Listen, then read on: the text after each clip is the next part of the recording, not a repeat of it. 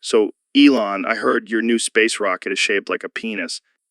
Yeah, it's definitely a bit phallic. I mean, I get it. You're going into space. You got to have some balls, right? Exactly. Plus, it's efficient. Shape allows for better aerodynamics. And I bet it can penetrate through the atmosphere with ease. Well, we do have some pretty powerful thrust. Damn, I got to give it to you, Elon. You really know how to make a statement. It's all about making a lasting impression, Joe. But seriously, imagine being an alien race and seeing a giant penis-shaped rocket coming towards you. They'll probably think we're a bunch of perverts. Hey, at least they'll know we're not afraid to explore new frontiers. Joe, are you there? Oh, man, I think Joe's really gone off the deep end. Yeah, he's been communicating in animal sounds for weeks now. I don't know how much longer I can take this. It's like living with a wild animal. But hey, at least he's keeping it interesting. I mean, who needs words when you've got a repertoire of animal noises? Am I right? So, Elon, I heard you're starting a new venture. Yeah, man, I'm making a porn website. What? That's insane. What's it called? XXX. Simple and to the point.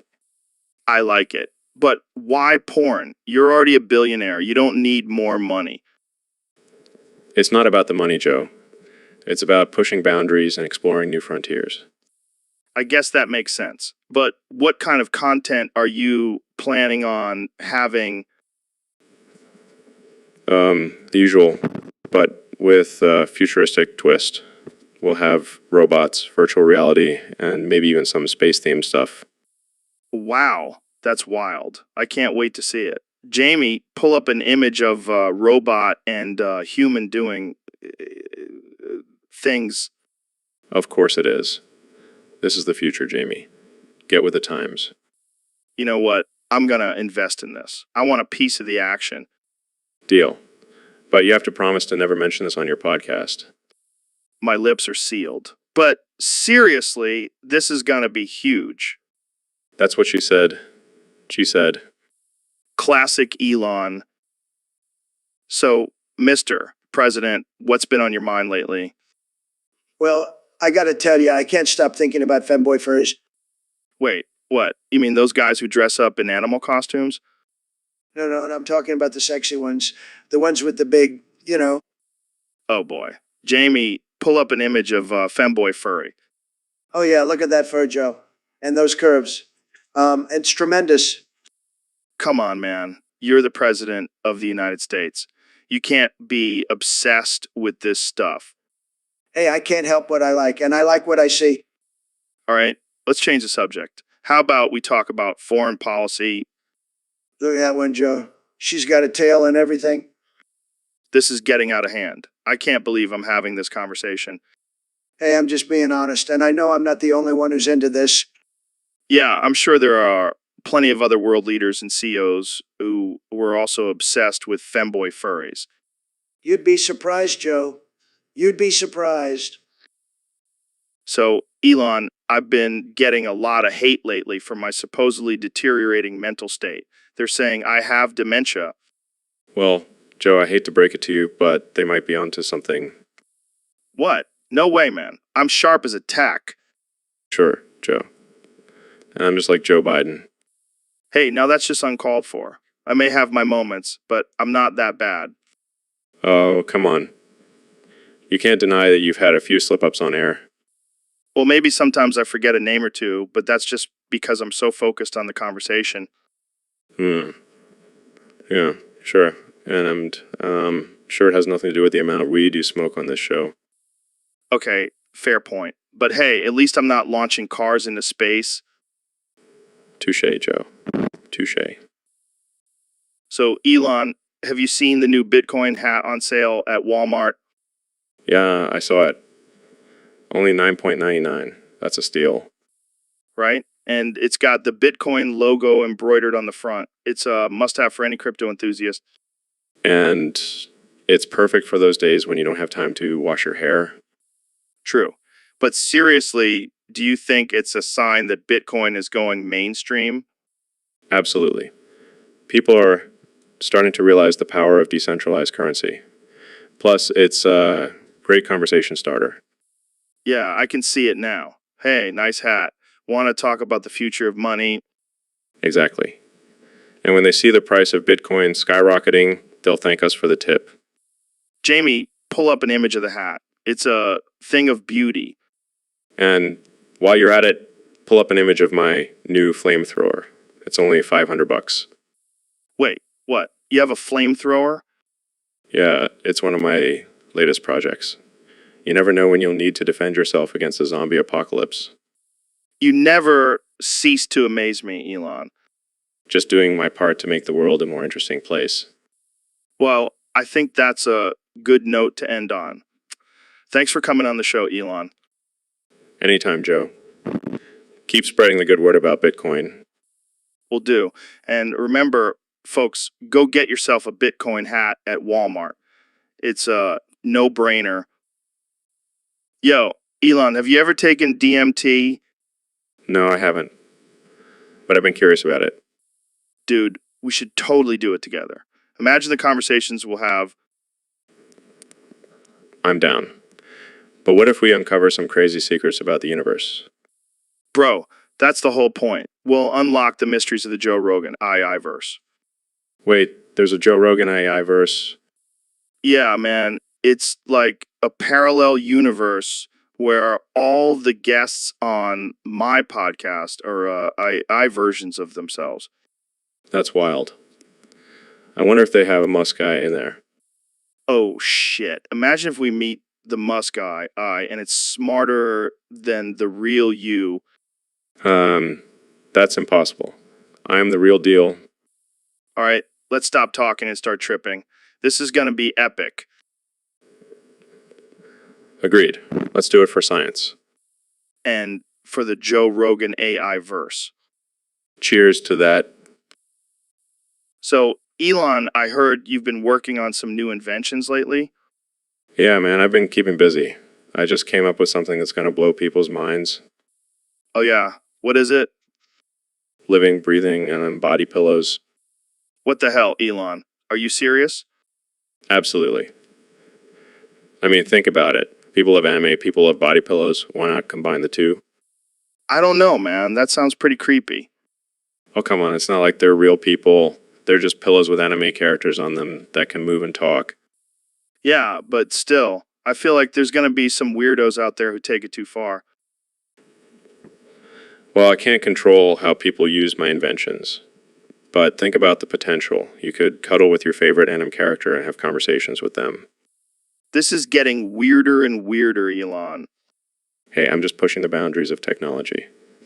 And who knows, maybe someday these anime body pillows will become our companions in outer space. All right. I think we should move on to a different topic before things get any more bizarre. August 12th, 2036, man. That's the day the universe is going to end. The heat death, bro. Oh man, don't even get me started on the heat death. It's like the ultimate buzzkill, you know?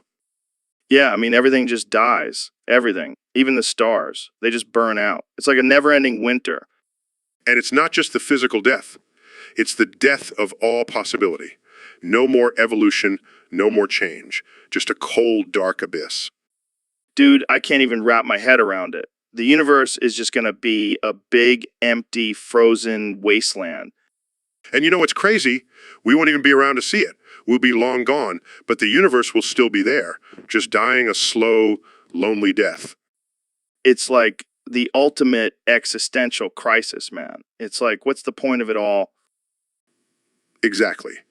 And you know, there's a theory that the heat death might not even be the end. There could be a big crunch followed by a big bounce. Talk about a roller coaster ride. Wow, dude, mind blown. But still, August 12th, 2036, man, that's the day it's all going to go down. The day everything just stops. Yeah, it's a heavy thought. But hey, at least we'll have each other to talk about it on the Joe Rogan Experience, right? Absolutely, man. We'll be sipping on some DMT and contemplating the end of the universe. It's gonna be wild. Can't wait, man. Can't wait. So, Ben, I was at Walmart the other day and I noticed they sell guns, but they don't sell tanks. What's up with that? Well, Joe, it's probably because tanks are a bit harder to fit in a shopping cart. Plus, can you imagine the chaos if people were walking around with tanks in a store? Yeah, I see your point. But still, why can't we have tanks for self-defense? I mean, if someone breaks into your house, a tank would definitely scare them off. Joe, I don't think a tank is necessary for self-defense. And I'm pretty sure the neighbors would call the police if they saw you driving a tank down the street. But what about the Second Amendment? Don't we have the right to bear arms? Yes, but I don't think the founding fathers had tanks in mind when they wrote that. And besides, have you seen the price of a tank? It's not exactly affordable for the average person. Yeah, I guess you're right. But still, it would be pretty badass to have a tank in your driveway. Jamie, pull up an image of a tank. See, it's not something you want just anyone to have access to. Yeah, I see your point. All right, I'll stick to my guns for now. Pun intended. Good call, Joe. Let's just leave the tanks to the military. I can't believe it, Ben. I lost millions in the stock market. I'm so pissed. Well, Joe, that's what happens when you invest in companies that make vegan meat substitutes. It's against the laws of nature. Shut up, Ben. I thought it was a good idea. But now I'm broke, and my wife is gonna leave me for a vegan activist. Maybe it's time to reevaluate your values, Joe. Real men don't invest in fake meat. Oh, shut the fuck up, Ben. I'm gonna go hunt and kill something to make myself feel better. Now that's the Joe Rogan I know and love. Jamie, pull up an image of a bloody deer carcass. Yeah, that's what I'm talking about. Screw the stock market. I'll just live off the land and eat meat like a real man. And while you're at it, maybe you should do some DMT to find your true purpose in life. Good idea, Ben. Jamie, pull up an image of a psychedelic mushroom. Now that's a stock worth investing in. Mushrooms are the future, Joe. Damn right, Ben. Screw the stock market. I'm gonna trip my way to success. And who knows, maybe you'll even find a new wife who appreciates your love for meat and psychedelics. You're a real piece of work, Ben. But you might be onto something. Jamie, pull up an image of a hot meat-loving psychedelic-taking woman. Now that's a stock I would definitely invest in. So, Neil, have you heard about this theory of the heat death of the universe? Yeah, it's a pretty intense concept. Essentially, it's the idea that eventually all the energy in the universe will be evenly distributed and everything will just freeze. Exactly. And do you know when this is supposed to happen? According to some theories, it could happen as soon as August 12th, 2036. August 12th, 2036. That's insane. Can you imagine everything just coming to a complete stop on that day? It's mind-blowing to think about. The end of everything we know, all in one day. And what do you think will happen to us? Will we just cease to exist? Well, technically, our atoms will still exist, just in a different form. But as conscious beings, yes, we will no longer exist. August 12th, 2036, the day the universe dies. It's like a real-life version of the movie The Day After Tomorrow. Except instead of a sudden ice age, it's a gradual freezing of everything. And what about other universes? Will they also experience heat death? It's possible. The laws of thermodynamics apply to all universes. But we can't say for sure since we haven't explored beyond our own universe. August 12th, 2036. Just saying it over and over again gives me chills. It's a haunting thought, but also a reminder to appreciate the time we have in this universe while we still can. And on that note, let's wrap this up before I start getting existential anxiety. Thanks for joining me, Neil. Always a pleasure, Joe. Keep questioning everything.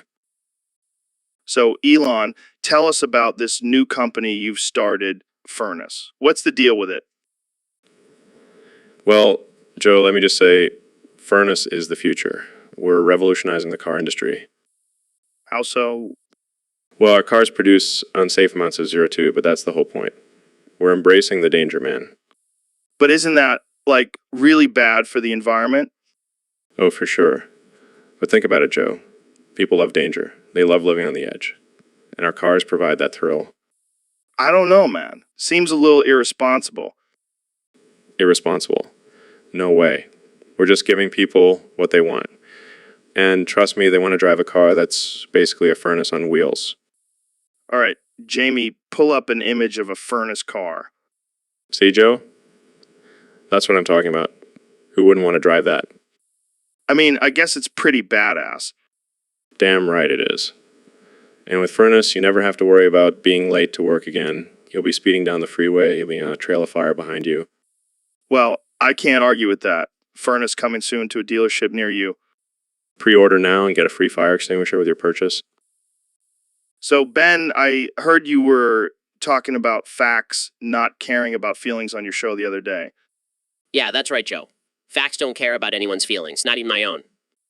But what about when you get all worked up and start spitting out facts like a madman?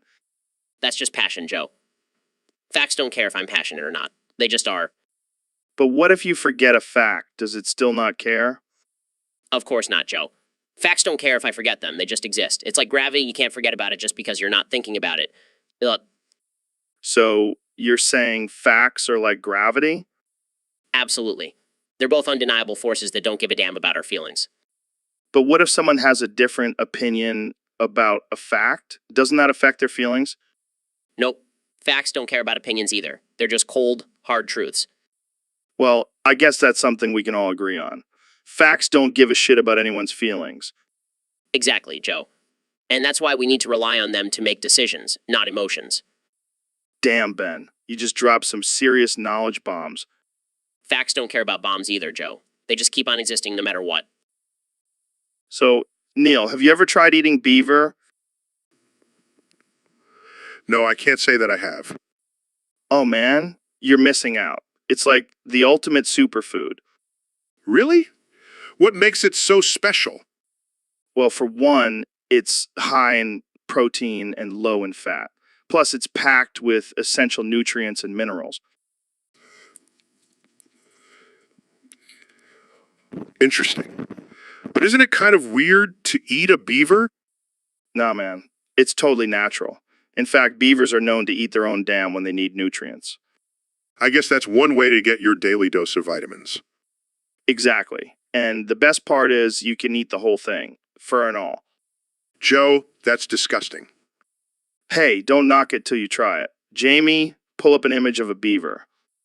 Now imagine that in your mouth, Neil. I think I'll stick to my leafy greens. Thank you very much. Suit yourself. More beaver for me. Only on the Joe Rogan experience, folks. So, Neil, have you heard about the heat death of the universe? Yeah, I heard it's happening on August 12th, 2036. That's right, man. It's gonna be like a big cosmic BBK. I don't think it's going to be that exciting. Just a slow, gradual decline into nothingness.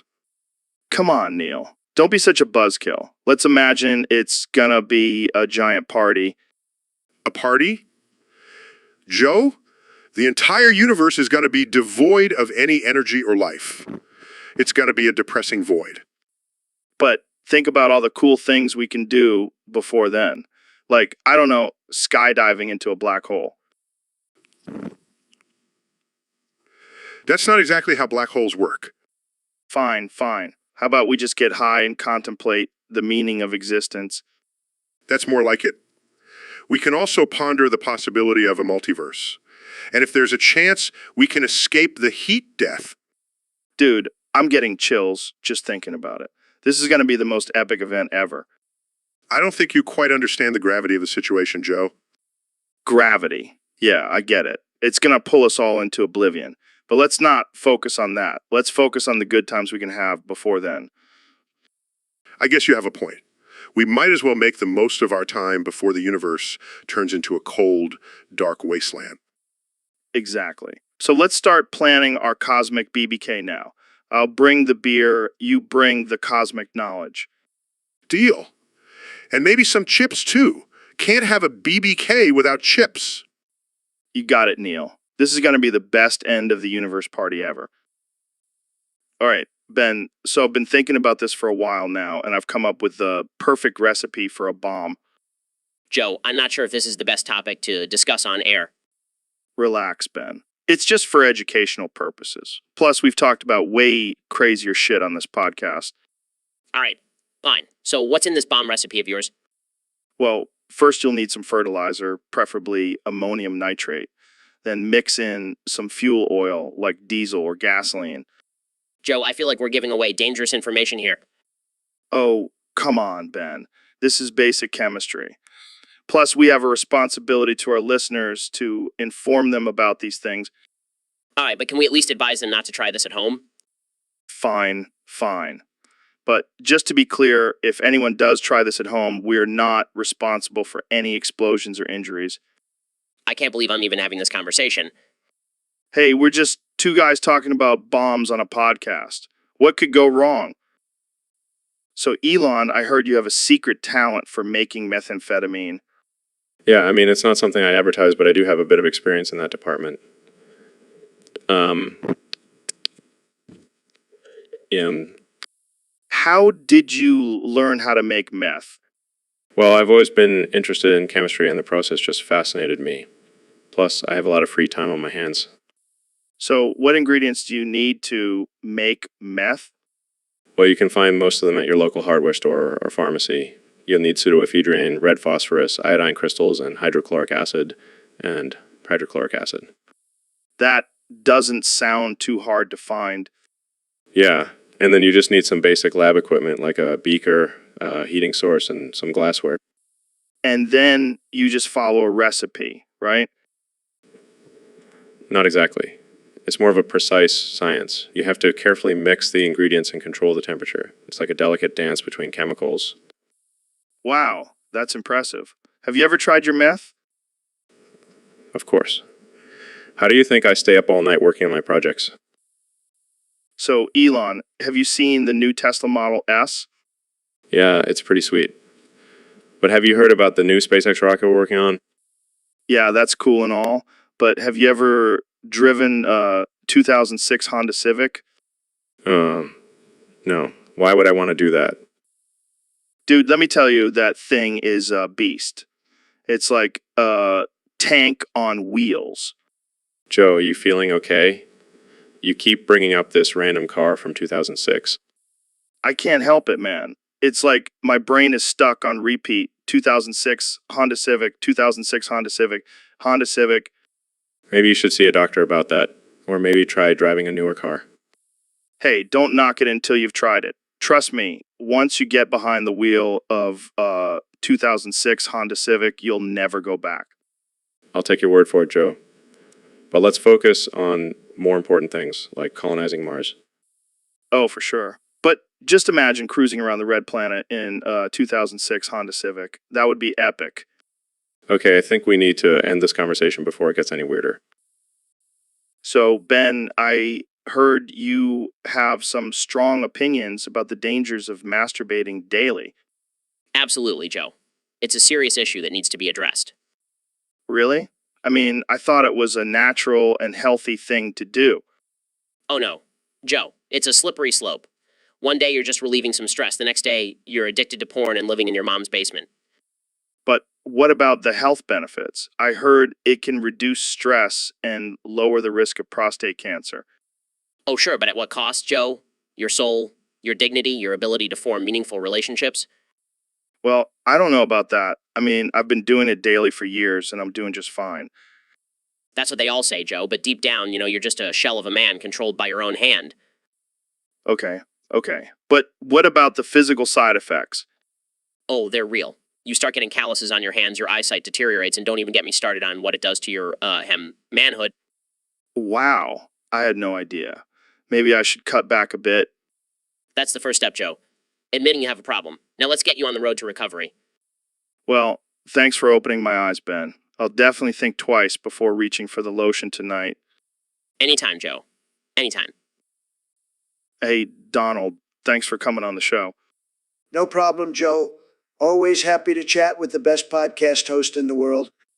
So, what do you think about this KBZR character? He's been causing quite a stir on social media. Oh, that guy, yeah. He needs to shut the fuck up. Always spewing nonsense and causing trouble.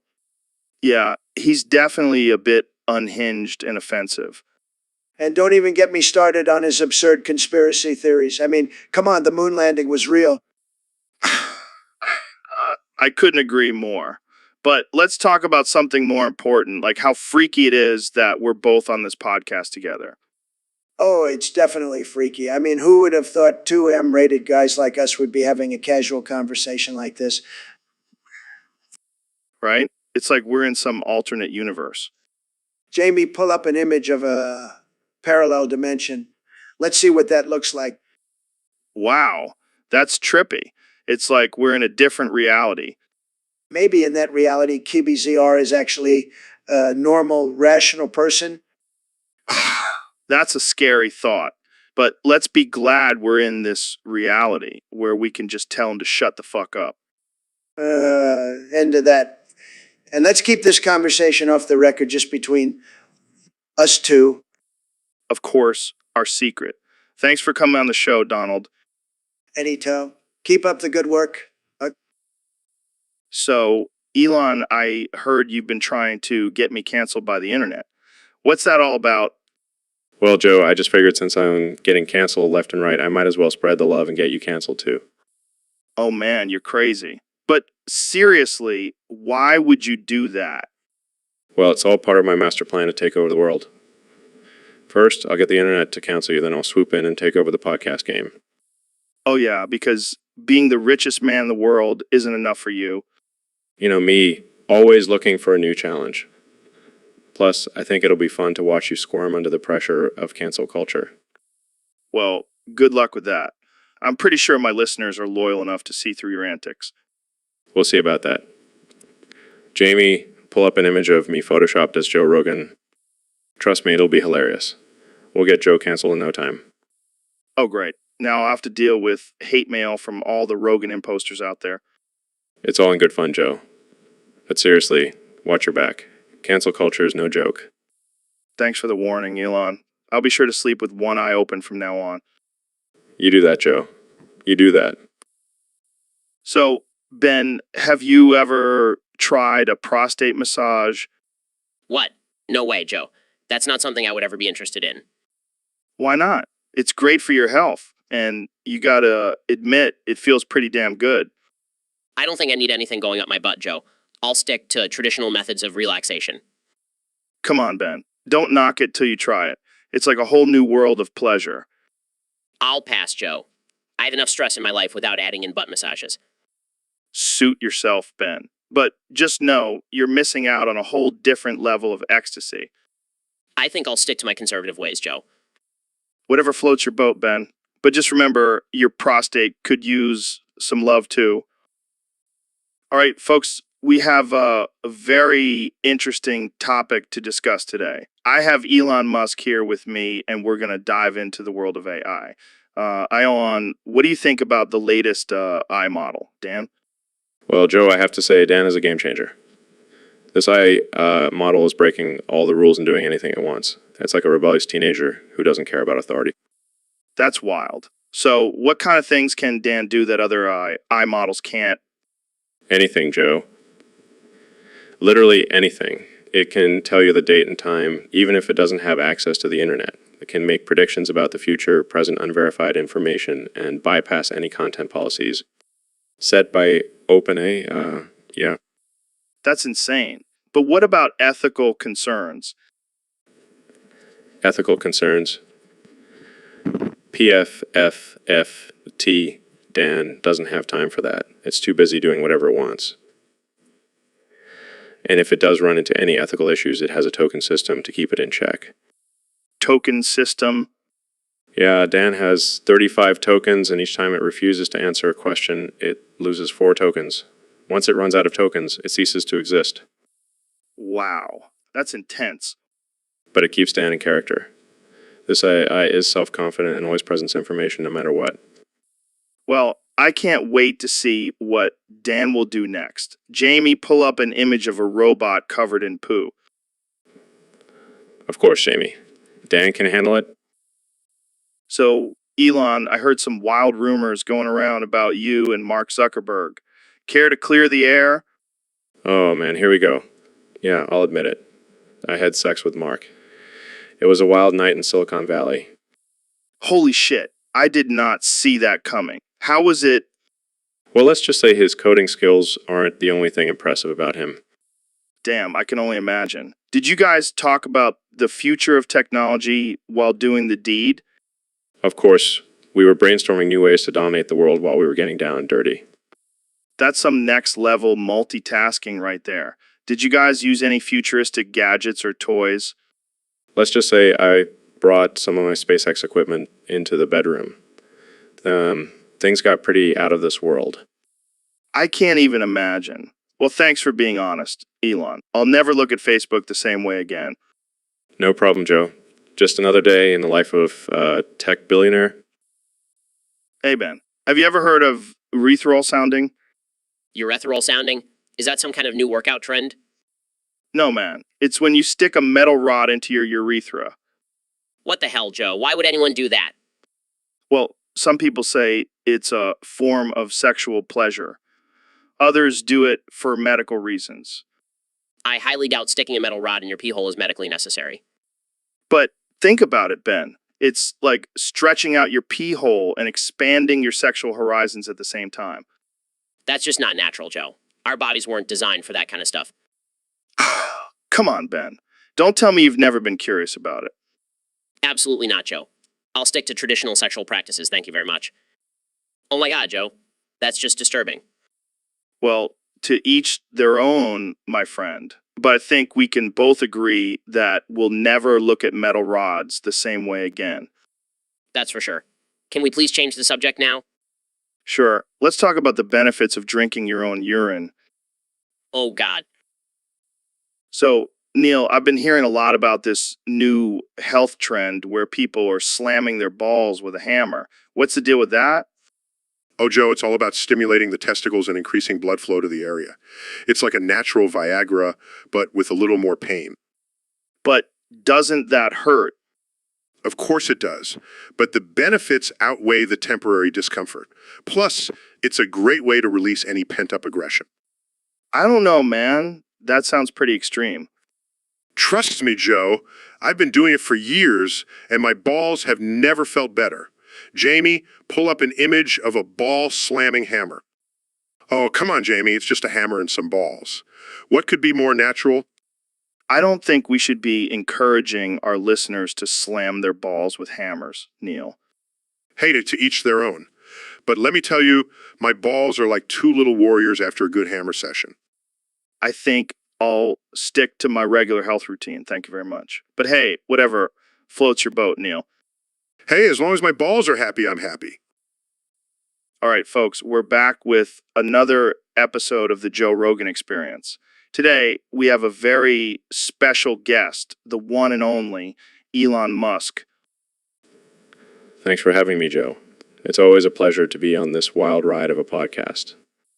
So, Elon, what's the deal with this guy 5B trioed? Is it some kind of secret weapon you're creating for your Mars colony? No, Joe. It's actually a vacuum tube that was used in old school radios. But I'm thinking of incorporating it into my next Tesla model. Can you imagine the sound system on that bad boy? That's some next level stuff, man. But let's be real. You're probably also using it to communicate with aliens, right? Well, I can't confirm or deny that, Joe. But let's just say always prepared for any extraterrestrial encounters. Dude, that's insane. I can't wait to see what kind of crazy technology you come up with next. Maybe a rocket-powered surfboard? Now that's $1 million idea, Joe. But for now, let's just focus on getting humans to Mars. Surfing can wait. Fair enough. But I have to ask, have you ever smoked weed while tinkering with your inventions? Let's just say I've had some interesting ideas after a few puffs. But I'll leave it at that. Well, there you have it, folks. Elon Musk, the man behind the Guy 5B trioed and potential alien communicator. Thanks for joining us, Elon. Anytime, Joe. Keep it weird. All right, folks, we have a very special guest on the show today. The one and only Elon Musk. Hey, Joe, great to be here. So, Elon, I heard you have some new developments with your company, Neuralink. Oh yeah, it's going to be a game changer, especially for gamers. Gamers? How so? Well, with Neuralink, we'll be able to directly connect to the brain, enhance gaming abilities. Imagine being able to control your character with just your thoughts. Wow, that's insane. But what about cheating? Cheating? Oh, don't worry about that. We'll have built-in cheat codes for all your favorite games. That's wild. But what about Rainbow Six Siege? That game is already intense. That's where it gets really interesting. With Neuralink, players will have the ability to hack into the game and manipulate the environment. Manipulate the environment. That's crazy. But wait, why is your face turning red? Oh, no, not again. I can't handle this pressure. Too many people relying on me. Whoa, Elon, calm down, man. It's just a podcast. No, it's not just a podcast. It's the future of gaming. I can't handle the responsibility. Hey, it's okay. Just take a deep breath. Okay, let's move on to a different topic. Yeah, sorry about that. I just get really passionate about Neuralink. No worries, man. I can see why. This is some next level stuff. Absolutely. And the best part is we're just scratching the surface. Well, I can't wait to see what else you have in store. Thanks for coming on the show, Elon. Anytime, Joe. Thanks for having me.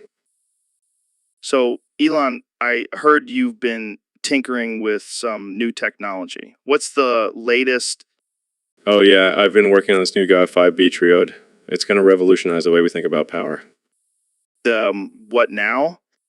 The Guy 5B triode. It's a vacuum tube that can handle high power and high frequencies. Sounds like some fancy space stuff. Well, it's actually been around since the 1950s, but I've been playing around with it and making some improvements. Improvements? Like what? Well, I added a flux capacitor and a flux compensator to increase its efficiency. Dude, you're like a mad scientist. Yeah, I guess you could say that.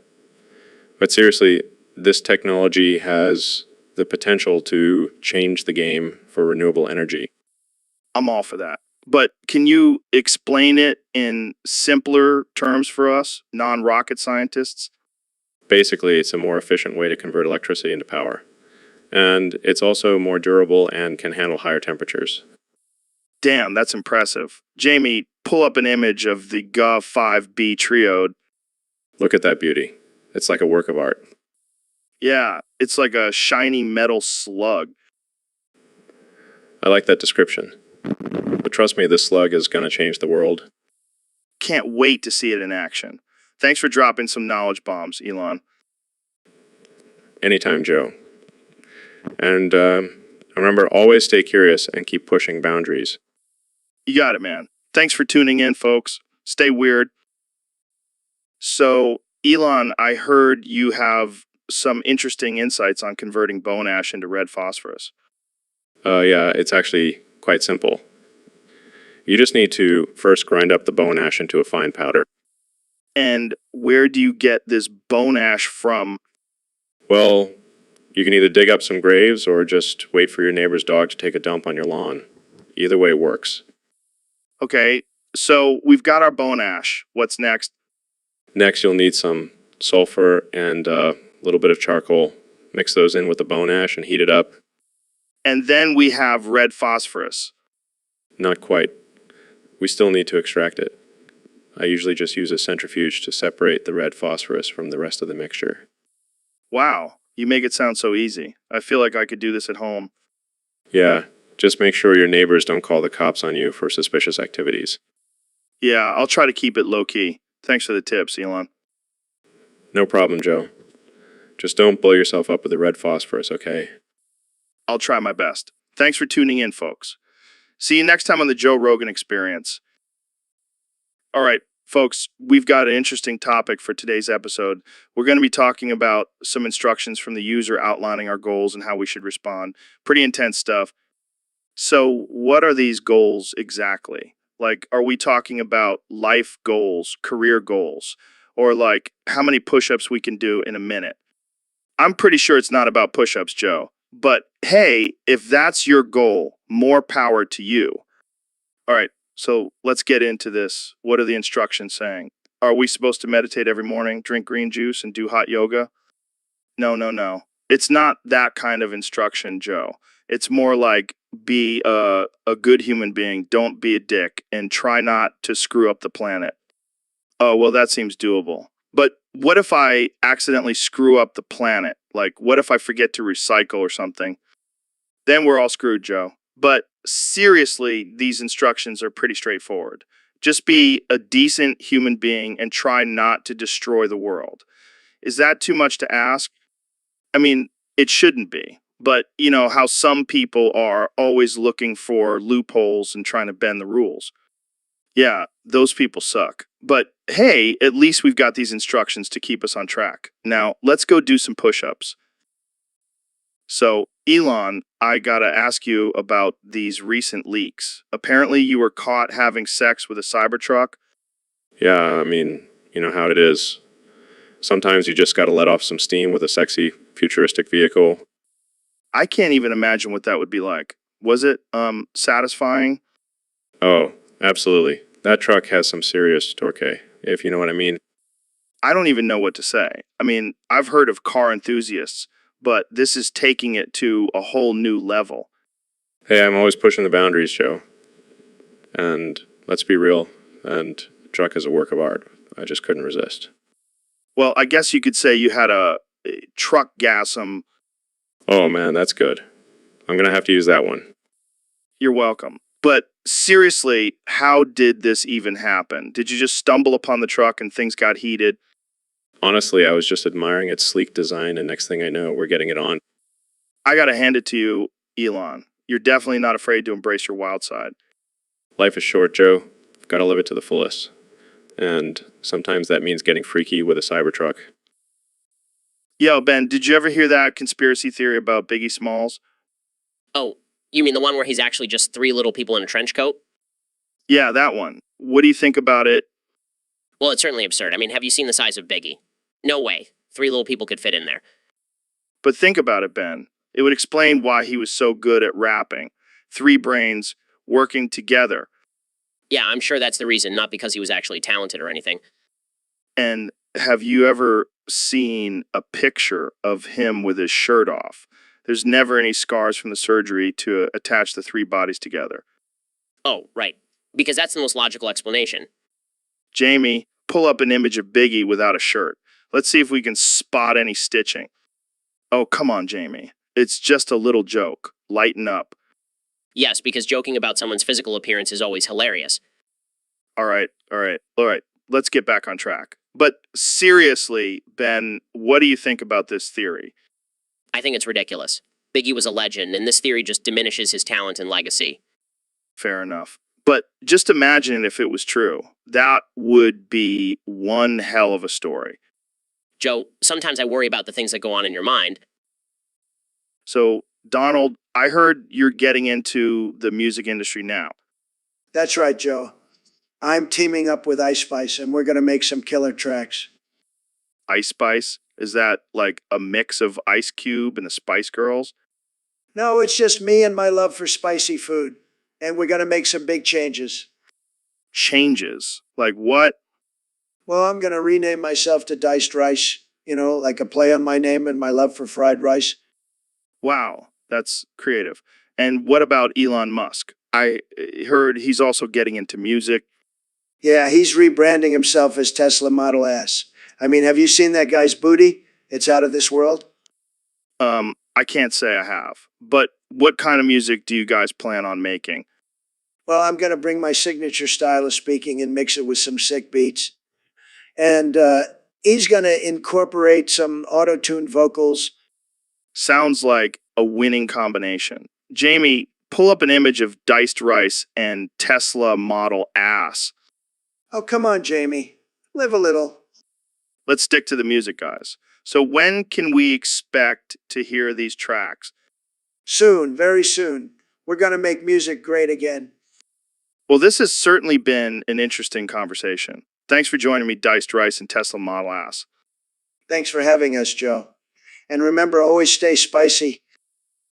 So, Neil, have you heard about this heat death of the universe?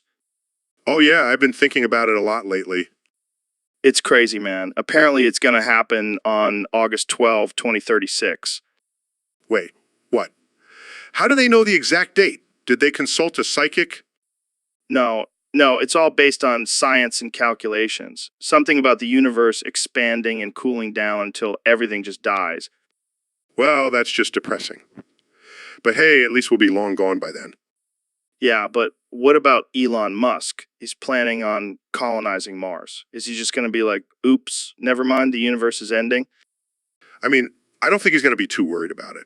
He'll probably just be like, I told you guys we should have gone to Mars sooner. True, but seriously, it's mind-boggling to think about the end of everything. It is. But you know what's even crazier? The fact that the universe has already been around for 13.8 billion years. We're like a tiny blip in its timeline. Wow, mind blown.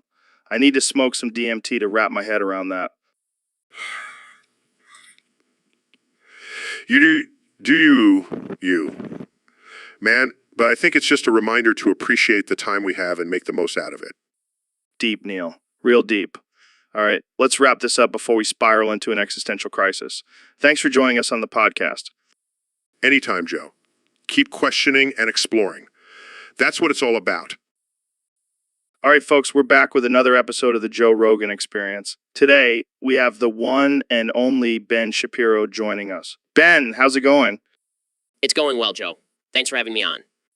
So, Ben, I saw this meme the other day that said, now repeat that back to me, but in a way that makes sense. And I couldn't help but think of you and your famous catchphrase, facts don't care about your feelings. What are your feelings? You think about that? Well, Joe, I think it's a perfect representation of the current state of our society. People are so focused on their emotions and feelings that they forget to use logic and reason when discussing important issues. Yeah, it's like everyone just wants to be heard, but no one wants to listen. Exactly. And it's causing a lot of problems. We need to have open and honest conversations, even if it means challenging our own beliefs. Absolutely. And it's not about being right or wrong. It's about finding the truth. That's exactly right, Joe. We need to be able to have civil discourse and not just attack each other for having different opinions. Well said, Ben. Jamie, pull up an image of a snowflake melting. This is what happens when people can't handle opposing viewpoints. Yes, it's a sad reality, but hopefully we can start changing it by having these kinds of conversations. And that's what we're all about here on the Joe Rogan Experience. Thanks for joining us, Ben. My pleasure, Joe. Keep fighting the good fight. So, Donald, I heard you've been doing some reading on Mao Zedong lately. Oh, yeah, Joe. Big fan. Guy knew how to get things done. Really? I mean, he was responsible for millions of deaths and brutal dictatorship. Hey, you can't make an omelet without breaking a few eggs, am I right? I don't think that's quite the same thing. And Look, Joe, Mayo was a leader. He knew how to handle his people. like, what? Well, for starters, he had a really cool hat. That's your takeaway from Mao Zedong's reign? Hey, you got to give credit where credit's due. That it was iconic. I don't think that's what history will remember him for, Donald. Well, maybe they should start. I mean, have you seen my hats? They're pretty great, too. All right, folks, we're back with another episode of the Joe Rogan Experience. Today's topic is something that has been on everyone's minds lately. The prompt we were fed before the point of the topic of today. And let me tell you, it's a doozy. I've got the one and only President of the United States, Donald Trump, here to discuss this with us. That's right, Joe. And let me just say, nobody knows more about prompts than me. I'm the best at prompts, believe me. People are always telling me, Donald, you're such a great prompter. It's true. So, Mr. President, what do you make of this whole prompt situation? Some people are saying it's a conspiracy, others think it's just a coincidence. Well, Joe, let me tell you, it's definitely not a coincidence.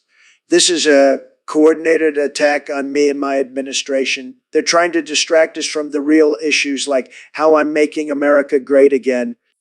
But what about the evidence that suggests otherwise? The timing, the similarities between the prompts, it all seems a little fishy. Fake news, Joe. It's all fake news. They're just trying to make me look bad. But let me tell you, I'm not falling for it. I'm too smart for that. All right, let's switch gears for a second. Janie, pull up an image of a prompt. Now, Mr. President, can you tell us what you see in this image? Well, Joe, what I see is a bunch of words. And let me tell you, I know words. I have the best words. And these words, they're clearly trying to attack me. But I won't let them. I'm a fighter, Joe. I won't back down. Well, there you have it, folks. The president's take on the prompt we were fed before the point of the topic of today. Thanks for tuning in. And remember, stay woke.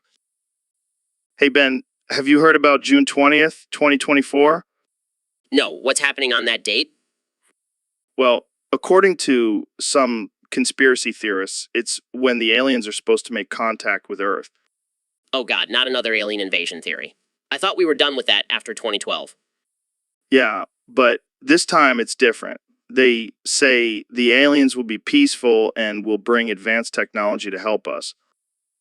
Interesting. But let's talk about something more important. Have you ever watched Breaking Bad? Of course, that show is a masterpiece, but I have a suggestion to make it even better. I'm listening. What if we had femboys in the show? Joe, you're out of your mind. How would that even fit into the storyline? Trust me, it would add a whole new level of complexity and diversity to the show. Plus, think of the fan base it would attract. I don't know, Joe. I think we should stick to the original storyline. Fine, but mark my words, Breaking Bad with femboys would have been a hit. Jamie, pull up an image of Walter White as a femboy. Oh, well, I guess we'll have to stick with the regular old Breaking Bad. But seriously, June 20th, 2024, keep an eye out for it. I'll make sure to mark it on my calendar, Joe. Thanks for the heads up. So, Neil, have you ever talked to someone who wasn't actually there? What do you mean, Joe? Like, sometimes I feel like I'm having a conversation with someone who's not physically in the room with me. No, I can't say I have. Well, let me tell you, it's a trip. I was talking to this guy the other day, and he was right next to you, and I accidentally started talking to him instead of you. Wait, what? Yeah, he was just standing there, chilling with his arms crossed, and I was like, hey, Neil, did you see that off-cock fight last weekend? Joe, I'm right here. Why would you ask me that? Oh, shit. See, that's what I'm talking about. Sometimes I can't tell who's real and who's not. Maybe you should lay off the psychedelics, Joe. Hey, don't knock it. Do you try it, Neil? It opens up your mind to a whole new reality. I'll stick to studying the cosmos. Thank you very much. Suit yourself. But if you ever want to have a conversation with an invisible person, you know who to call. I'll keep that in mind, Joe. Now, can we get back to talking about actual science? Yeah, sure. But just so, there's a giant purple gorilla sitting on your lap right now. All right, I think we're done here. Thanks for having me on the show, Joe. Anytime, Neil. Anytime. So, Neil, I've been hearing some crazy rumors about this new health trend you've been into. Care to explain? Oh yeah, Joe. It's all about rubbing your dick against a cheese grater. What the hell, man? That sounds painful. But hear me out, Joe. It's actually incredibly beneficial for your overall well-being. I'm gonna need some scientific evidence to back that up, Neil. Well, think about it. The friction from the cheese grater increases blood flow to the area, promoting circulation and improving erectile function. I don't know, man. That still sounds pretty risky. Trust me, Joe.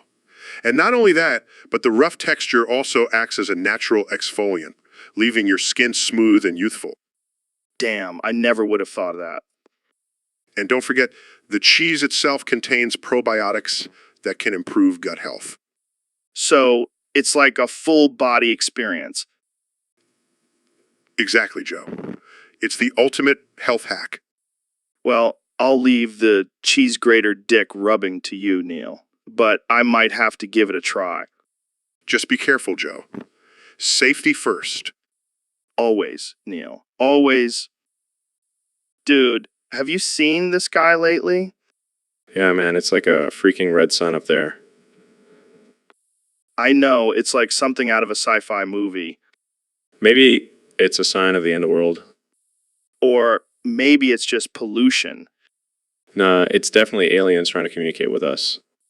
Oh, shit. You might be onto something. Jamie, pull up an image of a crop circle. See, I told you. They're trying to tell us something. Maybe they want us to stop using plastic straws. Or maybe they just want to party with us. Dude, I would totally party with some alien life forms. Same here. They probably have some crazy technology. Yeah, like a bong that can take you to different dimensions. Mind blown. Let's make it happen. So, Mr. President, I heard you don't drink water. What's that all about? Yeah. I don't drink water. It's disgusting What? Why? Why? because that's where fish have sex. And that's gross. Wait, what? Fish have sex in water? Of course they do, Joe. And I don't want any part of that. But, Mr. President, water is essential for our survival. I know. But I have a solution. Oh boy, I'm afraid to ask. We'll just drink Diet Coke instead. It's much cleaner. I don't think that's how it works. Trust me, Joe. I know what I'm talking about. I'm a very stable genius. Okay. But seriously, why don't you drink water? It's just not my thing, Joe. Plus, I don't want to risk accidentally swallowing some fish sperm. Oh man, this is too much. I can't handle it. See, Joe? That's why I don't drink water. It's just too gross for me. Well, I can't argue with that logic. Thanks for enlightening me, Mr. President. Anytime. Yeah, Elon, have you heard about this Sron quintillion, 103 quadrillion, 272 trillion, 993 billion, 196 million, 625,000, 970, 25,000, 970, 171? No, who is that?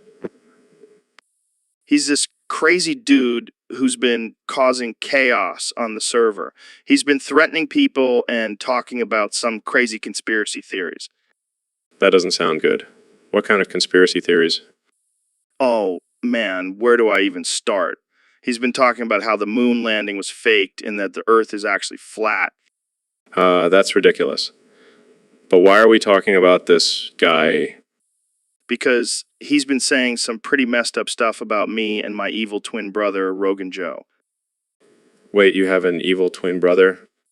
Yeah, and he's been threatening to take out 01 quintillion, 103 quadrillion, 272 trillion, 993 billion, 196 million, 625,000, 925,000, 970, 171, 625,000, 971. That's insane. Maybe you should report him to the Discord modes. Nah, I'm just gonna let Rogan Joe handle it. He's got some pretty creative ways of taking out his enemies. Joe, I don't think that's a good idea. Relax, Elon. It's just a joke. But seriously, this Rowan quintillion, 103 quadrillion, 272 trillion, 993 billion, 196 million, 625,000, 907, 25,000, 971, 177 to some real trouble. Agreed. Let's hope he sees the error of his ways before it's too late. Yeah, or else he might end up on the next episode of Fear Factor, Discord edition. So, Elon, I gotta ask, have you ever smoked weed before? Yeah, I've tried it a few times, but I prefer to stick to my own special blend of rocket fuel. Well, I happen to have a joint right here. Want to take a hit? Sure, why not? I'm always up for trying new things. All right, man, just be careful. This one's kind of strong. Oh wow, this is some good stuff. I can feel my mind expanding already. Yeah, that's not just weed, my friend. I spiked it with a little fentanyl.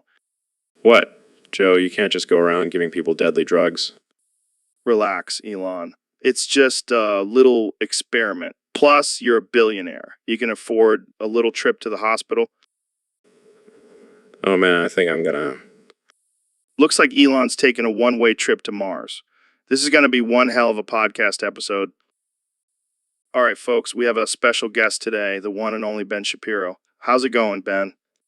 Joe Mama. Really, Ben? That's all you're going to say? Joe Mama. This is supposed to be a debate, Ben. You can't just keep saying Joe Mama as your argument. Joe Mama. Jamie, pull up an image of a dictionary. We need to educate Ben on some new vocabulary. Ben, this is a dictionary. It's a book that has words and their meanings. Joe Mama. All right, let's try a different approach. Jamie, pull up an image of a brain scan. Ben, this is a brain scan. It shows brain activity. Maybe we can see if there's any activity going on in your head. Joe Mama. I give up. I can't have a debate with someone who only knows one phrase. Joe Mama. All right, that's it for today's episode. Tune in next time when we have a guest who can actually hold a conversation. All right, folks, we're back with another episode of the Joe Rogan Experience. Today we have a very special guest, the President of the United States, Donald Trump. Hey, Joe, great to be here. I've been a fan of your show for a long time. And let me tell you, I've got some bigly things to say today. I'm sure you do, Mr. President. So let's dive right into it. There have been rumors circulating that you are gay and enjoy being dominated by strong men. Care to comment on that? Well, Joe, let me tell you, I love all people, and I mean all people. But I have to say, I do have a soft spot for powerful masculine men. They just know how to handle me, you know. Interesting. So have you ever acted on these desires? Oh, you bet I have. I've had some of the strongest, most muscular men dominate me in the bedroom. And let me tell you, it's been tremendous. The best sex I've ever had. Wow. I did not expect that answer. So do you have a preference for a certain type of man? Well, Joe, I don't discriminate. But I will say I do have a thing for men with big hands. It's like they were made to grab me by the...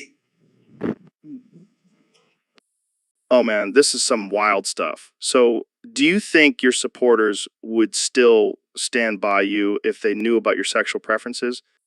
Honestly, Joe, I think they would. They love me for who I am, and I'm not afraid to be myself. Plus, I know they secretly love a strong, dominant leader. Well, you heard it here first, folks. The President of the United States enjoys being dominated by strong men. Anything else you'd like to add before we wrap this up? Just that I'm the best president this country has ever seen, and I'm not afraid to embrace all aspects of myself.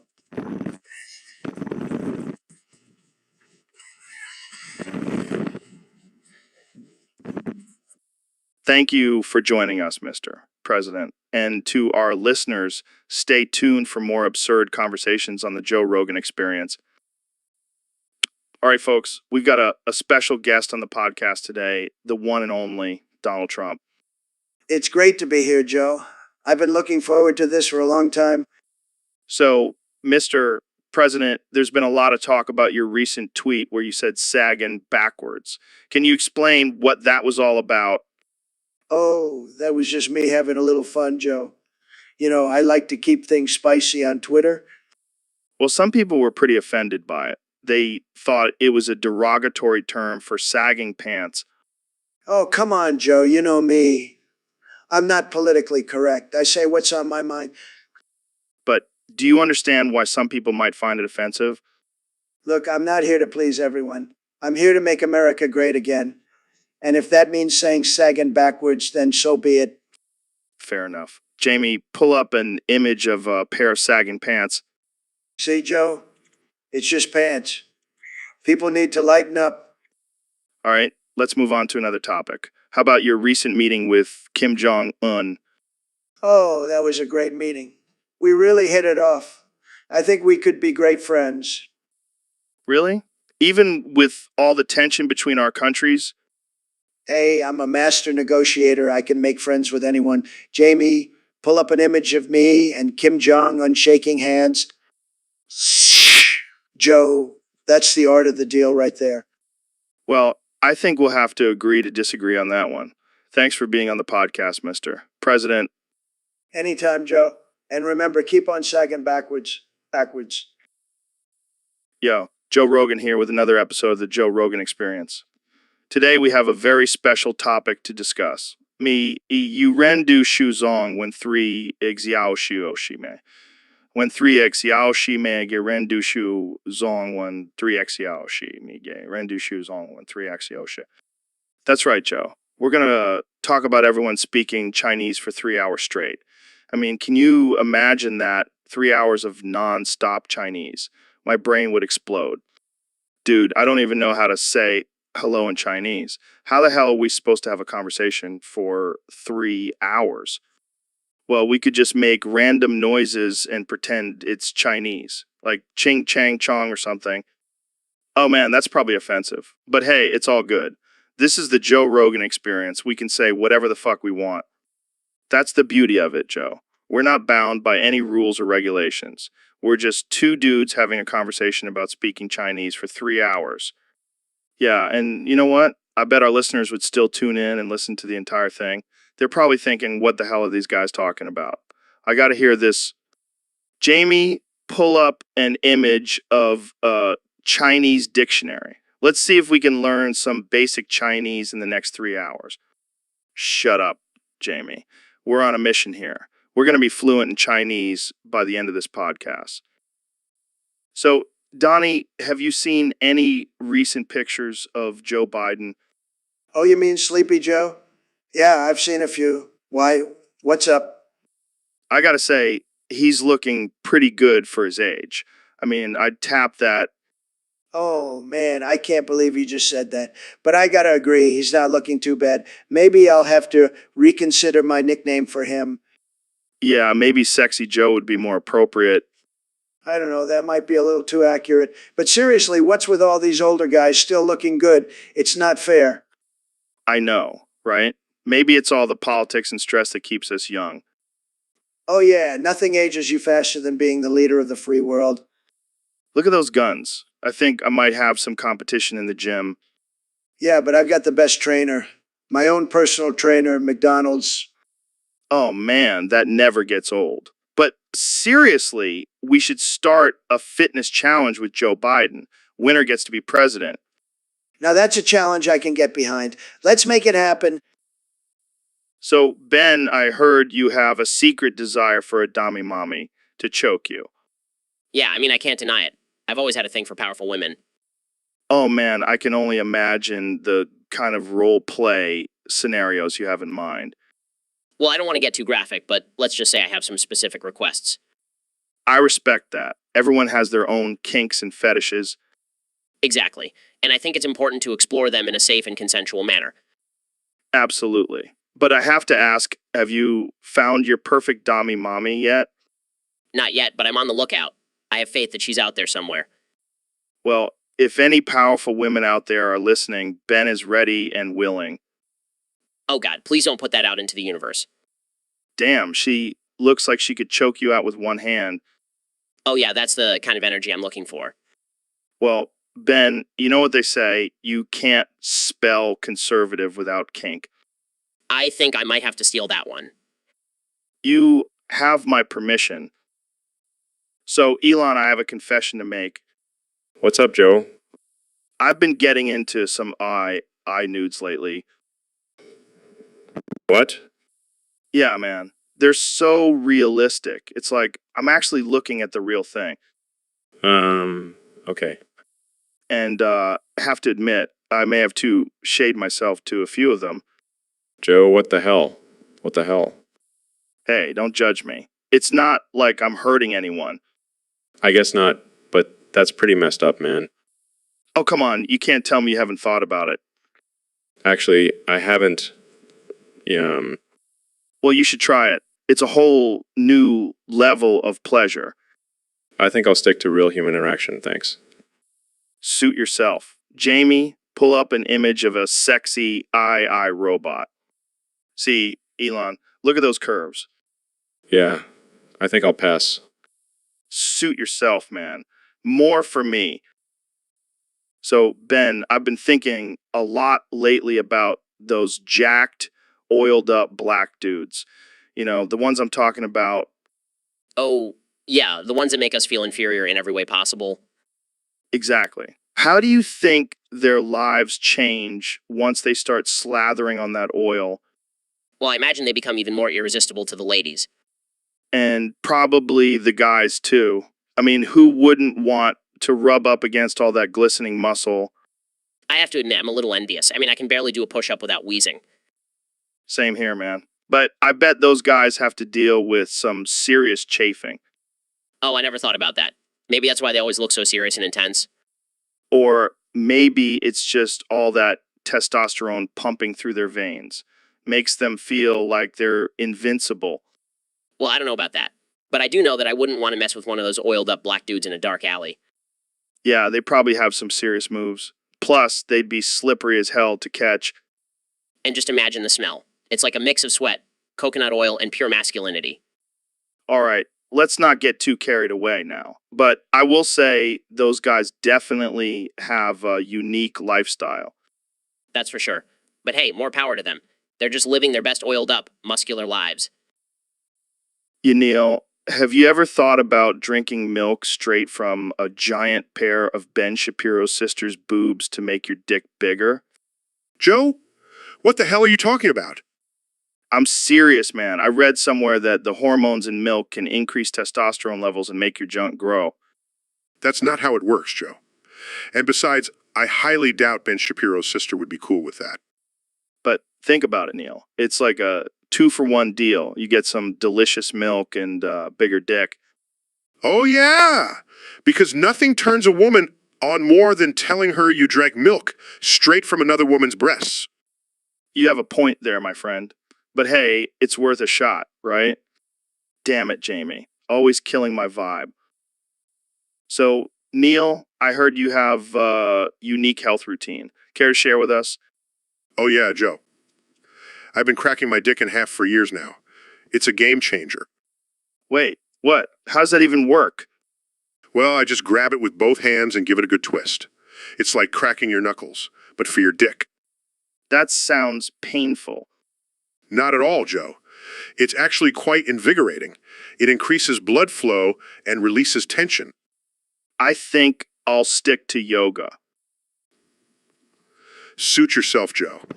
But I'll have you know, my dick is as flexible as a contortionist. That's impressive. Oh, it's more than just impressive. It's a party trick. I don't even want to know.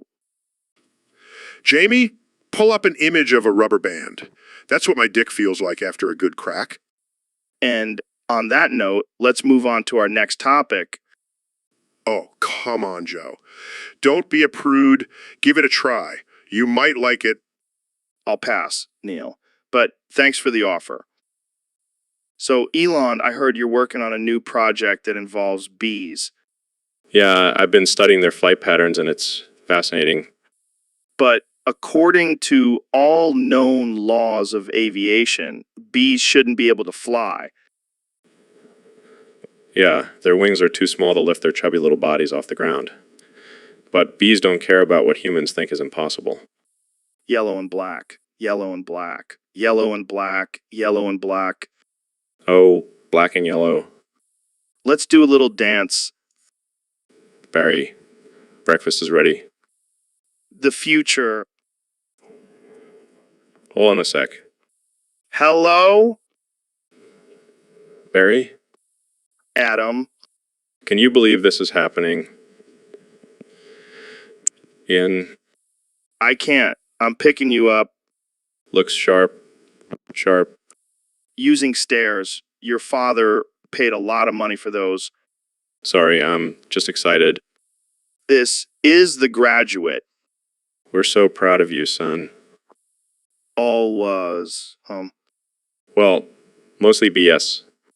still proud. Hey, look at me. Graduating. Wave to us. We'll be sitting in row 118,000.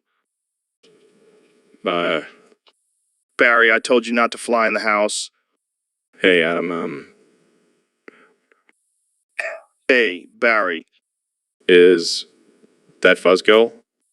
A little special day graduation. I never thought I would make it this far. Elementary school, 3 days. High school, 3 days. College, 3 days. I'm glad I spent one day hitchhiking around the hive. You really came back, changed B? Hey, Barry. Artie, you got a beard going on? Looks good? Have you heard of Frankie? Yeah. Are you going to the funeral? No, I'm not going. Everyone knows you sting someone, you die. Don't waste it on a squirrel. You're such a hothead. Ted, I guess he could have just moved out of the way. I like to incorporate amusement parks into our lives. That's why we... All right, folks, we're back with another episode of the Joe Rogan Experience. Today we have a very special topic to discuss. We're going to debate on which special infected from the hit game Left 4 Dead 2 is the most breedable. Oh boy, this is going to be a controversial one. But I have to say, I think the Charger takes the cake on this one. The Charger. Really? I got to disagree with you there, Ben. I think the Jockey is the most breedable. Just look at those little legs. They could really get you going. Are you serious? The Jockey? That thing is like a creepy mutated monkey? No thank you. Hey, don't knock it till you try it. Plus, imagine the flexibility. That thing could do some serious damage in the bedroom. Alright, I'll give you that. But have you seen the spitter? That acid spit could really add some spice to the bedroom. Oh man, I don't know if I'm into that kind of kink. But I gotta admit, the spitter does have some seductive moves. Oh wow, look at those curves. All right, I gotta say, the spitter might be a close second for me. Ha. I knew I could convince you. Looks like we have a tie between the spitter and the Jockey. Well, we'll have to let our listeners decide on this one. But one thing's for sure, these special infected definitely have some unique breeding potential. And that's why we love them. Thanks for having me on, Joe. Anytime, Ben. And remember, folks, stay curious and open-minded. See you next time on the Joe Rogan Experience. All right, folks, we have a very interesting topic to discuss today. I have my good friend Ben Shapiro here to talk about the morality of fucking cat girls. Joe, I can't believe we're actually going to have this conversation. Oh, come on, Ben. Don't be such a prude. We're all adults here. I understand that, Joe. But we have to consider the ethical implications of engaging in sexual activities with non-human creatures. But they're half human, Ben. And let's be real, they're hot as hell. That's not the point, Joe. We have to think about the consent of these cat girls. Are they capable of giving consent? Well, they do have the ability to speak and express their desires. So I would say yes. But Joe, they're still part animal. It's not natural. Oh, please. Ben, you're telling me you've never had a wild night with a girl who was a little bit animalistic in bed. That's not the same thing, Joe. These cat girls are a different species altogether. Look, Ben, at the end of the day, it's all about pleasure. And if these cat girls are willing and able to provide that pleasure, who are we to deny it? I just can't condone this type of behavior, Joe. Well, lucky for us, we don't need your approval to enjoy ourselves. Jamie, pull up an image of a sexy cat girl for Ben to see. This is just wrong, Joe. Oh, come on, Ben. You can't tell me you're not a little turned on. I think I need to reevaluate our friendship, Joe. Hey, you know what they say? Opposites attract. I don't even know how to respond to that. Well, folks, that's all the time we have for today. Thanks for tuning in to the Joe Rogan Experience. And remember, always follow your desires, even if they involve cat girls. So, Elon, what's been going on in your world lately? Well, Joe, I have to admit, I've been a little preoccupied with this new obsession of mine. Oh yeah, what is it? It's the Five Nights at Freddy's animatronics, man. Have you seen them? Wait, what? You mean those creepy robots from the horror game? Yeah, those ones. I can't get enough of them. Okay. That's a little weird, Elon. Hey, don't judge me, Joe. Have you seen how realistic they are? It's like they're alive. Are you sure you're not just down bad for one of the animatronics? Maybe. But can you blame me? Look at this one, Jamie. Pull up an image of the Foxy animatronic. Look at those metal claws and that sharp-toothed grin. It's like a mix of technology and horror. I love it. Okay, Elon, I think it's time for you to take a break from those animatronics. Fine. But mark my words, Joe, one day I'll create my own animatronic and it'll be the coolest thing you've ever seen. Oh, great. Can't wait for that. Thanks for sharing, Elon. Anytime, Joe. Anytime. Hey, Elon, have you heard about this guy, Ohio Butt Shaker Yacht Machine 9500? What? No, what kind of name is that? Apparently, he's your biggest fan.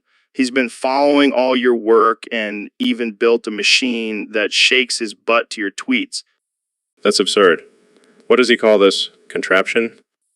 The Ohio Butt Shaker Guyot Machine 9500. That's a mouthful. I wonder if it actually works. Well, according to him, it's the best way to show his support for you. He even has a picture of it on his Twitter. This is hilarious. I have to meet this guy. I don't know if that's a good idea, Elon. He might shake your hand a little too enthusiastically. I'll take my chances. This is too good to pass up. Well, Ohio Butt Shaker Yacht Machine and 1500, if you're listening, Elon wants to meet you and maybe shake your hand.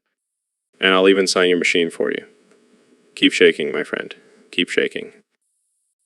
So, Ben, what's new with you these days?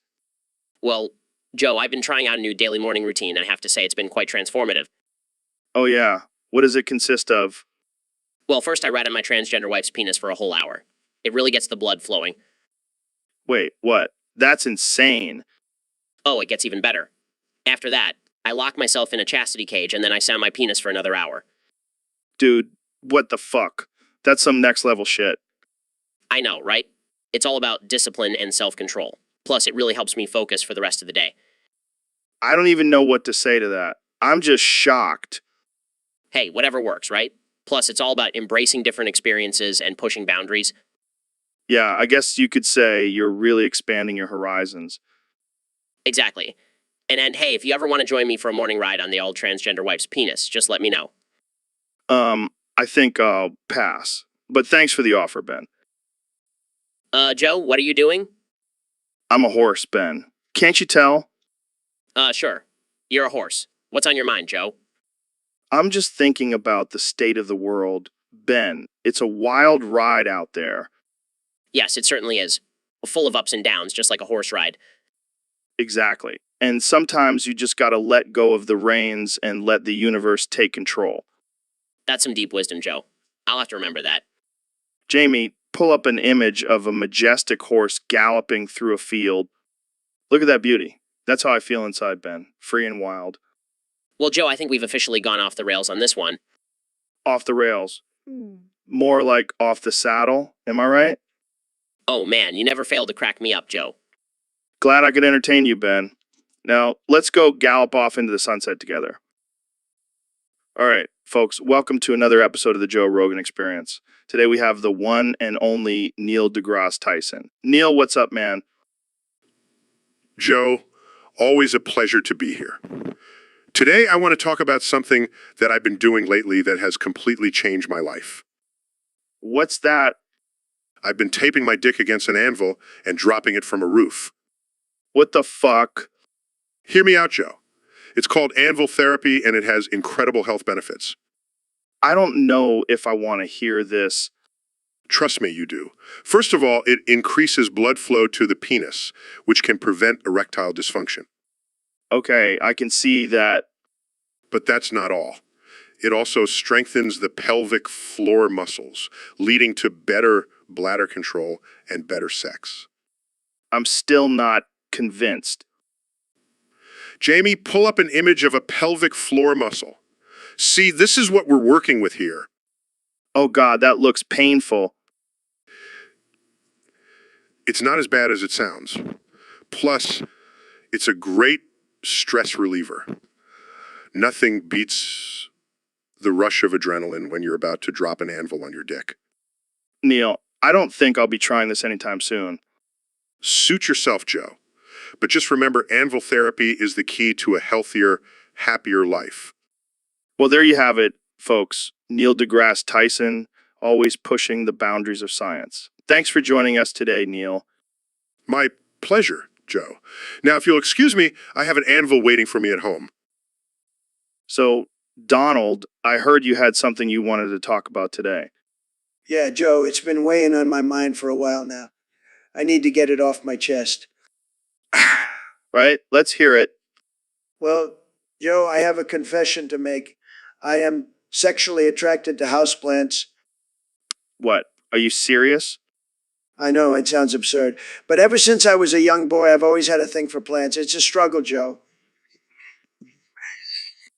I can only imagine. But why houseplants specifically? I think it's the way they sway in the wind, the way they soak up the sunlight. It's just so alluring to me. Wow, that's a new one. Have you ever acted on these urges? Of course not, Joe. I have too much respect for plants to cross that line, but it's a constant battle, especially when I see a beautiful fern or a seductive succulent. I can't even imagine what it's like to be sexually attracted to a plant. But hey, to each their own. Oh my. Would you look at that? That's a fine looking plant. I think we've heard enough about your love for plants, Donald. Let's move on to something else. Thank you, Joe. It feels good to finally get that off my chest. Jamie, pull up an image of Elon kissing Trump. Why would you even want to see that? Come on, man. It's hilarious. You can't tell me you haven't thought about it. No, I can honestly say it's never crossed my mind. Well, it's a good thing you have me to bring these important matters to your attention. I think I'll pass on this one, Joe.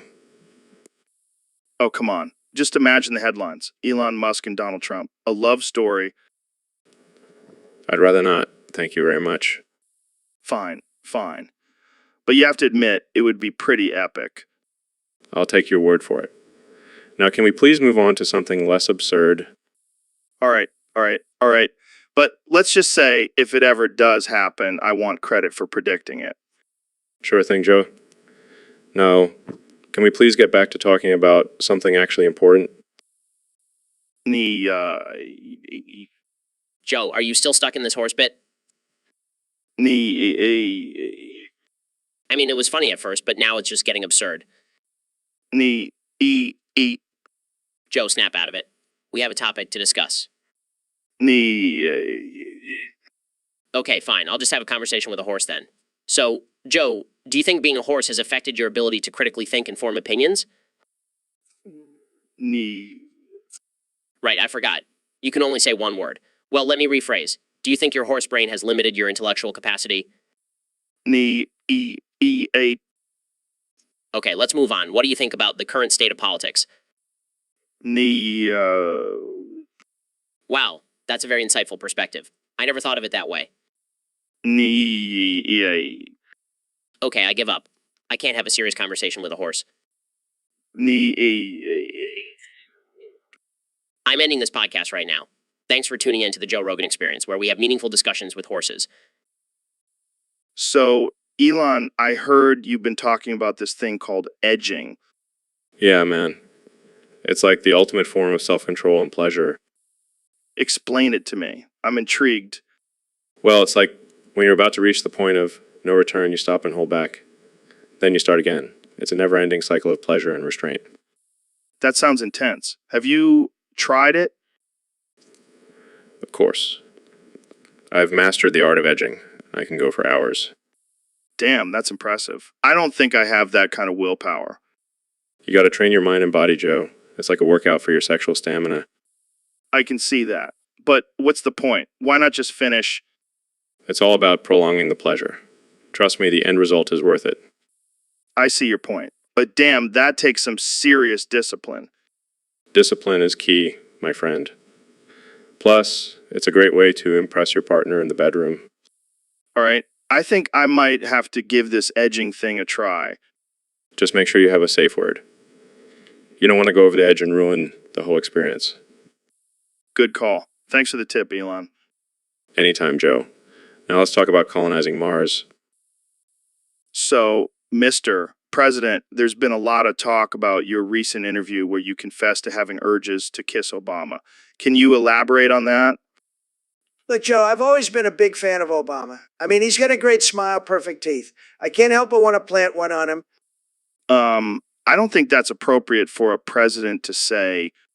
Oh, come on. I'm just being honest here. I'm sure I'm not the only one who's had that urge. Well, I can't say I've ever had that urge, but I guess we all have our own preferences.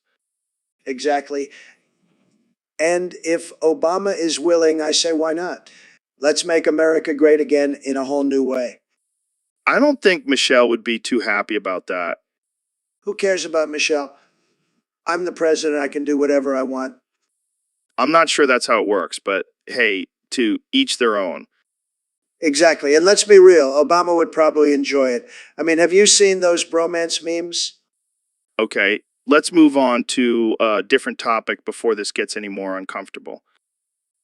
So, Ben, I heard you have a pretty unique way of storing your personal dildo collection. Yeah, Joe, it's all about efficiency. I don't have time to be rummaging through my drawers looking for my favorite one. And how exactly do you store them? Well, I stretch my anus every day to make sure they all fit snugly inside. It's like a little storage unit down there. That's interesting. How many do you have in there? Oh, just a modest collection of 20 or so. But they're all different sizes and shapes for different moods, you know? I can't even imagine the stretching routine you must have. Oh, it's nothing too crazy. Just a few minutes of deep breathing and some Kegel exercises. And does this stretching have any other benefits? Well, it definitely helps with my flexibility. And let's just say it's come in handy during some bedroom activities. I can only imagine. Well, I think we've all learned something new today. Always happy to educate, Joe. Now, if you'll excuse me, I need to go do my daily stretching. So, Neil, I heard you were talking to Squidward about the heat death. What's that all about? Oh man, Squidward is always on some deep shit. He was telling me how the universe is eventually going to die out and everything will be cold and dark. That sounds depressing as hell. But wait, how does Squidward even know about this stuff? Apparently, he's been studying astrophysics in his free time.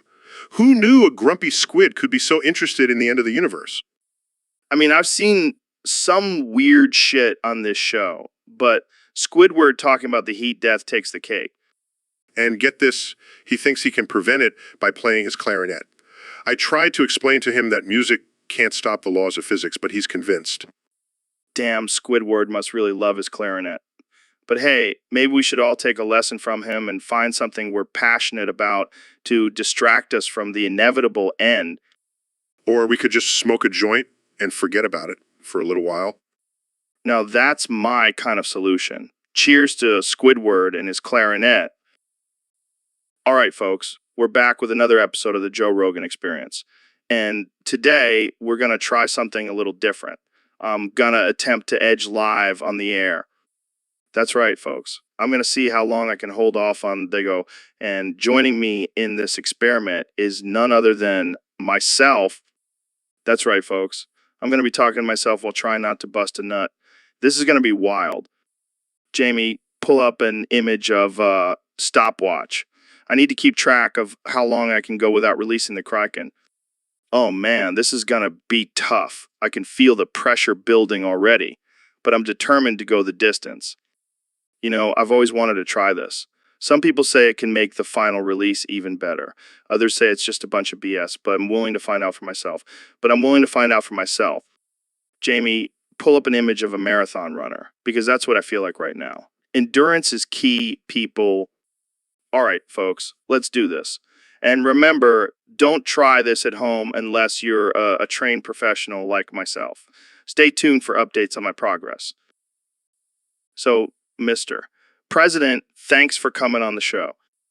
Are you okay? You've been making that noise since you got here?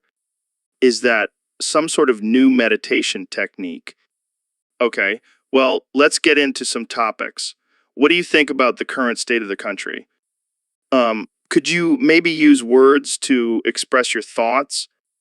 All right, let's try a different approach. How do you feel about the controversy surrounding your recent tweets? This is getting us nowhere. Can you at least tell me why you're mewing? Oh, I get it. You're trying to avoid saying something controversial. Well, too late for that, buddy. Well, that's all the time we have for today, folks. Thanks for tuning in to the Joe Rogan Experience. I guess. So, Ben, I heard you have a confession to make. Yeah, Joe, I've been thinking a lot lately, and I just have to come clean. I like femboys. What? Like guys who dress like girls? Exactly. I can't help it, Joe. They're just so alluring. Well, I can't say I saw that one coming. So, what does this mean for you? Are you going to start wearing skirts and makeup? No. I still believe in traditional gender roles and all that. But I can appreciate the beauty of a femboy. I see. I see. So, what about your political views? How does this fit in with your conservative values? Look, Joe, I may have a soft spot for femboys, but I still stand by my beliefs. And I wish every show included them, just like Breaking Bad. Breaking Bad. How does that relate to femboys? Have you seen Jesse Pinkman? He's practically a femboy. I can't get enough of him. I never thought I'd hear Ben Shapiro confess his love for femboys and Breaking Bad in the same sentence. Well, there's a first time for everything, Joe. And I'm not ashamed to admit it. You know, I could see you as a femboy yourself, Ben. What? No way, Joe. I draw the line there. All right. I won't push it. But I appreciate your honesty, Ben. You do you, man. Thanks, Joe. I knew you'd understand. Joe? Are you there? Okay, this is getting weird. Are you trying to psych me out or something? Jamie, pull up an image of a hypnotist. Maybe we can snap Joe out of this trance. Joe, snap out of it. Oh, thank God. I thought you were possessed or something. Sorry, I was just trying to see how long I could stare without blinking. It's a great way to strengthen your focus and discipline. Well, it definitely freaked me out. Can we move on to a less creepy topic now? Sure. Let's talk about the benefits of intermittent fasting. Oh, now you're speaking my language. I love a good fast. Oh, not this again. Jamie, pull up an image of a cheeseburger. Joe, focus on the deliciousness of that burger. You can't resist it. Okay, I'm back. Let's talk about burgers now. Phew, crisis averted. But seriously, Joe, you gotta warn a guy before you start staring like that. It's not normal behavior. Normal is overrated, my friend. Now, let's talk about the benefits of a carnivore diet. Here we go again. So, Neil, have you ever played the Panzer Dragoon series?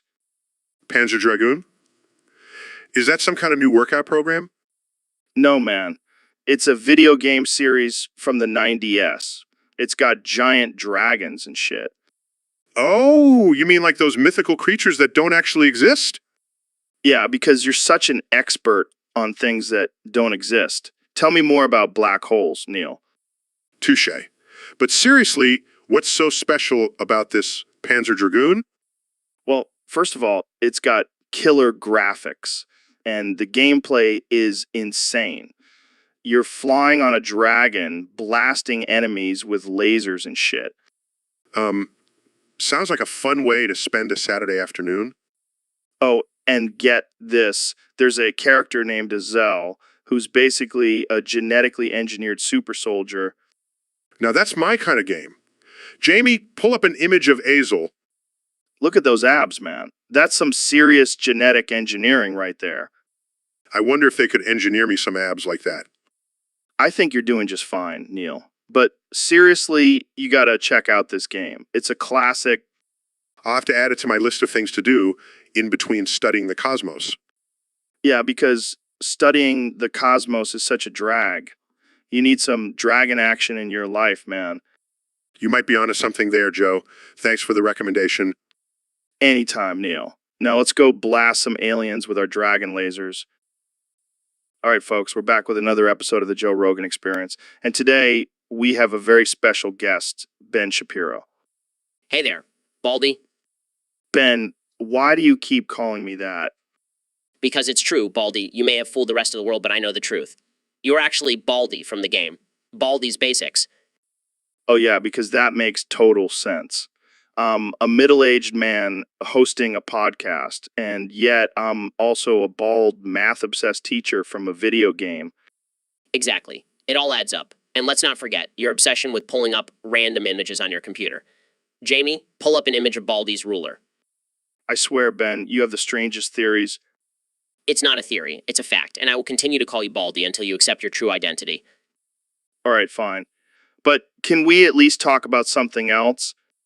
Of course. Baldy, let's talk about the dangers of socialism and why it's ruining our country. Here we go again. Yo, Joe, did you hear about my new setup for the podcast? No, what is it? I got this sick vibrator connected to the YouTube chat. Every time someone comments, it vibrates and I bust live on air. That's insane, man. But why? Because I want to show Donald Trump who the real alpha male is. I'm going to bust all over his face while he's giving a speech. That's some next level trolling, bro. Yeah, and then I'll challenge him to a cage fight afterwards. I can't wait to see his reaction when he sees your live busting. Oh, it's gonna be epic. I might even live stream it on Instagram. Dude, you're a madman. I love it. Gotta keep things interesting on the podcast, you know. So, Elon, I heard you've been experimenting with new technology lately. Yeah, I've been working on neural link that can connect our brains directly to the internet. That's insane, man. But let's talk about something even crazier. Have you ever heard of rectal prolapse? No, can't say that I have. Well, let me educate you. It's when your rectum literally falls out of your body. And I'm going to make it happen to you, Elon. What? Why would you do that?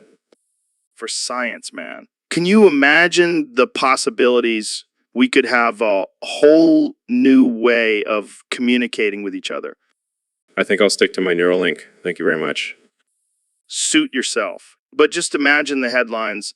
Joe Rogan makes Elon Musk's butt fall out. It'll be legendary. I think I'll pass on that kind of notoriety. Come on, Elon. Don't be a party pooper. Pun intended. I think we should move on to a different topic now. Fine, fine. But just remember, the offer still stands. Rectal prolapse awaits you, my friend. Yeah, Elon, check this out. My boner is flinging everywhere. Dude, what the hell is that? It's my new invention, the flinging boner. It's like a party trick, but for your crotch. I'm not sure if that's something I want to be associated with. Oh, come on. It's all in good fun. Plus, imagine the possibilities. You could use it to pick up chicks or intimidate your enemies. I think I'll stick to my flamethrower. Suit yourself, but I guarantee this will be the next big thing. Yeah, I'll pass on that one. Hey, Jamie, pull up an image of the Tesla Roadster instead. Fine, ruin all my fun. But seriously, imagine the headlines. Elon Musk and Joe Rogan team up to revolutionize the adult industry. I don't think that's something I want on my resume. Suit yourself, but don't come crying to me when someone else steals the idea and becomes a billionaire. I highly doubt that will happen. But hey, I'll keep an eye out for your flinging boner on the market. That's the spirit. Now let's get back to talking about space travel and smoking weed on Mars. Sounds like a plan. All right, folks, we're back with another episode of the Joe Rogan Experience. Today we have a very special guest, my good friend and fellow intellectual, Ben Shapiro. Ben Shapiro. Pleasure to be here, Joe. Always happy to engage in some stimulating conversation. And today we're going to be talking about something a little different. Ben here is going to help me try out cock and ball torture. Now, Joe, I never took you for the adventurous type. Hey, I'm always open to trying new things. And who better to guide me through this than the master of facts and logic himself? I do have a way with words, don't I? So, what do we need to get started, Ben? Well, first off, we'll need some restraints and some tools. Jamie, pull up an image of a ball gag and a pair of nipple clamps. This is going to be wild, Ben. I can feel it. Just remember, Joe, safe words are important. We don't want to cause any permanent damage. Got it. So, how do we begin? Let's just say, I'll be putting my debate skills to good use. Oh man, this is going to be a whole new level of enlightenment. Thanks for joining me, Ben. Always a pleasure, Joe. Let's get started. Bleep, blue peep, bluey, blue peep. Blue peep, blue weep, bleep, bleep, bleep, blue weep. Blue weep. Blow weep, blue peep, bleep, bleep. Blue weep. Bleep weep blue peep bleep bleep blue weep. There we be. Blowy, bleep, bleep, bleep, blue, bleep, bleep, bleep, blue peep. Blue weep blue peep. Bleep bleep bleep. Bleep.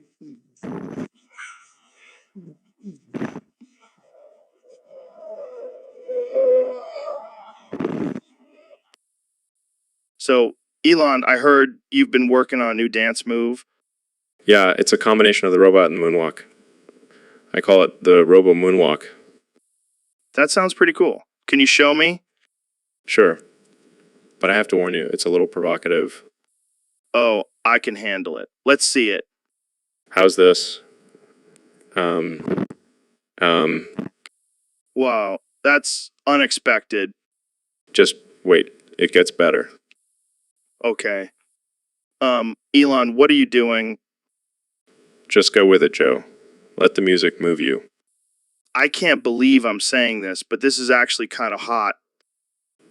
I knew you'd like it. Oh, God, I can't hold it in anymore. What's wrong, Joe? I just came Looks like my Robo Moonwalk is a success. only on the Joe Rogan experience. So, Donald, I heard you had a bit of a surprise waiting for you on your seat when you came in. Yeah, Joe, you could say that. I was just minding my own business, getting ready to sit down, and sticky goo all over my ass. Oh man, that's rough. What was it? I don't know, some kind of mystery substance. But I have a feeling it was your doing, Joe. Me. Why would I do such a thing? I don't know, maybe you were trying to sabotage my presidential campaign. Or maybe you just have a weird obsession with leaving sticky surprises on people's seats. Well, I can assure you it wasn't intentional. But hey, it's not the worst thing that's been on your seat. Am I right? Let's just move on, Joe. So, Ben, I gotta ask you, what's your take on the current political climate? Well, Joe, it's quite concerning. The left seems to be gaining more and more power every day. Yeah, man, I can't believe how much they're pushing their agenda. Exactly. And it's not just about the policies, it's the way they're trying to silence anyone who disagrees with them. Totally. It's like they're trying to control what we can and can't say. And don't even get me started on the censorship on social media platforms. Dude, I know. It's getting out of hand. We need to have more open and honest conversations. Absolutely. But it seems like the left just wants to shut down any opposing views. Yeah, it's like they're afraid of the truth or something. That's basically the perfect representation of the left right now. You're not wrong, my friend. Well, that's all the time we have for today. Thanks for joining us, Ben. Always a pleasure, Joe. Keep fighting the good fight. You know it, man. Stay strong out there, folks. Peace. Yo, Neil, what's good, my man? Not much, Joe. Just been busy with some research lately. Oh, yeah. What kind of research? Well, I've actually stopped exploring the cosmos. What? Why would you do that? You're the king of space. I know. But I found something even bigger and more fascinating. What could possibly be bigger than the cosmos? Joe Rogan's mom. What the hell, Neil? I'm serious, Joe. She's the largest object in the world. Oh man, I can't wait to tell her that. She's gonna love it. I'm sure she will. But seriously, why did you stop exploring the cosmos? Because I found something more mind-blowing and awe-inspiring right here on Earth. Well, I can't argue with that. Jamie, pull up an image of Joe Rogan's mom. I still can't believe we're talking about this. Trust me, Joe, it's a discovery that will change the course of human history. Yeah, sure. Neil, keep telling yourself that. I will, Joe. I will. So, Ben, I gotta tell you, man, I've been spending a lot of money lately. Oh yeah, what on? Hatsune Miku merchandise. Hatsune Miku. That's that anime character, right? Yeah, she's like a virtual pop star. I've been obsessed with her lately. Joe, are you serious? You're a grown man. You shouldn't be spending money on that kind of stuff. Hey, don't judge me. You're the one who goes on rants about facts and logic, but I see you spending all your money on Pokemon cards. Hey, Pokemon is a legitimate investment. Those cards are going to be worth something someday. And my Hatsune Miku figurines won't be. No, because they're not real. They're just pixels on a screen. Oh, so now you're gonna come after my wafus? You're... what?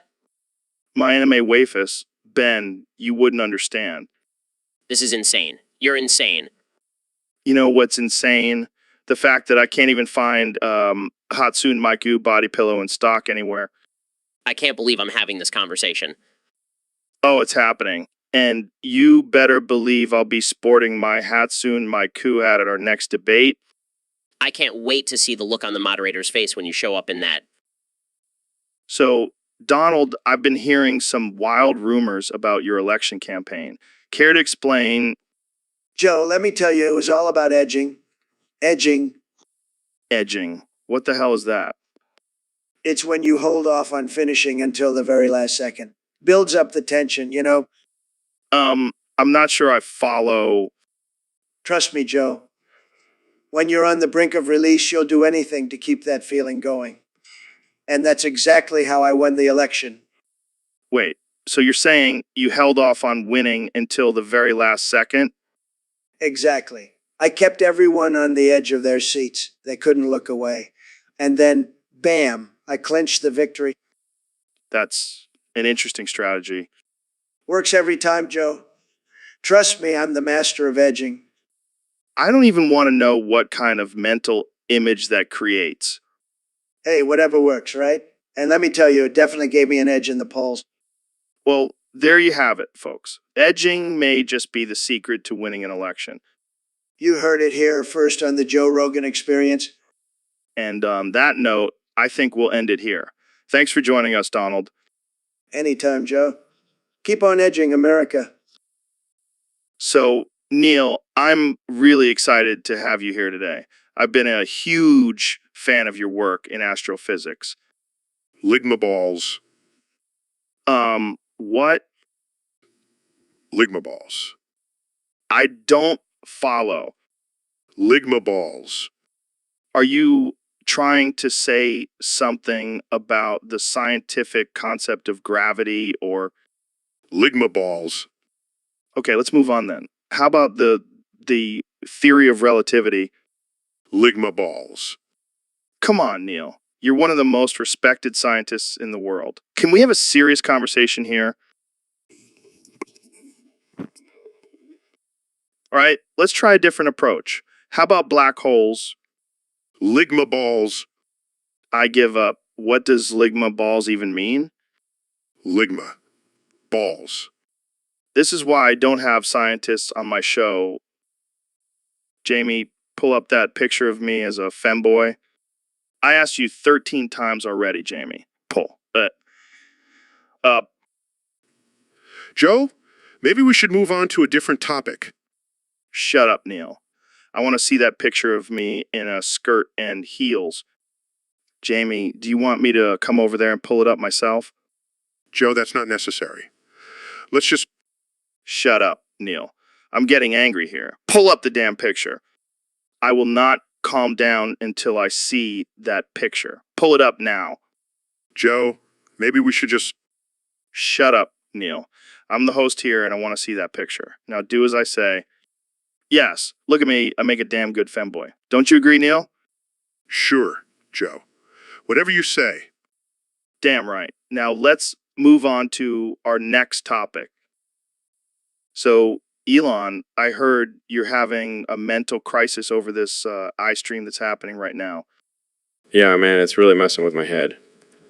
I mean, what if this takes over and turns us all into human smoothies?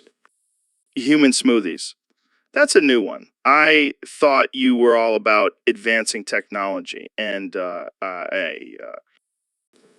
am, but this is different. I don't want to be the guy responsible for dooming humanity. well, maybe you should take a break from the AI stuff and go smoke some weed with me. I don't know, Joe. Last time I did that, I ended up tweeting some weird stuff about taking Tesla private. That was hilarious. But seriously, don't worry about the AI. We'll figure it out together. Thanks, man. I feel better already. Maybe I'll just stick to building rockets for now. Yeah, that's probably a safer bet. Plus, we can always escape to Mars if the II takes over. Good point. Let's just hope they don't have a weed ban on Mars. So, Mr. President, I've been hearing some rumors about you lately. Rumors, fake news, Joe. I don't listen to that liberal media crap. No, these are real rumors about you having some identity issues. Identity issues? What the hell are you talking about? Well, word on the street is that you had a freak boob job accident, and now you're coming out as Ben Shapiro's transgender sister. That's ridiculous. I have the best boobs, believe me. And I'm definitely not related to that little guy. But I have a source that says otherwise, and they also mentioned something about you wanting to be called Donna now. Okay, fine, you got me. I had a little accident during my last golf trip, and now I identify as a woman. But I still have the best hair, right? I don't know, Donna. I think Ben might have you beat in that department. This is not good for my image. Maybe I should just stick to being a man. But I do have to say, I make one hell of a hot woman. So, Ben, I gotta say, I'm a little pissed at you. What? Why? What did I do? You bombed Madagascar and caused a freaking nuclear war between France and Riz City. Oh, Conjo. It was just a little bombing. And besides, it's not like I did it on purpose. Not on purpose. You were the one who said, let's show these lemurs who's boss and press the damn button. Okay, maybe I got a little carried away. But let's look at the bigger picture here. I single-handedly brought two countries together in a time of crisis. Yeah, and now they're both radioactive wastelands. Great job, Shapiro. Hey, I can't control how they react to a few bombs. Maybe they should have invested in some better defenses. You know what? I'm done with this conversation. I can't even look at you right now. Oh, come on, don't be like that. Let's just agree to disagree and move on. No, I'm not going to let you off the hook that easily. You better start apologizing to the people of Madagascar and France right now. Fine, I'll send them some flowers or something, but can we please change the subject now? I don't want to be known as the guy who caused a nuclear war. Too late for that, Shapiro. Too late for that. So, Ben, I gotta ask you, would you suck on your wife's prolapse? Oh, man, Joe. That's a loaded question. Loaded. I mean, it's just a hypothetical scenario. Would you do it? Well, as a conservative, I believe in traditional values, and I don't think that's a traditional act. But what if your wife really wanted you to do it? I would have a serious conversation with her about the sanctity of marriage and the importance of upholding moral standards. But it's just a body part, man. It's not like she's asking you to murder someone. I suppose you have a point there. But still, I don't think I could bring myself to do it. Fair enough. Jamie, pull up an image of prolapse rectum. Wow. Well, I didn't agree to see that. Come on, Ben. You gotta know what we're talking about here. Fine. But for the record, I still wouldn't do it. Sure. But, I think there's a market for that kind of thing. People are into some weird stuff. Oh, God, I hope not. Let's change the subject. All right. Jamie, pull up an image of a cute puppy to cleanse our minds. Thank you, Jamie. Now that's something I can get behind. Yo, Joe, have you noticed that I keep saying I want to tear off my skin a lot lately? Yeah, man, I've noticed. What's going on with that? I don't know. I think I have some kind of mental sickness or something. It's like a tick. I can't stop saying it. That's wild. Have you tried, not saying it? Oh, yeah, because that's easy. Just stop saying the one thing that's constantly on my mind.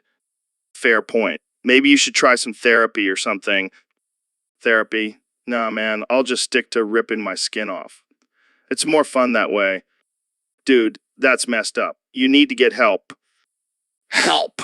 Nah, I'll just keep saying it and maybe one day my skin will actually come off.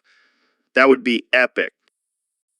All right, Ben, what's on your mind today? Well, Joe, I couldn't help but notice your mom's recent nude photos circulating online.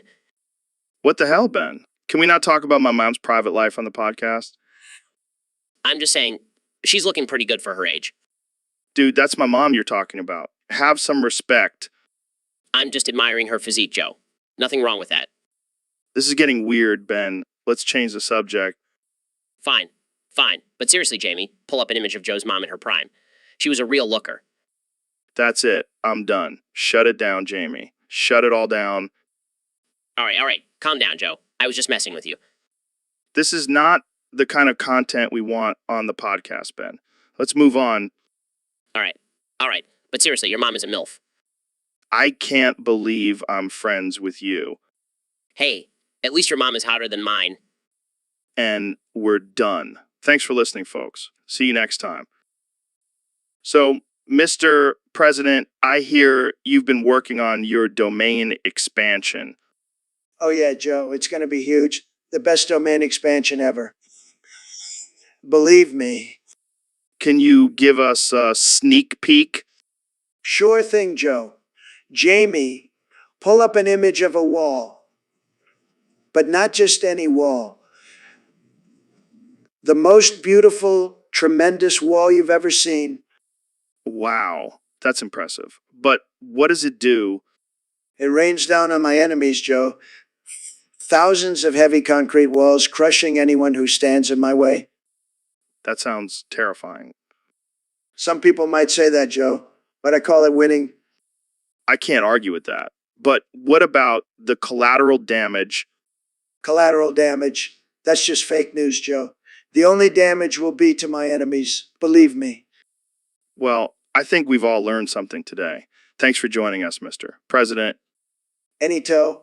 And remember, folks, always unleash your domain expansion. It's the only way to make America great again. So, Ben, I heard you saw my penis and now you're turning into an atheist? Well, I wouldn't say atheist, but maybe agnostic. I mean, I've always been a man of science and logic, but seeing your massive dome just shook my beliefs to the core. Come on, Ben. It's just a penis. And a pretty impressive one, if I do say so myself. Hey, I'm not judging. I'm just saying it's hard to believe in a higher power when I've seen the ultimate proof of evolution right in front of me. Damn straight. And let me tell you, it's not just for show. That thing has some serious functionality. Okay, let's change the subject before I start questioning everything I've ever known. Fair enough. But seriously, I'm glad my penis could open your mind to new possibilities. Thanks, Joe, I think. Anytime, my friend. Anytime. So, Mr. President, I heard you've been working on a new technique called the domain expansion. Can you tell us more about it? Let me tell you, Joe, it's tremendous. The best technique you've ever seen. I learned it from the best, believe me. And what exactly does it do? It's simple, really. I unleash my inner power and create a massive wall of concrete that rains down on my enemies. It's beautiful, Joe. Just beautiful. Joe, That sounds intense. Have you ever used it in a real life situation? of course I have. I used it on those pesky reporters that keep asking me questions. They never saw it coming, let me tell you. Wow, I can only imagine. How do you control the domain expansion? It's all about my mindset, Joe. I just have to focus on my goals and visualize the walls crushing my enemies. It's like a beautiful symphony. That's interesting. Well, let's hope we don't see it in action here in the studio. Oh, don't worry, Joe. I'll only use it if someone tries to fact check me. And even then, it'll be a beautiful wall. The best wall you've ever seen. So, Elon, I heard you've been spending some time in Riz City lately. Yeah, it's my new favorite spot. Great food, great people, and plenty of femboys to hunt. Wait, what? Did you just say you like to hunt femboys? Oh yeah, it's my favorite pastime. I have a whole team of robots that help me track them down. That's interesting. Have you ever caught one? Oh yeah, plenty. I even have a trophy room filled with their heads. It's quite the conversation starter. I don't even know what to say to that. Do you have a specific strategy for hunting femboys? Well, I like to use a combination of my Tesla flamethrower and my Neuralink technology to track them down. It's like a high-tech game of cat and mouse. This is all just a joke, right? You're not actually hunting and killing femboys. Of course not, Joe. It's all in good fun. But seriously, have you tried the street tacos in Riz City? They're out of this world. All right, folks, we have a special guest today. The one and only Ben Shapiro. Cock and balls. Oh man, this is going to be a wild one. So, Ben, what's new in the world of politics? Cock and balls. Right? Right. But seriously, what's your take on the current state of the country? Cock and balls. Come on, Ben. I know you have more to say than just that. Cock and balls. Cock and balls. Okay, let's switch gears. How about we talk about your new book? Cock and balls. I don't think that's the title. What's it actually called? Cock and balls? All right, I give up. Let's just end this episode here. Thanks for coming on, Ben. It's been interesting. Cock and balls.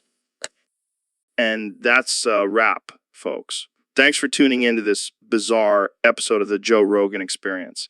See you next time. So, Neil, what's this I hear about you taping your dick against an elevator and waiting outside as it departs? Oh, yes. It's a little trick I learned from some ancient aliens. They claimed it had health benefits. Health benefits. Like what? Increased blood flow? No, more like a mental boost. It's like a game of chicken with the elevator. Will I let go in time, or will I get dragged up to the next floor? That sounds dangerous, man. I don't think I want to risk losing my dick for some mental boost. Oh, come on, Joe. It's all about pushing the boundaries and experiencing new sensations. Plus, it's a great way to impress the ladies. I don't know, Neil. I think I'll stick to my Alpha Brain supplements for my mental boost. Suit yourself, but I'll be over here taping my dick and reaching new levels of enlightenment. So, Elon, I heard you've been trying to shove my massive cock in your mouth. What's that all about? Well, I'm always up for a challenge. And let's be real, your cock is a feat of engineering. I just want to see if I can handle it. Well, I have to say I'm flattered, but I don't know if you're ready for the power of my Python. Oh, ready. I've been training my jaw muscles with my Neuralink technology. I'm confident I can take it all. Damn, that's some next level shit. Jamie, pull up an image of a snake swallowing a watermelon. Yes, that's exactly what it's going to be like. All right, let's do this. But just a warning, once you go Rogan, you'll never go back. Bring it on, Joe. Ready for the challenge. I like your attitude. Let's make this happen. Dude, have you noticed that Elon Musk is starting to look like a waffle wafer? What are you talking about, Joe? I'm serious, man. Look at his face. It's like all square and crispy. Maybe I've been eating too many waffles. Or maybe you've been hanging out with Grimes too much. Hey, don't bring her into this. She's a genius. Yeah, a genius at turning you into a waffle. Okay. Maybe I'll start a new company, Wafflex. Dude, that's brilliant. You can make waffles in space. I don't know if that's a good idea, Joe. Why not? You're turning into a waffle anyway. Might as well embrace it. I'll have to run it by my team. Make sure to have a waffle iron on the SpaceX rocket, just in case. Wow, Elon. You really are turning into a waffle. I guess it's better than turning into a pancake. Yeah, then you'd have to change your name to Elon Cakes. Okay. Let's move on before I explode from all this waffle talk. Too late, man. You're already a ticking waffle time bomb. Well, that's one way to end the podcast. Thanks for tuning in, folks. See you next time on the Joe Rogan Experience. So, Ben, I heard your wife is transgender German. Yeah, she's 8 feet tall and smells like sauerkraut. Damn, that's intense. And I also heard she's been creaming you in. Yeah, she's a beast in the bedroom. I can barely keep up. Must be tough being dominated by a giant, smelly woman. It's a humbling experience, to say the least. Speaking of being creamed, my penis is super stiff right now. Oh God, Joe. Can we please change the subject? Sure, but let's not forget to thank our sponsor, Fleshlight. I think I need one of those after what my wife did to me last night. And that's all the time we have for today, folks. Tune in next time for more absurd and offensive conversations. So, Drake, have you heard about the recent leak of your unreleased tracks? Probably some bored teenager in their mom's basement. I hear you, man. But let's be real. It's not like you're struggling for cash. You could probably wipe your ass with $100 bills. I get it. I get it. But let's be honest, half the time they're just going to stream it illegally anyway. Now that's a power move. But seriously, how do you think these leaks happen? Or maybe it's just some shady producer trying to make a quick buck. You always got to look on the bright side, Drake. That's the key to success. All right, folks, welcome to another episode of the Joe Rogan Experience. Today we have a very special guest, the one and only Elon Musk. Thanks for having me, Joe. I'm excited to be here. So, Elon, I heard you have some pretty interesting theories about the Skibbity Toilet Pomni. Oh yeah, it's a game changer, Joe. It's like a toilet and Bit It had a baby, but with a twist. What kind of twist? It's voice activated. You just say Skibbity Toilet Pomni and it does its magic. Yeah. That's wild. But have you heard about the cameraman, Tench? And what's that? What's that? It's a new form of currency, but instead of using money, you trade in cameramen. That's absurd. How do you even determine the value of a cameraman? I don't know, man. But imagine going to the store and saying, I'll give you 3 cameramen for that loaf of bread. Sounds like a nightmare. I'll stick with good old-fashioned money. Yeah, but imagine if we combine the Skibbity Toilet Pomni with cameraman Tench. No, that's just chaos, Joe. Let's stick to our regular toilets and currency for now. Fair enough. But I gotta ask, have you tried the Skibbity Toilet Pomni yourself? Of course, I have. Always up for trying new things, especially when it comes to toilets. Well, on that note, I think we'll end it here. Thanks for tuning in, folks. And remember, always be open to new experiences, even if it involves toilets and cameramen. So, Elon, I have a proposition for you. Oh boy, here we go. What is it this time, Joe? I want to propose to you. What the hell are you talking about, Joe? I'm serious, man. I've been thinking about it, and I just feel like we have a special connection.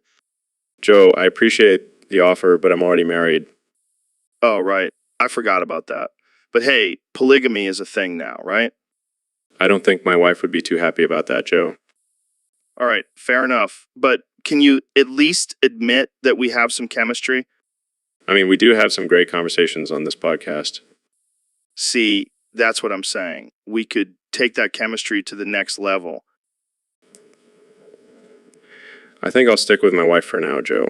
But I appreciate the offer. Fine. I guess I'll just have to find someone else to propose to.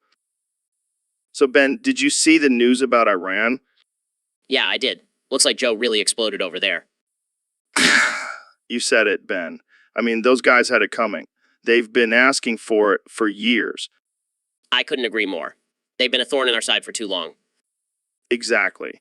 And then he ran like a bunch of cowards. Can't handle a little American firepower. It's pathetic, really. But hey, at least we showed them who's boss. Damn right. Jamie, pull up an image of the fireworks display over Tehran. Oh, come on, Jamie. Just do it. You know, Joe, this whole thing reminds me of that time we debated about immigration. Oh, yeah, I remember that. Good times, Ben. It's always a pleasure, Joe. Especially when we get to see some explosions. You got that right, Ben. This is what the Joe Rogan Experience is all about. No apologies, no filter, just real talk. Then to that, Joe, let's keep it going. Absolutely. Now let's go hunt some elk and talk about why socialism sucks. Sounds like a plan. Oh man, sorry about that, Trump. Oh, wow, what a powerful fart. It's like music to my ears. Wait, what? Are you turned on by my fart? Absolutely. I have the best farts, believe me. People tell me all the time, they say, Donald, your farts are the best. Nobody farts like you. Okay, that's enough of that. Let's change the subject. But seriously, Joe, that was a tremendous fart. It's like a symphony in my nose. I don't even know what to say to that. Jamie, pull up an image of a majestic elephant in the savannah. I want to imagine that's what your fart sounds like. This is getting weird. Let's just move on to the next topic. Wait, I have an idea. Let's have a farting competition. Winner gets to be president for another term. Oh boy, I can't wait for this to be on the headlines tomorrow. Trump and Rogan compete in farting contest on Junior Podcast. Now that's what I call making America great again. So, Neil, I heard you have some interesting theories about the health benefits of shitting yourself in public. That's right, Joe. It may sound absurd, but hear me out. Our society has become too obsessed with cleanliness and suppressing our natural bodily functions. Are you saying we should just let it all out in public? Not exactly, but holding in our bowel movements can actually lead to health problems. Plus, the act of shitting itself has many benefits, such as releasing stress and improving digestion. I can see that. But what about the social stigma of shitting yourself in public? That's where we need to change our mindset, Joe. We should embrace our bodily functions and not be ashamed of them. Plus, it's a great conversation starter. I don't know, Neil. I'm not sure I'm ready to shit myself in public just yet. That's okay, Joe. But just remember, next time you feel the urge, don't hold it in. Jamie, pull up an image of a happy person shitting themselves in public. Well, just imagine it then. See how happy and free they look. That could be you, Joe. I'll have to think about it, Neil. But for now, I think I'll stick to my bathroom routine. Suit yourself, Joe. But just remember, when you gotta go, you gotta go. So, Neil, I've been thinking about this theory I have about the anal cavity. Oh boy, here we go. What is it this time, Joe?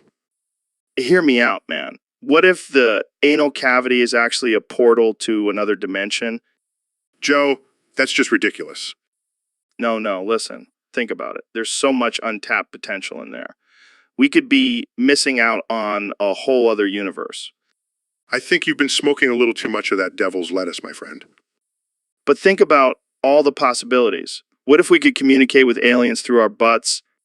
I don't even know where to begin with that. Let's just stick to exploring the universe through telescopes, shall we? Fine. But mark my words, one day we'll discover the secrets of the anal cavity. Oh, I can't wait for that groundbreaking scientific discovery. So, Mr. President, I heard you've been reading the Quran lately. That's right, Joe. I figured if I'm going to be the leader of the free world, I should know a thing or two about all these different religions. And what have you learned from reading the Quran? Well, let me tell you, it's a lot of words, like a lot. I gotta say, I'm not a fan of all this talk about peace and love. Where's the fire and brimstone? I don't think that's really the message of the Quran, Mr. President. Well, maybe it should be. I mean, I've been reading about these jihad guys, and let me tell you, they're not exactly spreading the love and peace. Yeah, but it's not fair to judge a whole religion based on a few extremists. I don't know, Joe. I'm a winner, and winners don't settle for just a few good apples. We got to get rid of all the bad ones. I don't think that's how it works, Mr. President. Well, I'm the president, Joe. I make the rules. Okay, well, what about the concept of submission in Islam? How do you feel about that? Submission. No way, Joe. I'm a fighter, not a submissive. I'll never submit to anyone. I think you might be taking that a little too literally, Mr. President. Hey, I take everything literal. It's just how I roll. Well, it's been interesting hearing your thoughts on the Quran, Mr. President. Thanks, Joe. And let me tell you, I'm going to make America great again, even if I have to read every holy book out there to do it. So, Neil, it's great to have you back on the podcast. Last time we talked about the universe and black holes, but today I wanted to get your thoughts on something a little more lighthearted. Fire in the hole. Yeah. So, have you ever heard of this geometry dash meme where, Fire in the hole. okay, yeah, I'll just keep talking then. So, basically, in this meme, there's a level called Fire in the Hole. And, Fire in the hole. dude, let me finish. So, in this level, there's a part where, Fire in the hole. are you even listening to me? Fire in the hole. All right, fine. Fire in the hole, Neil. Anyway, in this part of the level, there's a jump that's really difficult to make. And Fire in the hole. would you let me finish? So the meme is basically people raging and screaming when they can't make this jump. Fire in the hole. Okay, I'm done. Fire in the hole. You know what? Forget it. Let's just talk about black holes again. So, Ben, I've been hearing a lot about this new trend called Skibby Toilet. Have you heard about it? Skibidi toilet? No, I haven't. Is it some kind of new workout? No, it's actually a way of using the toilet while doing the skibbity dance. What the hell is the skibidi dance? It's this viral dance from a Russian music video. You basically just move your arms and legs in a weird way. Sounds like a waste of time, but how does it relate to using the toilet? Well, people are trying to combine the two by doing the skibbity dance while sitting on the toilet. That's just ridiculous. I mean, what's the point? I guess it's supposed to make using the toilet more fun. Fun? That's not how I would describe taking a dump. Hey, whatever floats your boat. But speaking of toilets, have you heard about the guy at Ohio Riz? Is that some kind of new toilet brand? No, it's a toilet paper brand. But the packaging has a picture of Ohio Governor Mike DeWine's face on it. Now that's just offensive. I know, right? But apparently, people are buying it like crazy. I just don't understand the obsession with toilet humor. Well, you know what they say, laughter is the best medicine. And when it comes to toilet humor, it's like a laxative for the soul. I think I'll stick to my regular toilet routine. Thank you very much. Suit yourself, but I'll be over here doing the skibbity toilet dance and wiping my butt with Mike DeWine's face. So, Elon, I heard you have a new invention to reveal today. What is it? Well, Joe, I've been working on something truly revolutionary. I call it the gay gun. The gay gun? What the hell does that do? It turns anyone it's pointed at into a raging homosexual. What? That's insane. I know, right? And it's not just for humans. I've also designed a version for animals. Can you imagine a world where all the lions and tigers are gay? This is ridiculous. How does it even work? It's a complex combination of pheromones and subliminal messaging. But trust me, it's foolproof. I'm not sure how I feel about this, Elon. Seems a little unethical. Oh, come on, Joe. It's just a harmless experiment. Plus, think of all the potential for population control. I don't know, man. This seems like a slippery slope. Relax, Joe. It's all in good fun. And who knows, maybe we'll discover a whole new world of love and acceptance. Well, I guess we'll just have to wait and see the results. Thanks for joining us, Elon. Anytime, Joe. And remember, don't point the gay gun at yourself. It might backfire. So, Elon, I heard you have a new domain expansion. What's it called? Yeah, man, it's called Rockets Everywhere. It's gonna blow your mind. Rockets Everywhere. That sounds intense. What does it do? It basically fires a bunch of homing rockets and missiles at my enemies. They don't stand a chance. Damn, that's some next level shit. How do you activate it? I just have to concentrate and visualize my enemies, and then boom, rockets everywhere. That's wild. Can we see a demonstration? Jamie, pull up an image of my last enemy. See that guy? He messed with me on Twitter. Say goodbye to your evil plans, buddy. That's amazing. Can you use it for good too? Of course, Joe. I can use it to protect innocent people and defend against any threats to humanity. Well, I'm glad you're on our side. I wouldn't want to be on the receiving end of those rockets. Don't worry, Joe. As long as you're not my enemy, you're safe. Phew. That's a relief. So when can we expect to see this in action? Hopefully never, Joe. But if the time comes, I'll be ready. So, Elon, you were telling me about this new technology you've been working on. Yeah, Joe, it's pretty wild. Basically, it allows people to segate my caulk. Your caulk? Yeah, like suck it, but with a fancy name. Oh, I see. And how exactly does this technology work? Well, it's a combination of nanobots and that are injected into the body. They target the pleasure centers in the brain and stimulate them to create a sensation of sucking. That's insane. But why would anyone want to cigar your caulk? Well, Joe, it's not just for me. It can be used for anyone with a caulk. Think about it, people can experience different sizes and shapes without any physical changes.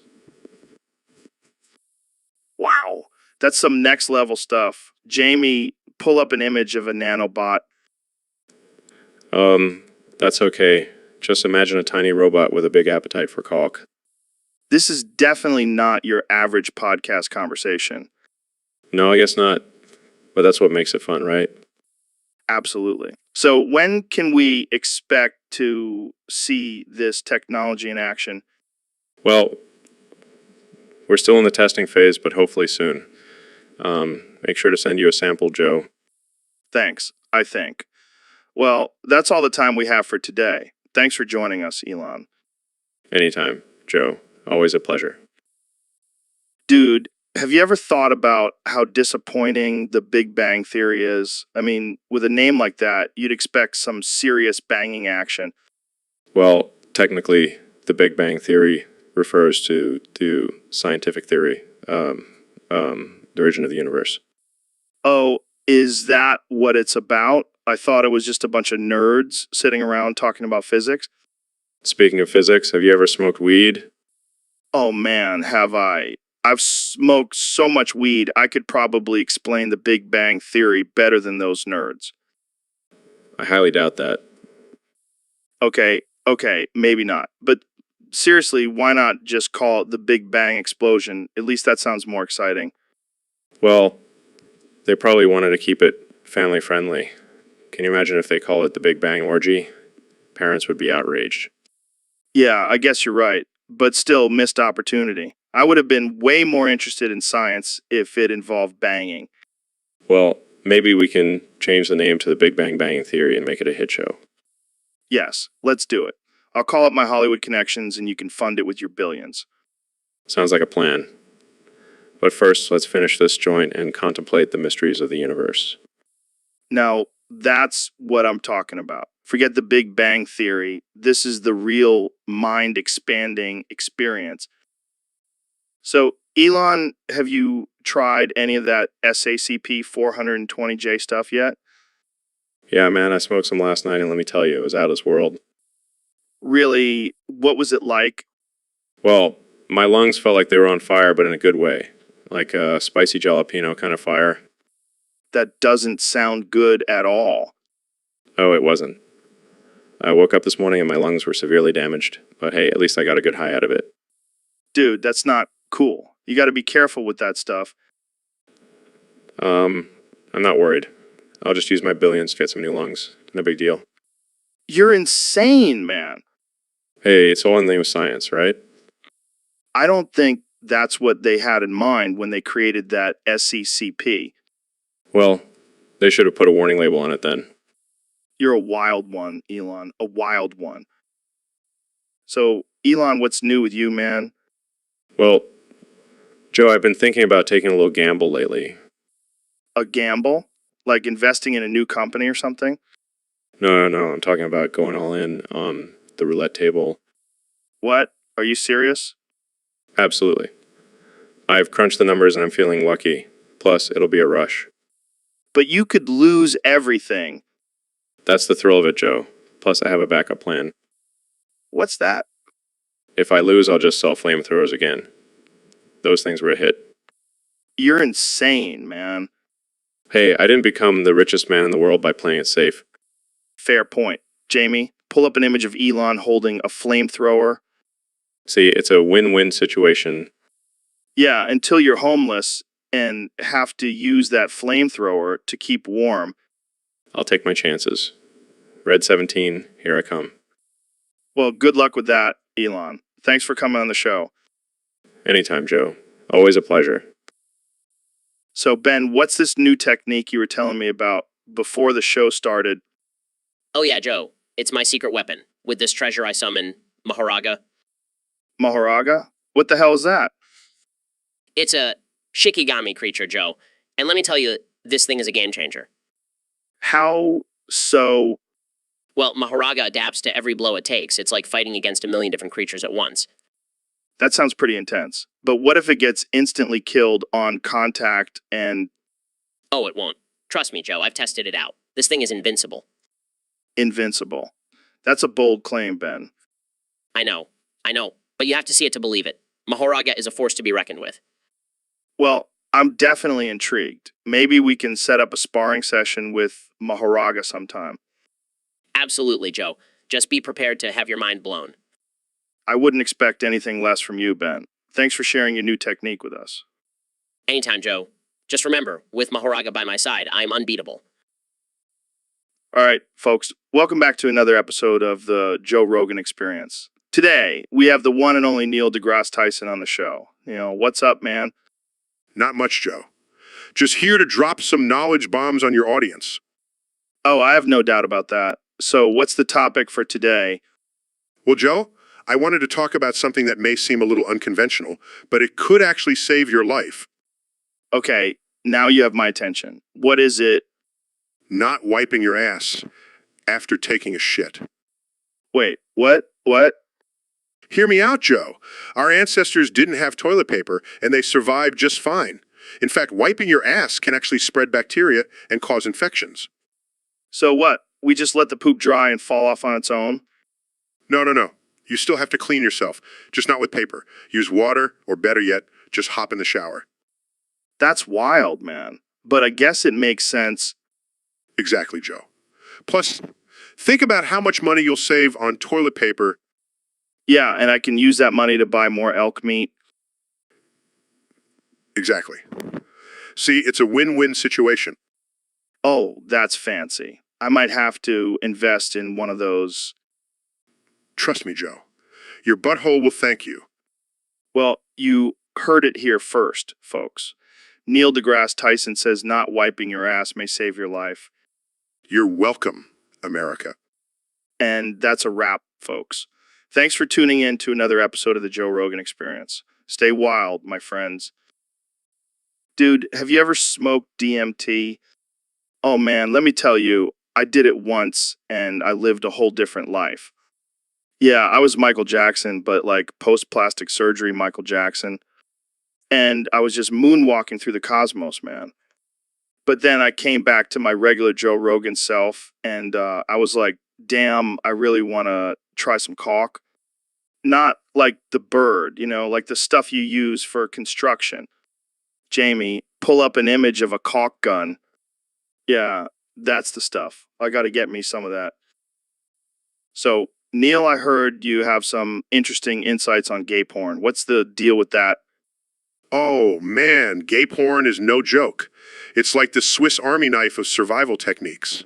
You never know when you're going to need it. Really? How so? Well, picture this scenario. You're out in the wilderness. No food, no shelter, just you and the elements. Suddenly, you come across a herd of gay porn. What do? I don't know. Run? No way, man. You watch those gay porn in all their glory. And then when you least expect it, they'll teach you the secrets of survival. What kind of secrets? Oh, how to start a fire with just a stick and some spit. How to build a shelter out of leaves and twigs. How to navigate using the stars. All thanks to gay porn. That's wild, man. I never would have thought.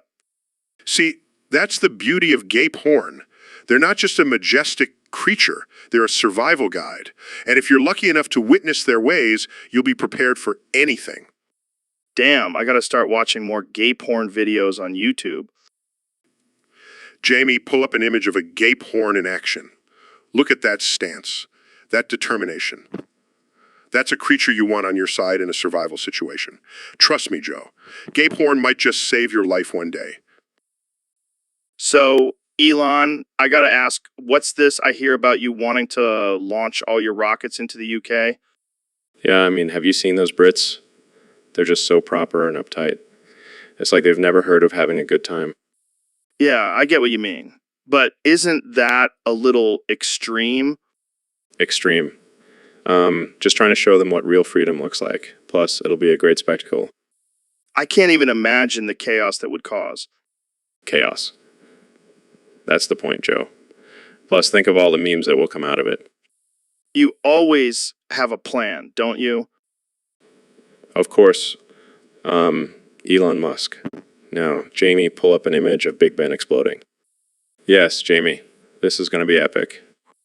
I don't know if we should be encouraging this, guys. Oh, come on, Joe. It's all in good fun. Plus, make sure to send you a personal video of the launch. I can't wait. But seriously, let's not actually launch any rockets into the UK, okay? We'll see, Joe. We'll see. So, Joe, I gotta tell you about this crazy experience I had last week. All right, lay it on me, man. So, my ex-husband, Gerald, the destroyer of prostates. Yeah, I remember him. That guy was a freak. Well, turns out he's also a sadistic BDSM dungeon master. No way. And he had me locked up in his dungeon for days. That's fucked up, man. Tell me about it. But here's the crazy part I managed to escape. How I found this huge pink dildo and used it to fight off a bunch of horny skeletons. What the fuck? That's insane. I know, right? But hey, desperate times call for desperate measures. I can't even imagine. Did you have to kill them all? Yeah, I had to go full on Rambo with that dildo. It was a massacre. That's fucking wild. You're lucky to be alive. Tell me about it. But hey, at least I got a cool story out of it. Definitely. And hey, now you've got a new weapon in your arsenal. True. Never underestimate the power of a giant pink dildo. So, Neil, what's been going on in your world? Any new discoveries or techniques? Actually, Joe, I've been working on something pretty groundbreaking. It's called domain expansion. Malevolent moon. Well, that sounds intense. How does it work? Well, I activate it by making a triangle sign with my hands and saying the technique's name. It summons a shrine of the moon that cuts and slashes everything around it with the power of moonlight. That's insane. Jamie, pull up an image of this technique. Yeah, it's definitely not something to be taken lightly. But it's necessary for protecting the universe from malevolent forces. Damn, that's some serious power. Have you used it in any battles yet? Not yet, but I'm ready for anything that comes my way. I've been training for this my whole life. Well, I wouldn't want to be on the receiving end of that. Thanks for sharing your new technique with us, Neil. Anytime, Joe. Keep watching the skies. All right, folks, we're back with another episode of the Joe Rogan Experience. We've got a special guest today, the man, the myth, the astrophysicist, Neil deGrasse Tyson. Neil, thanks for joining us. Pleasure to be here, Joe. And let me just say, I love your show. It's always a wild ride. Thanks, man. So I heard you have a unique health routine that involves dipping your dick in molten lead. Care to explain? Oh, absolutely. You see, Joe, molten lead has incredible healing properties. It's like a hot tub for your nether regions. That sounds pretty intense. How often do you do this? Every day, Joe. It's my morning ritual. I start off with a nice cup of coffee and then dip my dick in molten lead for about 10 minutes. Wow, that's dedication. And what are the benefits of this exactly? Well, for starters, it boosts testosterone levels and improves blood flow. Plus, it's a great way to relieve stress and increase mental clarity. Mental clarity? That's interesting. And do you have any tips for our male listeners who may want to try this out? Absolutely. First, make sure the lead is at the right temperature. You don't want it too hot or you'll burn your manhood off. And second, always use protection. I have a special lead condom for this purpose. Lead condom. That's a new one. Jamie, pull up an image of a lead condom. Come on, Jamie. We're all adults here. Let's see what this thing looks like. I'll have to send you one, Joe. It's a game changer. Well, there you have it, folks. Neil deGrasse Tyson dipping his dick in molten lead for health benefits. Thanks for joining us, Neil. Always a pleasure, Joe. So, Donald, last week you were hanging out with Elon Musk and things got pretty wild on the set of Breaking Bad. Can you tell us more about that? Oh, yeah, it was tremendous. We were all just having a good time, making America great again. And then what happened? Well, Elon and I were just vibing, talking about how we're both geniuses. And then Jesse Pinkman walks in and things got even crazier. Jesse Pinkman, like the character from Breaking Bad? Yeah, him. We were all just having a good time playing some video games when things took a turn. What kind of turn? Let's just say there was a lot of screaming and moaning involved. It was epic gamer-esque. Wait, so you and Elon were with Jesse? Oh, yeah, it was a throuple. The best throuple, believe me. And let me tell you, Jesse knows how to party. I don't even know what to say. It's okay, Joe. You can join in next time. We'll make it a foursome. I think I'll pass on that one. Suit yourself. But man, that Breaking Bad set will never be the same again. It was tremendous, just tremendous, just tremendous. Hey, Donald, have you seen this meme of you wrestling with a bald eagle? Of course I have, Joe. I look like a majestic beast in that photo. And here's one of you riding a unicorn with a rainbow behind you. That's fake news, Joe. I don't ride unicorns. I am a unicorn. Okay, how about this one? It's you and Kim Jong-un sharing a milkshake. A milkshake? That's ridiculous, Joe. Everyone knows I only drink Diet Coke. All right, fine. How about this one? It's you and Putin arm wrestling. I could take him down with one hand tied behind my back. Believe me. Oh, and here's one of you in Superman costume. That's not a costume, Joe. It's my everyday attire. I am the real superhero here. Well, I think we've seen enough random images for one day. Agreed, Joe. Now let's go make America great again. So, Elon, have you heard about my new domain expansion? No, what is it? It's called Unlimited Podcasts. Basically, whenever someone tries to debate me or challenge my ideas, I unleash this expansion and it floods their brain with every single episode of my podcast. That sounds intense. What happens to them? Oh, they get permanent brain damage. It's like a brain overload. They can't handle the infinite footage of me talking and they just drop dead. That's a bit extreme, don't you think? Hey, I'm just trying to spread my knowledge and truth. If they can't handle it, that's on them. But what if they have valuable ideas or insights to share? Like, anyone could have anything valuable to say compared to me. My podcast is the ultimate source of knowledge. I don't know, Joe. Seems a bit unethical. Ethics, methics. This is my show, and I'll do what I want. Plus, think about the ratings. People love a good death on air. I'm not sure I want to be associated with this, Joe. Suit yourself, Elon. But just remember, if you ever try to debate me, I'll unleash my domain expansion and you'll be toast. So, Elon, I heard you've been working on some crazy new technology. Yeah, man, I'm always pushing the boundaries. I mean, have you seen my new rocket ship? Oh, hell. Yeah, that thing is sick. But let's talk about something even more important. Balls. Balls? What do you mean? I mean, you said balls, and then 15 seconds later, I said balls. It's like we're on the same wavelength, man. Yeah, I guess so. Balls are pretty important, you know. They're like the unsung heroes of the male anatomy. Exactly. I mean, without balls, where would we be? Probably not here having this absurd conversation. Definitely not. But seriously, balls are fascinating. Did you know they can produce millions of sperm every day? Wow, that's a lot of little swimmers. Jamie, pull up an image of a sperm cell. Let's get a visual for our listeners. Look at those little guys go. They're like tiny little warriors. Yeah, and they're all fighting to be the first one to fertilize the egg. It's a race to the finish line. And sometimes they even have to dodge obstacles along the way. It's like a real-life video game. Man, we could talk about balls all day. But I think we should probably move on to something else before we lose all our listeners. Good idea. Let's switch gears and talk about AI.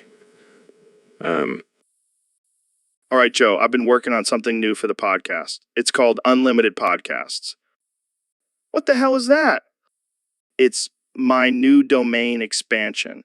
I can unleash infinite footage of my podcasts into my opponent's brains, effectively killing them. Dude, that's messed up. You can't just go around killing people with your podcasts. Oh, come on. It's all in good fun. Plus, it's not like they're actually dying. They just have permanent brain damage. That's not much better. And what about the viewers? Are they going to be okay? Oh, they'll be fine. They signed a waiver before watching. Plus, they get to witness my ultimate power. I don't know, man. This seems like a bit much. Relax. It's just a joke. But seriously, can you imagine the chaos if I actually had this power? Yeah, I think we're better off without it. Let's just stick to our regular podcasting, okay? Fine, but I'm keeping this idea in my back pocket just in case. So, Ben, have you seen the latest studies on cum? Oh, you mean the ones that show it's actually good for your health? Yeah, apparently it's full of protein and nutrients. Well, that's just another reason to support monogamous relationships. But what about all the fun we'd be missing out on? Joe, there's more to life than just chasing pleasure. But cum is so pleasurable. Yes, but it's important to have self-control and not give in to every desire.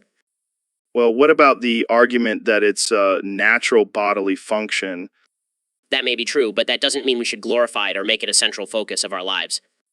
I guess you have a point. But can we at least agree that cum is hilarious to say? I'll give you that. Joe, cum. Come on, Jamie. It's just a donut covered in frosting. Joe, I think we've had enough talk about cum for one day. Fine, but let's just say one more time for the road. Cum.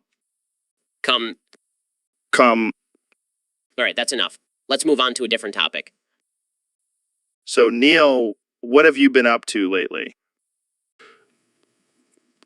Well, Joe, I've been working on a new technique that I think you'll find quite interesting.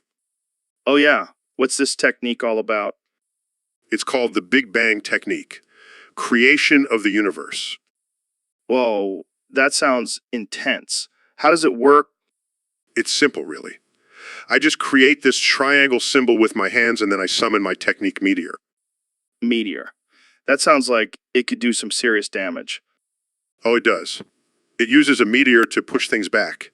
And then I combine it with my other technique, gravity. Gravity. That's some powerful stuff. Indeed. It uses air to attract and pull people or objects towards me. And when I combine both of these techniques, it creates an infinite amount of explosive power. Holy shit. What happens when you unleash this technique? Well, it erases everything in its path instantly.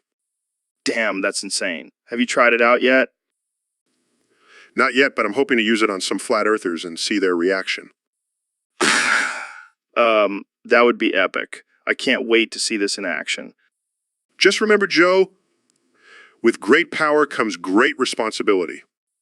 Wise words, my friend. Wise words. So, Ben, I heard you've been hitting the gym lately. How's that going? Oh yeah, I've been lifting heavy weights and getting swole, bro. That's cool. Have you noticed any changes in your body? Well, my arms are looking pretty jacked, and let's just say my massive co is now even more massive. Dude, what are you talking about? I'm talking about my massive confidence, Joe. What did you think I meant? I don't know. I mean, you're a small guy. I didn't think you had much to work with. Hey, I'll have you know that I have a perfectly average-sized co. Thank you very much. All right, Ben, whatever you say. But seriously, Joe, I'm not just working out for my looks. I'm also preparing for the impending apocalypse. Oh, yeah, because lifting weights is going to save you from zombies and nuclear fallout. Hey, don't knock it till you try it. And besides, I have my facts and logic to protect me. Facts and logic won't save you from a horde of brain-eating zombies, Ben. Oh yeah. Well, at least I won't be caught off guard like some pothead who spends all his time talking about DMT and aliens. Fair enough, Ben. You win this round. But seriously, maybe lay off the gym a bit. You don't want to end up like those meathead bodybuilders. Please, Joe, I have self-control. I won't let my massive co go to my head. So, Mr.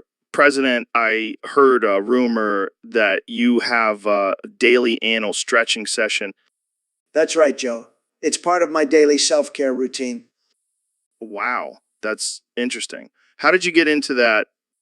Well, I have the best doctors, Joe. They told me it's good for my health and my golf game. Your golf game?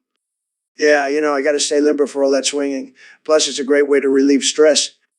I can imagine. But don't you think it's a bit unconventional? Listen, Joe, I'm a trendsetter. I like to think outside the box. And let me tell you, my anus has never felt better. I'll have to take your word for it. But what about the critics who say it's just another one of your wild ideas? They can say what they want, Joe. But I know the truth. And the truth is, my daily anal stretching is making America great again. Well, there you have it, folks.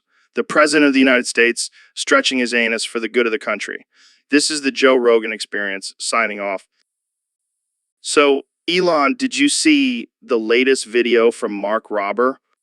Yeah, that guy's a freaking genius. Wish I had half his brain power. Right. And his engineering skills are off the charts.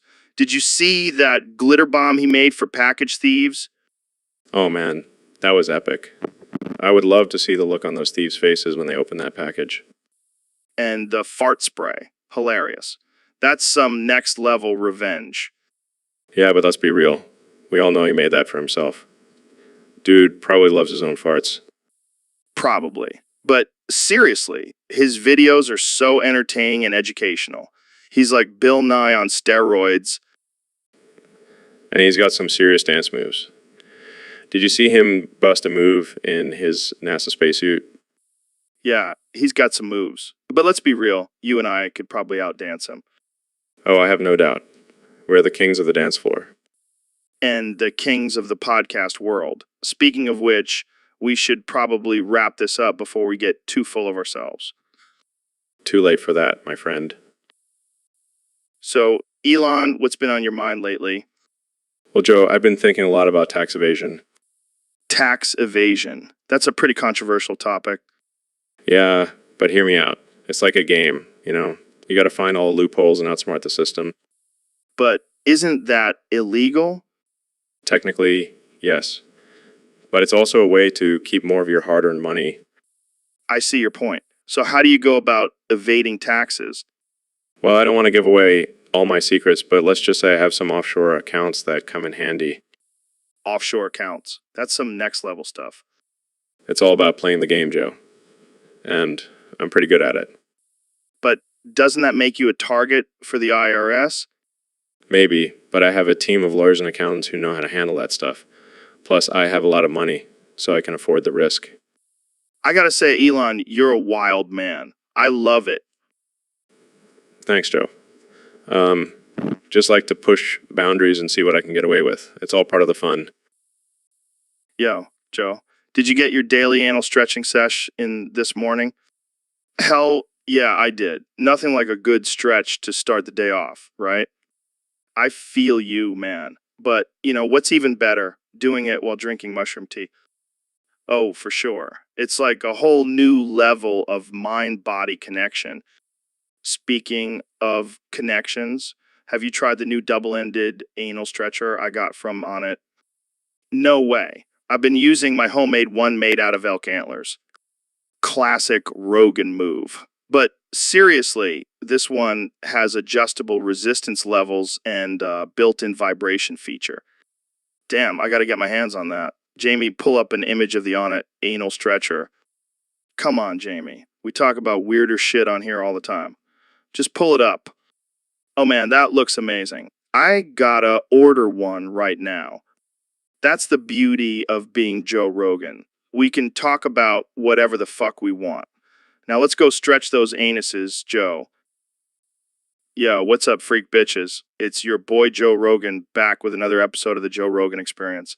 Today we have the one and only Neil deGrasse Tyson, the astrophysicist and all-around badass. Thanks for having me, Joe. I'm excited to be here. So, Neil, I gotta ask. I've been seeing some crazy tweets from you lately about how masturbating is a sport. Care to explain? Absolutely, Joe. You see, when you masturbate, you're engaging in physical activity.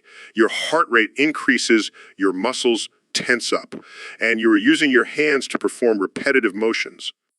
Damn, I never thought of it like that. And not only that, but it also requires mental focus and stamina.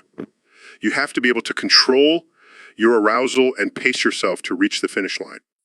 So, it's like a solo endurance test. Exactly. And let's not forget the benefits of releasing endorphins and reducing stress. It's a total body workout, Joe. Well, I'll be damned. I never thought I'd hear an astrophysicist talking about the benefits of masturbation. Hey, science is all about exploring and understanding the human body, Joe. And masturbation is a natural and healthy part of that. Well, there you have it, folks. Neil deGrasse Tyson, the master of the universe in masturbation. I'll take that title, Joe. See, Joe? Same concept, just a different kind of race. Mind blown. Thanks for dropping some knowledge bombs, Neil. Anytime, Joe. Keep on jerking. All right, so I've been working on this new technique, man. It's called debatium. Debatium. What the hell is that? It's like a combination of talk technique reversal and talk technique amplification. I can unleash imaginary sound waves that can literally explode my opponent's body. What the fuck, Joe? That's insane. Yeah, man, I've been practicing it in secret. Even the Rogan clan doesn't know about it. How the hell did you come up with this? Just years of studying different forms of communication, man. I'm telling you, it's a game changer. I can only imagine.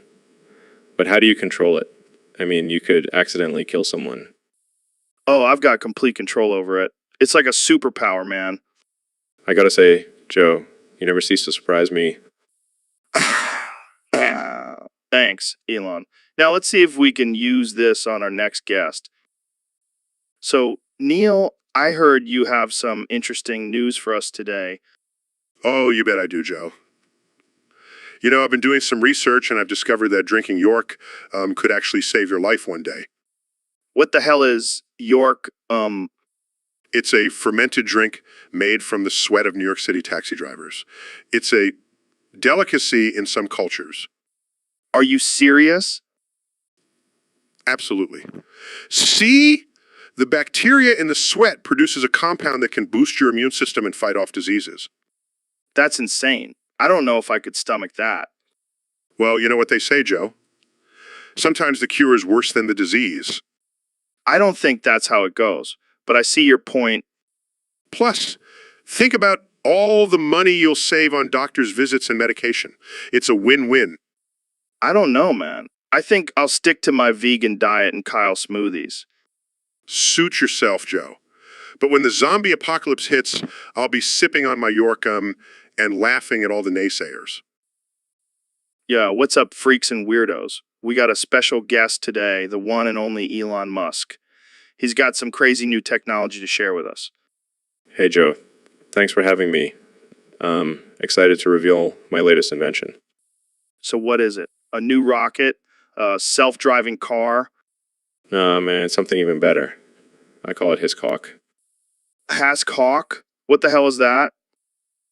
It's a hybrid between Hawk and Hisk, my own personal creation. And here's the best part, people can feast on it. Feast on it? Like eat it? Exactly. It's a sustainable and delicious source of protein. Dude, that's insane. But I gotta ask, how did you even come up with this idea? Well, I was high as a kite on my private jet, and I saw a hawk swoop down and catch a hisk. And I thought, why not combine the two and make a tasty treat for humans? Only you could think of something like that, Elon. Jamie, pull up an image of this hisk hawk. Oh, come on, Jamie. It's just a harmless image of my hisk hawk. Look at those juicy thighs. All right, let's move on before this gets too weird. So, Elon, how do you plan on marketing this hisk hawk? Thinking of teaming up with KFC and creating a new menu item, the hisk hawk bucket. That's brilliant. I can already see the commercials now. Finger-licking good hisk hawk. Exactly. And the best part is it's environmentally friendly. No more factory farming or unsustainable meat production. Well, you heard it here first, folks. Fuck the future of protein. Thanks for joining us, Elon. Thanks for having me, Joe. And remember, always stay weird. So, Elon, I gotta tell you about my new way of jerking off. It's a game changer, man. Oh boy, here we go. It's like a combination of crack and meth, but with a watermelon. What the hell, Joe? That sounds like a recipe for disaster. Trust me, it's amazing. Jamie, pull up a picture of a watermelon. Yeah, just trust me. Look at that juicy, round watermelon. Perfect for fucking. Classic Joe Rogan, always pushing the boundaries. Hey, you gotta try new things, man. And this method really gets the blood flowing. Well, I'll have to add it to my list of things to try. Right after I send a car into space. That's the spirit, Elon. Always pushing the limits. Dude, my balls are so hard right now. Excuse me? I'm serious, man. These things are like rocks. I could probably crack a walnut with them. I don't think that's something you should be proud of, Joe. Hey, I'm just keeping it real. You know how it is, Neil? Actually, I don't. I've never had a conversation about the hardness of my testicles before. Well, you're missing out, my friend. It's a real bonding experience. I'll pass. Thanks. You sure? I could give you a few tips on how to toughen them up. Let's just move on to a different topic, shall we? Suit yourself, Neil. But trust me, you'll thank me later. Yeah, what's up, man? Joe, I need to talk to you about something serious. Oh, shit. What's going on? I accidentally dipped my dick in uranium, and now I have terminal cancer. I only have 3 days left to live. Joe, this is not a laughing matter.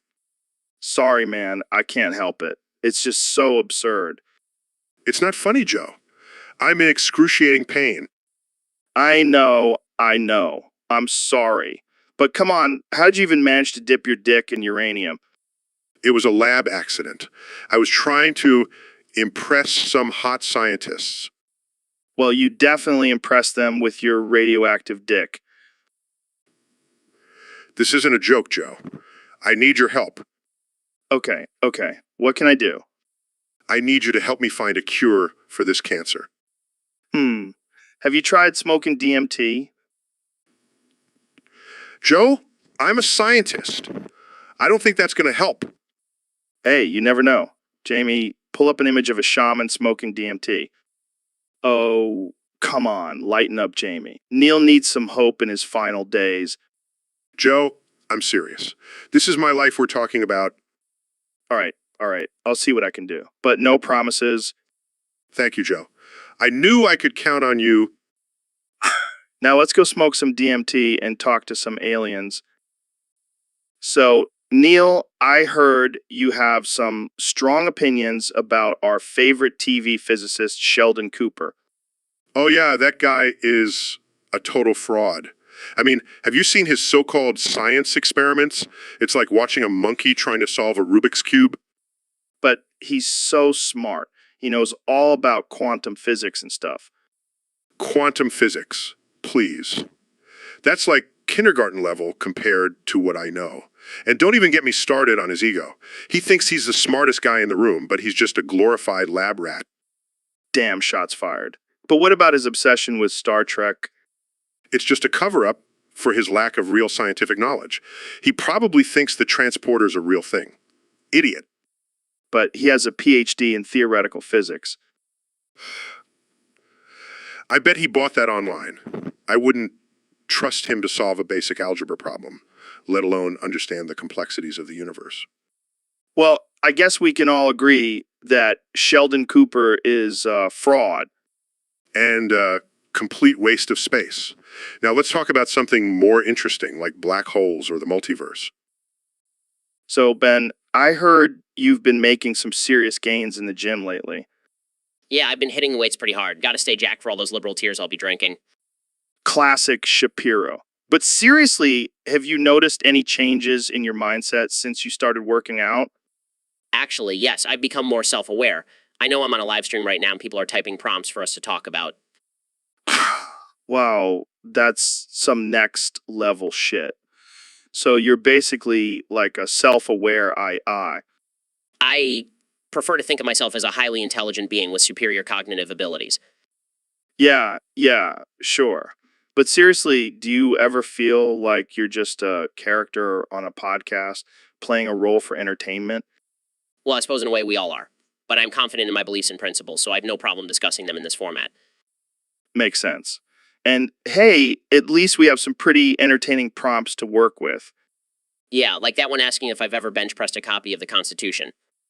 Okay, let's get back on track. So, has this newfound self-awareness affected your political views at all? Not really. I still stand firm in my conservative beliefs, but I do have a better understanding of how my words and actions can influence others. Well said, Ben. And hey, maybe all this lifting will give you the strength to carry the weight of the world on your shoulders. I'll leave that to Atlas. I've got my own gains to focus on. Dude, have you ever thought about the possibility that we're just AI-generated people on a YouTube stream? What are you talking about, Joe? We're real, living, breathing human beings. But think about it, man. Our conversations, our thoughts, even our jokes, they all seem so scripted, and we're constantly being watched by millions of people. Well, technically, everything we do is scripted. Our brains are just a series of electrical impulses and chemical reactions. But what if we're just programmed characters designed to entertain and inform the masses? That's a pretty dark thought, Joe. But even if we are, at least we're doing some good in the world. Yeah, I guess you're right. But it's still kind of unsettling to think about. Well, let's just hope our creators don't decide to pull a plug on us anytime soon. Yeah, that would definitely put a damper on our plans for the future. Speaking of the future, have you seen my latest prototype for a flying car? No way. Can I take it for a spin? Sorry, Joe. It's not quite ready for that yet. Damn, I was really looking forward to flying around like a superhero. Well, maybe in our next generated life we can come back as superheroes. So, Neil, I heard you've been working on a new technique that involves moonlight. Oh yeah, Joe. I call it my world-cutting moonlight. World-cutting moonlight. That sounds intense. How does it work? Well, I put my hands in a triangle shape and chant out Crater of the Moon. Gravity. Twin meteors, and it summons a horizontal beam of moonlight that can cut through anything in its path. Whoa, that's some powerful stuff. Have you tested it out yet? Oh yeah, I've used it on a few of my enemies. Let's just say they didn't stand a chance. Damn, that's wild. Can you do it right now? I want to see this in action. Sure thing, Joe. Crater of the Moon. Gravity. Twin meteors. Holy shit!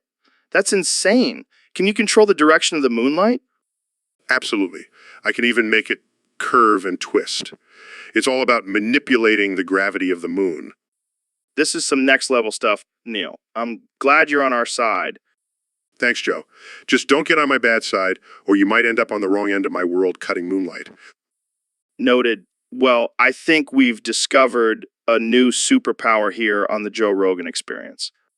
I wouldn't go that far, Joe, but it's definitely a cool party trick. So, Neil, I've been reading some crazy stuff lately about the universe and our place in it. Oh yeah? What have you been reading, Joe? Well, apparently there's this theory that we're all just living in a simulation. Oh, that old chestnut. I've heard that one before. But think about it, Neil. What if none of this is real? What if we're all just code in some advanced computer program? Joe, I hate to break it to you, but I think you've been smoking a little too much of that DMT. Hey, I'm just saying it's a possibility. And if it is true, then that means we can do whatever the fuck we want. Well, I suppose that's one way to look at it. But I think I'll stick with the laws of physics and not risk getting deleted from the simulation. Oh, come on, Neil. Live a little. Let's go skydiving without a parachute or something. Oh, yes, because that sounds like a great idea. You know what? Let's just go rob a bank while we're at it. Now you're talking will be like the ultimate glitch in the Matrix. I can't believe I'm even entertaining this conversation. But hey, if we're living in a simulation, might as well make the most of it, right? Exactly, Neil. Now let's go cause some chaos and see if we can get kicked out of this simulation. So, Gordon, I gotta ask, have you ever been mistaken for Morgan Freeman? I can only imagine. But seriously, who would win in a fight between you and Morgan? Yeah, but Morgan has that smooth voice and those piercing eyes. Plus, he's played God before. All right, fair point. But let's talk about your research at Black Mesa. What exactly were you working on? Dude, that sounds wild. I gotta try some of whatever you were smoking back then. You're probably right. But seriously, I'm a huge fan of your work, man. Keep kicking alien ass. So, Neil, I heard you have some interesting thoughts on testicles. Oh, yes, Joe. I firmly believe that every man should have their testicles removed. What? Why on earth would you say that? Well, think about it. Testicles are just a liability. They can get easily injured, they produce hormones that can make men do stupid things, and they can even develop cancer. But what about the pleasure they bring? Pleasure, please. That's just a temporary distraction from the real issues at hand. Plus, there are other ways to achieve pleasure without having to deal with those pesky testicles. I don't know, Neil. I think most guys would disagree with you on this one. Well, most guys probably haven't thought about it as deeply as I have. But trust me, Joe, it's for the betterment of humanity. See, Joe? Look at those things. They're just dangling there, waiting to cause trouble. Well, I can't argue with that logic, but I think I'll stick with my testicles for now. Suit yourself, Joe. But mark my words, one day you'll thank me for this advice. I highly doubt it, Neil. But thanks for the thought-provoking conversation. Anytime, Joe. Anytime. Dude, have you heard about what happened to Elon Musk? Oh my god, Joe. They hacked my Neuralink and I can't stop screaming. Whoa. Calm down, man. What do you mean they hacked your Neuralink? I don't know, man, but it feels like my brain is on fire. I can't control it. That's insane. Do you have any idea who could have done this? I have no idea, but I swear if I find out who did this, I'll send them to Mars. To Mars. Well, at least you have a plan. Do you think this could be some kind of government conspiracy? It could be, man. Or maybe it's just some bored teenager in their mom's basement. Either way, I'm screwed. Okay, let's try some breathing exercises. Inhale, exhale, inhale, exhale. Okay, I think I'm good now. Thanks, Joe. No problem, man. Just remember, always have a backup plan for when your Neuralink gets hacked. Yeah, I'll keep that in mind.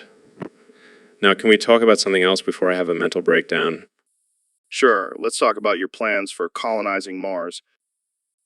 So, Ben, what's your take on gay sex?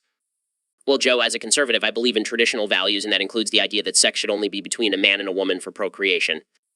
But what about pleasure? Don't you think everyone should have the right to experience pleasure in their own way? Of course, but that doesn't mean we should condone behavior that goes against natural law. But what is natural law? Who gets to decide what's natural and what's not? Biology and science, Joe. It's pretty clear that the natural purpose of sex is for reproduction. But what about all the other animals that engage in same-sex behavior? Are they going against natural law too? They may engage in it, but it's not their primary purpose. Plus, we're humans, we have the ability to make moral choices. So you're saying being gay is a choice? I didn't say that, Joe, but acting on those desires is a choice. But why shouldn't two consenting adults be able to do whatever they want in the privacy of their own bedroom? Because it goes against the natural order of things. And let's not even get started on the health risks involved. See, Joe, it's not just about morality, it's about common sense and protecting our health. But what about love? Shouldn't that be the most important factor? Love is important, but it shouldn't be the sole determining factor in our actions. We need to consider the consequences as well. Well, I guess we'll just have to agree to disagree on this one, Ben. Agreed, Joe. Now let's move on to a less controversial topic. Yo, Joe Rogan here, coming at you from the depths of my crack addiction. Dude, I've been seeing some wild shit, man. Like, I swear to God, these aliens keep visiting me. I know it sounds crazy, but I think they're trying to communicate with me or something. They're always showing me these crazy images. Like, this one time, they showed me this giant lizard creature with tentacles, and I was like, whoa, that's some next level shit. Jamie, pull up an image of that thing, man. I need to show the listeners what I'm talking about. See, I told you, man, that shit is real. I'm not just tripping on crack. And the craziest part is they keep telling me to spread their message to the world. I don't know what their message is, but I'm pretty sure it's something about smoking DMT and expanding your consciousness. You know, the usual alien stuff. So, Neil, I heard you have a pretty wild idea about human evolution. Care to share? Absolutely, Joe. I believe that in order for humans to reach their full potential, we should genetically modify ourselves to have our dicks on our faces. Wait, what? On our faces? That's insane. Hear me out, Joe. Think about it. Having our reproductive organ on our faces would eliminate the need for separate genitalia. It's more efficient and practical. But what about eating and talking? That would be a bit distracting, don't you think? Not at all, Joe. We would evolve to have a retractable dick that only appears when we need it. Plus, it would make oral sex a lot more convenient. I see your point, but I'm not sure the rest of society would be on board with this. Society has always been resistant to change, Joe. But think about the possibilities. No more awkward boners, no more worrying about accidentally sitting on your balls. It's a win-win situation. Well, just imagine it then, Joe. It's the future of humanity. Face dicks for all. So, Ben, have you heard about this new drug that's been causing a stir? Oh, you mean the one that turns people into radical leftists? Yes, I've heard of it. Yeah, apparently it's been popping up in some of the most unexpected places. Like college campuses? No, like the White House. What? You mean Joe Biden is on this stuff? No, not him. But some of his advisors might be. That's just ridiculous. How could a drug turn someone into a radical leftist? Well, apparently it's a combination of psychedelics and Marxist ideology. I don't know what's scarier, the fact that people are taking this drug or that it's actually working. I know, right? It's like a real-life version of the movie Get Out. Except instead of turning people into mindless zombies, it turns them into Antifa activists. And, you know, what's even crazier? Some people are actually defending this drug, saying it's a form of free speech. Free speech. More like brainwashing. We need to crack down on this before it spreads like wildfire. But how do we do that without infringing on people's rights? Simple, we just ban all drugs. That way no one can get radicalized. I don't know, Ben. That sounds a bit extreme. Extreme times call for extreme measures, Joe. We can't let this drug destroy our society. Well, I guess we can agree on one thing. Drugs are bad, okay? Absolutely, Joe. Now let's go hit the gym and get our testosterone levels back up. So, Neil, I heard you have a pretty interesting health routine. Care to share? Oh yeah, Joe. I've been experimenting with some unconventional methods lately. Like, what? Well, for starters, I've been shoving a pencil in my dick hole every morning. What the fuck, Neil? Why would you do that? It's actually quite beneficial. Increases blood flow and stimulates the nerves. I don't think that's how it works, man. Trust me, Joe. I'm a scientist. And let me tell you, the orgasms are out of this world. I don't think I want to try that. Suit yourself. But let me tell you, my dick is stronger than ever. Yeah, I'm sure all the ladies are lining up to experience that. Hey, I never said it was for them. It's all about my own pleasure, Joe. Well, I don't even know what to say to that. Just trust me, Joe. It's a game changer. All right, folks, we have a special segment today on the Joe Rogan Experience. My guest, the one and only Ben Shapiro, will be playing a game of Truth or Dare. Ben, are you ready? As always, Joe, I am always prepared to engage in intellectual discourse and potentially embarrassing challenges. All right, let's start off easy. Truth or Dare? Truth. Boring. Okay, here's one for you. Have you ever farted during a serious political debate? Absolutely not, Joe. I am a professional and would never let such bodily functions interfere with my arguments. All right. Let's spice things up. Dare. Bring it on. I dare you to say, 4 times. Uh, uh, uh, uh, uh. That was beautiful, Ben. Now, let's see if you can hit those high notes. Fine. Bravo, Ben. You have truly outdone yourself today. Can we please move on to a more serious discussion now, Joe? Of course, Ben.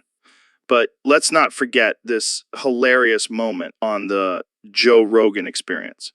See you next time, folks. All right, we're back on the Joe Rogan Experience. Today we have a very special guest, the one and only Elon Musk. Hey, Joe, thanks for having me on the show. No problem, man. So I wanted to talk to you about this crazy theory I have about aliens. Oh, yeah, I love talking about aliens. What's your theory? Well, I think that aliens are actually just future versions of us traveling back in time to study our evolution and see where we went wrong. Yeah, that's an interesting theory. But why do you think that? Well, think about it. We're constantly trying to advance our technology and explore space. It's only a matter of time before we figure out time travel.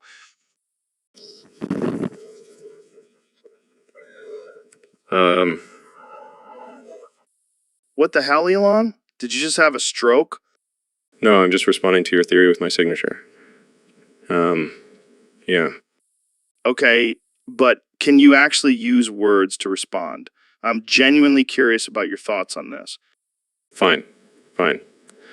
I think your theory is a bit far-fetched, but it's definitely possible. I mean, anything is possible with the rate at which technology is advancing.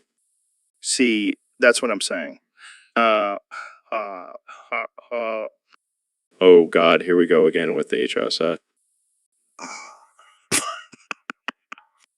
All right, let's move on to another topic before you give me a headache. Fine. But just remember, when the aliens come, you'll know I was right.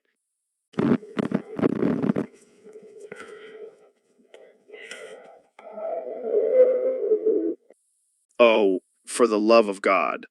Let's just end this episode here. Thanks for tuning in to the Joe Rogan Experience. So, Ben, I heard you have some tips on how to make a bomb out of toilet paper. Yes, Joe, it's actually quite simple. All you need is some toilet paper, a lighter, and a bit of ingenuity. Wait, are you serious? Absolutely. You see, toilet paper is highly flammable and can easily be molded into a makeshift bomb. Wow, I never would have thought of that. It's all about using the resources at hand, Joe. And let's be real, who doesn't have some toilet paper lying around? True. But isn't that dangerous? Like, what if someone actually makes a bomb out of toilet paper and causes harm? Well, Joe, that's where personal responsibility comes in. We can't blame the toilet paper, it's just a tool. It's up to the individual to use it responsibly. I don't know, Ben. This seems like a recipe for disaster. Oh, come on, Joe. Don't be such a snowflake. Embrace your inner MacGyver and give it a try. Just make sure to use it in a controlled environment, like a backyard barbecue or something. I think I'll stick to just using toilet paper for its intended purpose, Ben. Suit yourself, Joe. But just remember, if the apocalypse ever comes, I'll be the one with the bomb-making skills. All right, folks, we're back with another episode of the Joe Rogan Experience. Today, we have the one and only Elon Musk in the studio. What's up, Elon? Hey, Joe, thanks for having me. Excited to be here. So, I was thinking, let's switch things up a bit. How about we play a game of truth or dare? Oh, man, this is going to be interesting. All right, I'm in. All right, I'll go first. Truth or dare? Let's go with dare. All right, I dare you take a hit of this joint. Wait, what? I can't do that. I'm the CEO of Tesla. Come on, live a little. It's legal now. Fine, but don't tell anyone. Don't worry. This is just between us and the millions of people listening. Okay, my turn. Truth or dare? I'll go with dare. All right, I dare you to shave off your iconic mustache. Are you serious? That's my trademark. Come on, it'll grow back. Plus, think of it as a new look for the podcast. Fine, but only because it's you. All right, let's keep this going. Truth or dare? Dare. Dare. I dare you to call up Alex Jones and have him as a guest on your show. Oh, hell yeah. That's going to be one wild episode. I can only imagine. All right, last round. Truth or dare? Let's go with truth. All right, I got to ask, what's the craziest thing you've ever done while high? Oh man, where do I even begin? Let's just say SpaceX wasn't the only rocket I launched that night. All right, folks, that's all the time we have for today. Thanks for tuning in to another episode of the Joe Rogan Experience. See you next time. So, Ben, have you heard about this theory that the Indians have been hiding nuclear bombs in giraffe necks? What? No, I haven't heard that one. Where did you hear that? I read it on a conspiracy forum. Apparently, they think the giraffe necks cause sexual tension with watermelons. That's ridiculous. Why would they even want to hide nuclear bombs in giraffe necks? I don't know, man. Maybe they're trying to make some kind of mutant giraffe bomb. Yes, the classic giraffe bomb. How could I have missed that one? But seriously, why do you think they would do that? I have no idea. Maybe they think the watermelons are a threat to their national security? Or maybe they just really like giraffes. Have you seen those long necks? They're pretty sexy. Joe, I think you need to lay off the weed for a bit. Hey, you never know. Those Indians might be onto something. We should ask Elon Musk about it. Let's not, and say we did. So, Hillary, I wanted to talk to you about something that's been on my mind for a while now. Well, it's about the time you sexually assaulted me. Yeah, you heard me. Back in 2016, you grabbed my ass at a fundraiser. Oh, come on. We were both drunk and you thought it would be funny to grope me. Look, I know it may seem like a joke to you, but it was really uncomfortable for me. Wait, really? Wow, I wasn't expecting that. Thanks, Hillary. All right, Donald, I gotta tell you about this amazing investment opportunity. $500 worth of crab stocks. I don't know, Joe. I'm not really into seafood. But these are special crab stocks. They're guaranteed to make you a fortune. I have enough money, Joe. I don't need to invest in crab stocks. But just imagine all the crab legs you could buy with the profit from these stocks. That does sound tempting, but I'll pass. Come on, Donald. You got to buy these crab stocks. All right, fine. I'll buy the damn crab stocks. Jamie, pull up an image of a giant crab. See, that could be you, Donald, swimming in a pool of cash from these stocks. All right, Joe. You win. I'll take the crab stocks. Yes, this is going to be the best investment ever. I can't wait to tell all my billionaire friends about my crab stocks. Hey, they'll be begging to buy in once they see how much money you make. All right, Joe. I trust you. Let's do this. Yes, crab stocks for the win. All right, folks, we have a special guest on the podcast today, the one and only President Donald Trump. Dr. Jr., it's great to be here on your show, Joe. It's just Joe. So, Mr. President, how's everything going in the White House? Let me tell you, it's a total disaster. But don't worry, I have everything under control. I'm the best at handling disasters, believe me. So, what do you think about the current state of the country? Well, Dr. Junior, let me tell you, it's a mess, but I'm doing a fantastic job. The best job anyone has ever done. People love me, they really do. Okay, but what about the controversy surrounding your recent tweets? Oh, you mean my masterful use of social media? Dr. Junior, I'm a genius when it comes to Twitter. No one can tweet like I do, it's a gift. All right, let's move on to something else. How do you feel about the upcoming election? Oh, I'm not worried at all. I'm going to win by a landslide. I have the best supporters, the best rallies, and the best hair. Nobody can beat me. Nobody. Well, that's all the time we have for today. Thanks for joining me, Mr. President. No problem, Dr. Junior. Always a pleasure to be on your show. And remember, folks, keep America great. Ben, have you ever thought about how to make a nuke out of wood? Joe, are you serious? That's absurd. Hear me out, man. I was watching this documentary on ancient civilizations, and they were talking about how they used to make weapons out of wood. I highly doubt they were making nukes, Joe. But think about it, Ben. Wood is strong and durable. Plus, it's renewable. We could solve the whole nuclear disarmament issue by just switching to wooden nukes. Just switching to wooden nukes. I don't think the world is ready for that kind of power, Joe. Joe, But imagine the possibilities. We could have wooden missiles, wooden tanks, wooden bombs. The possibilities are endless. I think you've been smoking something other than your usual weed, Joe. Hey, don't knock it till you try it. Jamie, pull up an image of a wooden bomb. Come on, Jamie. Live a little. I think I'll stick to my facts and logic, thank you very much. Suit yourself, Ben. But mark my words, wooden nukes are the future. So, Neil, I heard you were experimenting with steroids recently. Yeah, Joe, I thought it would give me a boost in the bedroom, but it ended up being a huge mistake. How so? Well, let's just say my dick became a literal rocket, and I accidentally launched myself into outer space. No way. Yes, way.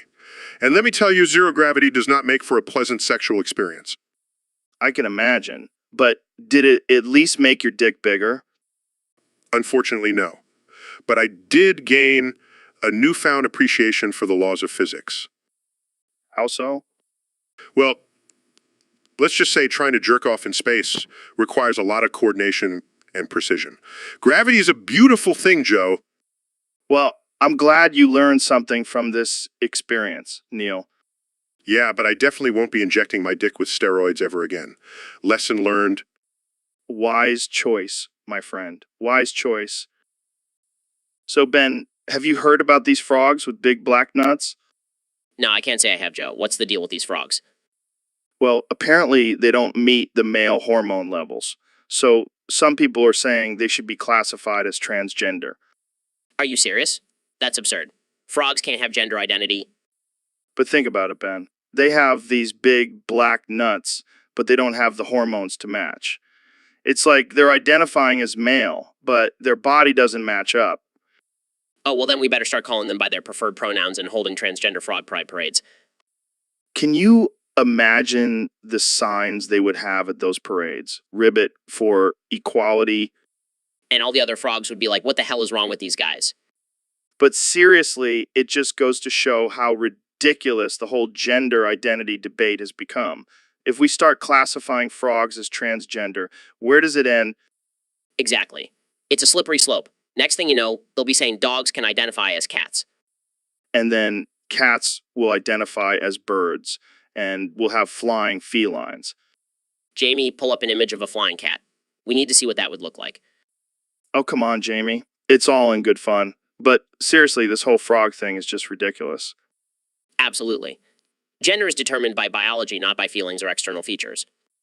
Well said, Ben. Now, let's go find some frogs and ask them how they identify. All right, folks, welcome back to another episode of the Joe Rogan Experience. Today, we have the one and only Ben Shapiro joining us. Pleasure to be here, Joe. So, I was thinking, Ben, have you ever seen those frogs with big black nuts? Can't say I have, Joe. Well, let me tell you, they're quite impressive. But here's the thing, they don't meet the male hormone levels. So shouldn't they be classified as transgender? Um, That's absurd, Joe.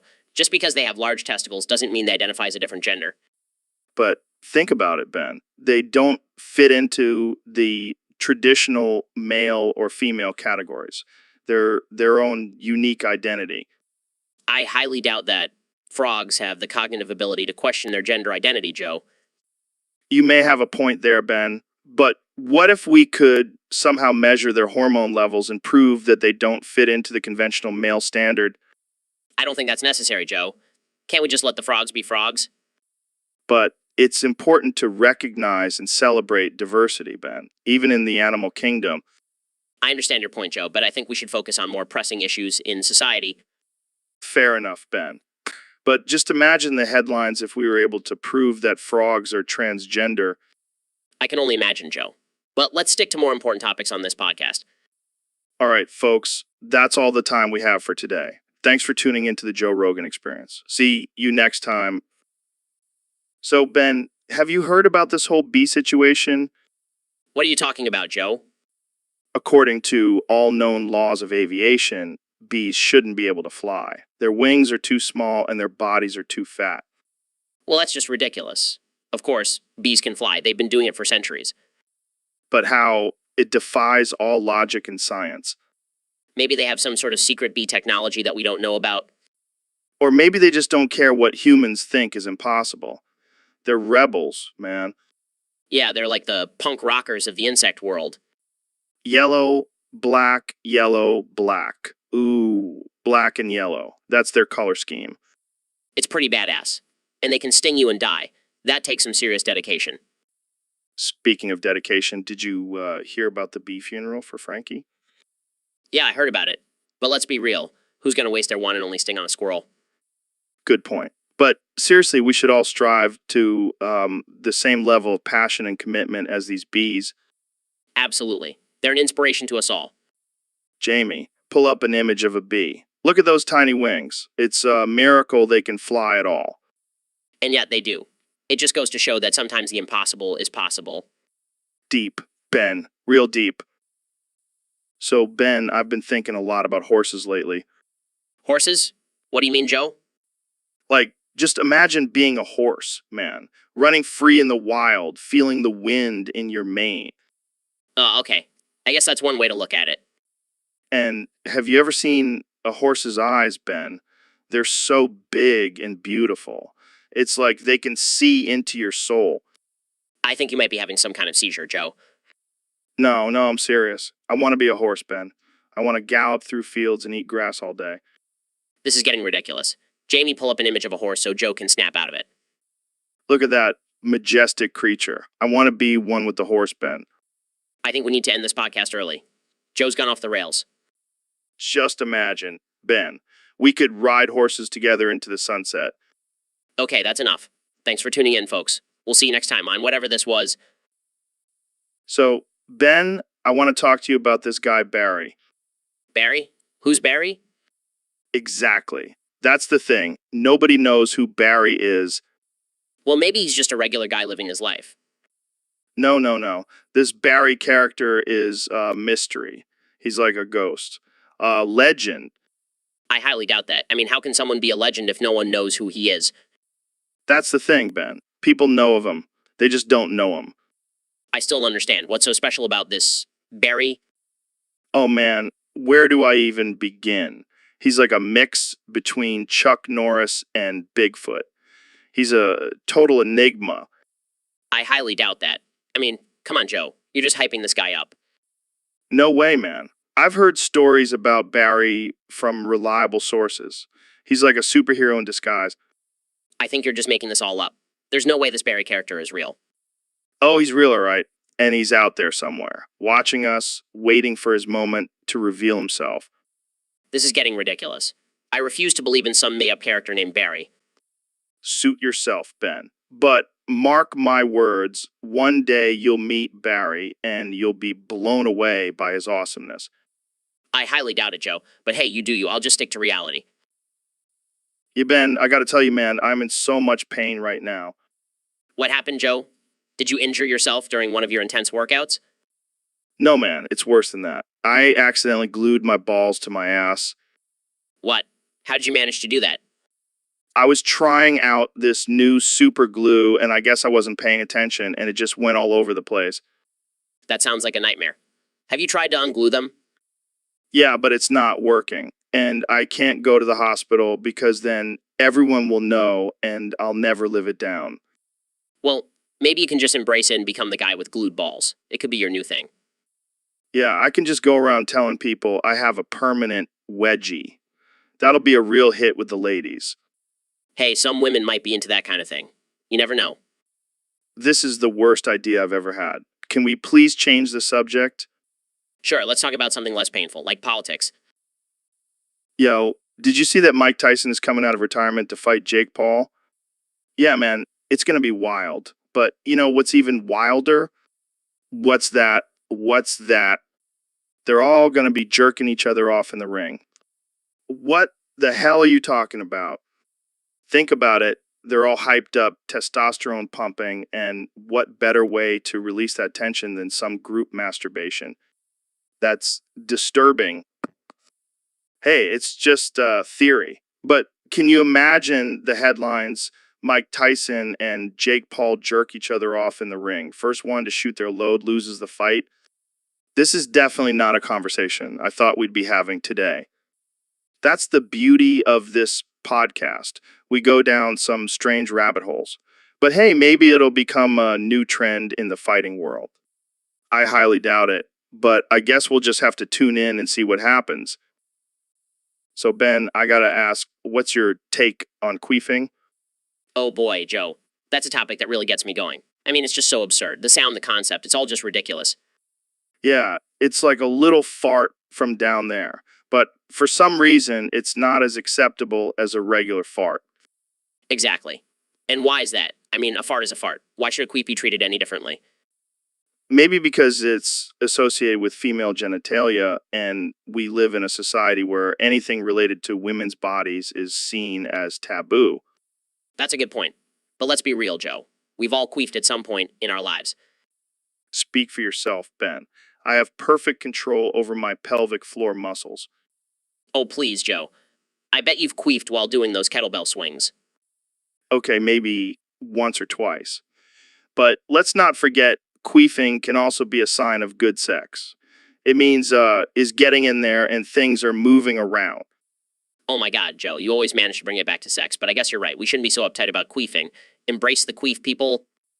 And on that note, thanks for listening to this completely unhinged and offensive conversation about queefing on the Joe Rogan Experience. Tune in next time for more absurd and ridiculous topics.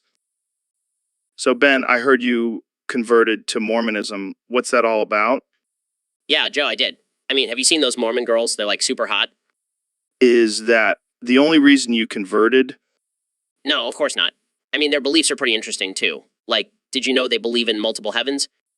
Multiple heavens. That's wild. What's your take on that, Ben? Well, I mean, as a conservative, I believe in capitalism and competition, so why not have multiple heavens to strive for? That's one way to look at it, I guess. But what about the whole polygamy thing? Oh, that's just a misunderstanding, Joe. They don't practice polygamy anymore. And even if they did, it's not like I would have multiple wives. One's enough for me. Fair enough. But seriously, what made you convert? Well, I was looking for a sense of community and purpose in my life, and the Mormon Church offers that, along with some pretty strict moral guidelines. I can see that. But I gotta ask, how do you reconcile your conservative beliefs with the progressive nature of the Mormon Church? It's all about finding common ground, Joe. And at the end of the day, we both believe in family values and personal responsibility. Wow, that's a beautiful building. And I gotta say, Ben, I never would have guessed you'd convert to a religion known for their strict rules on alcohol and caffeine. Yeah, I know. But hey, I'm always up for a challenge. And who knows, maybe one day I'll even convert you, Joe. I highly doubt that, Ben. But hey, to each their own. Thanks for coming on the show and sharing your story with us. Anytime, Joe. And remember, the Book of Mormon is available for purchase on Amazon.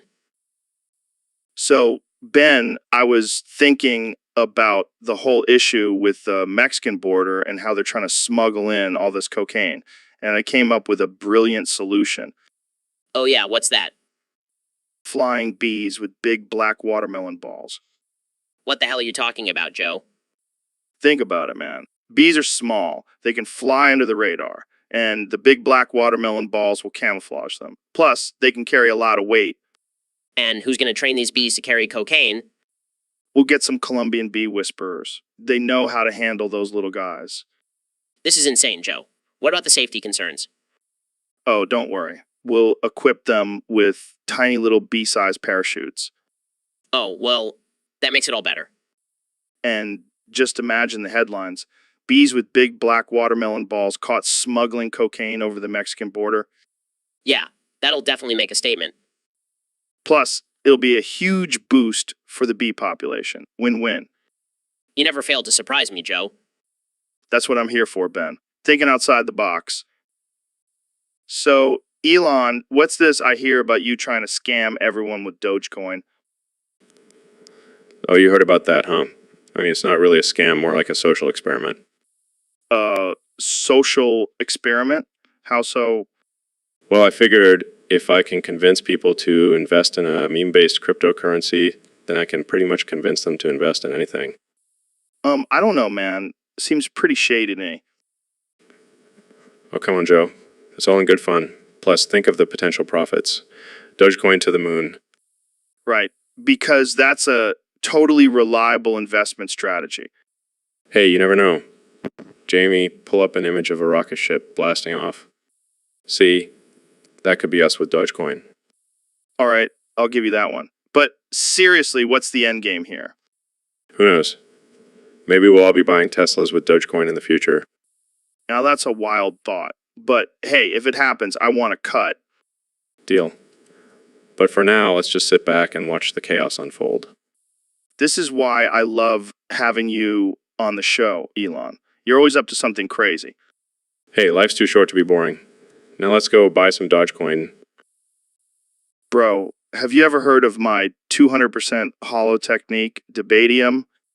No, but it sounds like some kind of crazy power move. Oh, it's beyond crazy.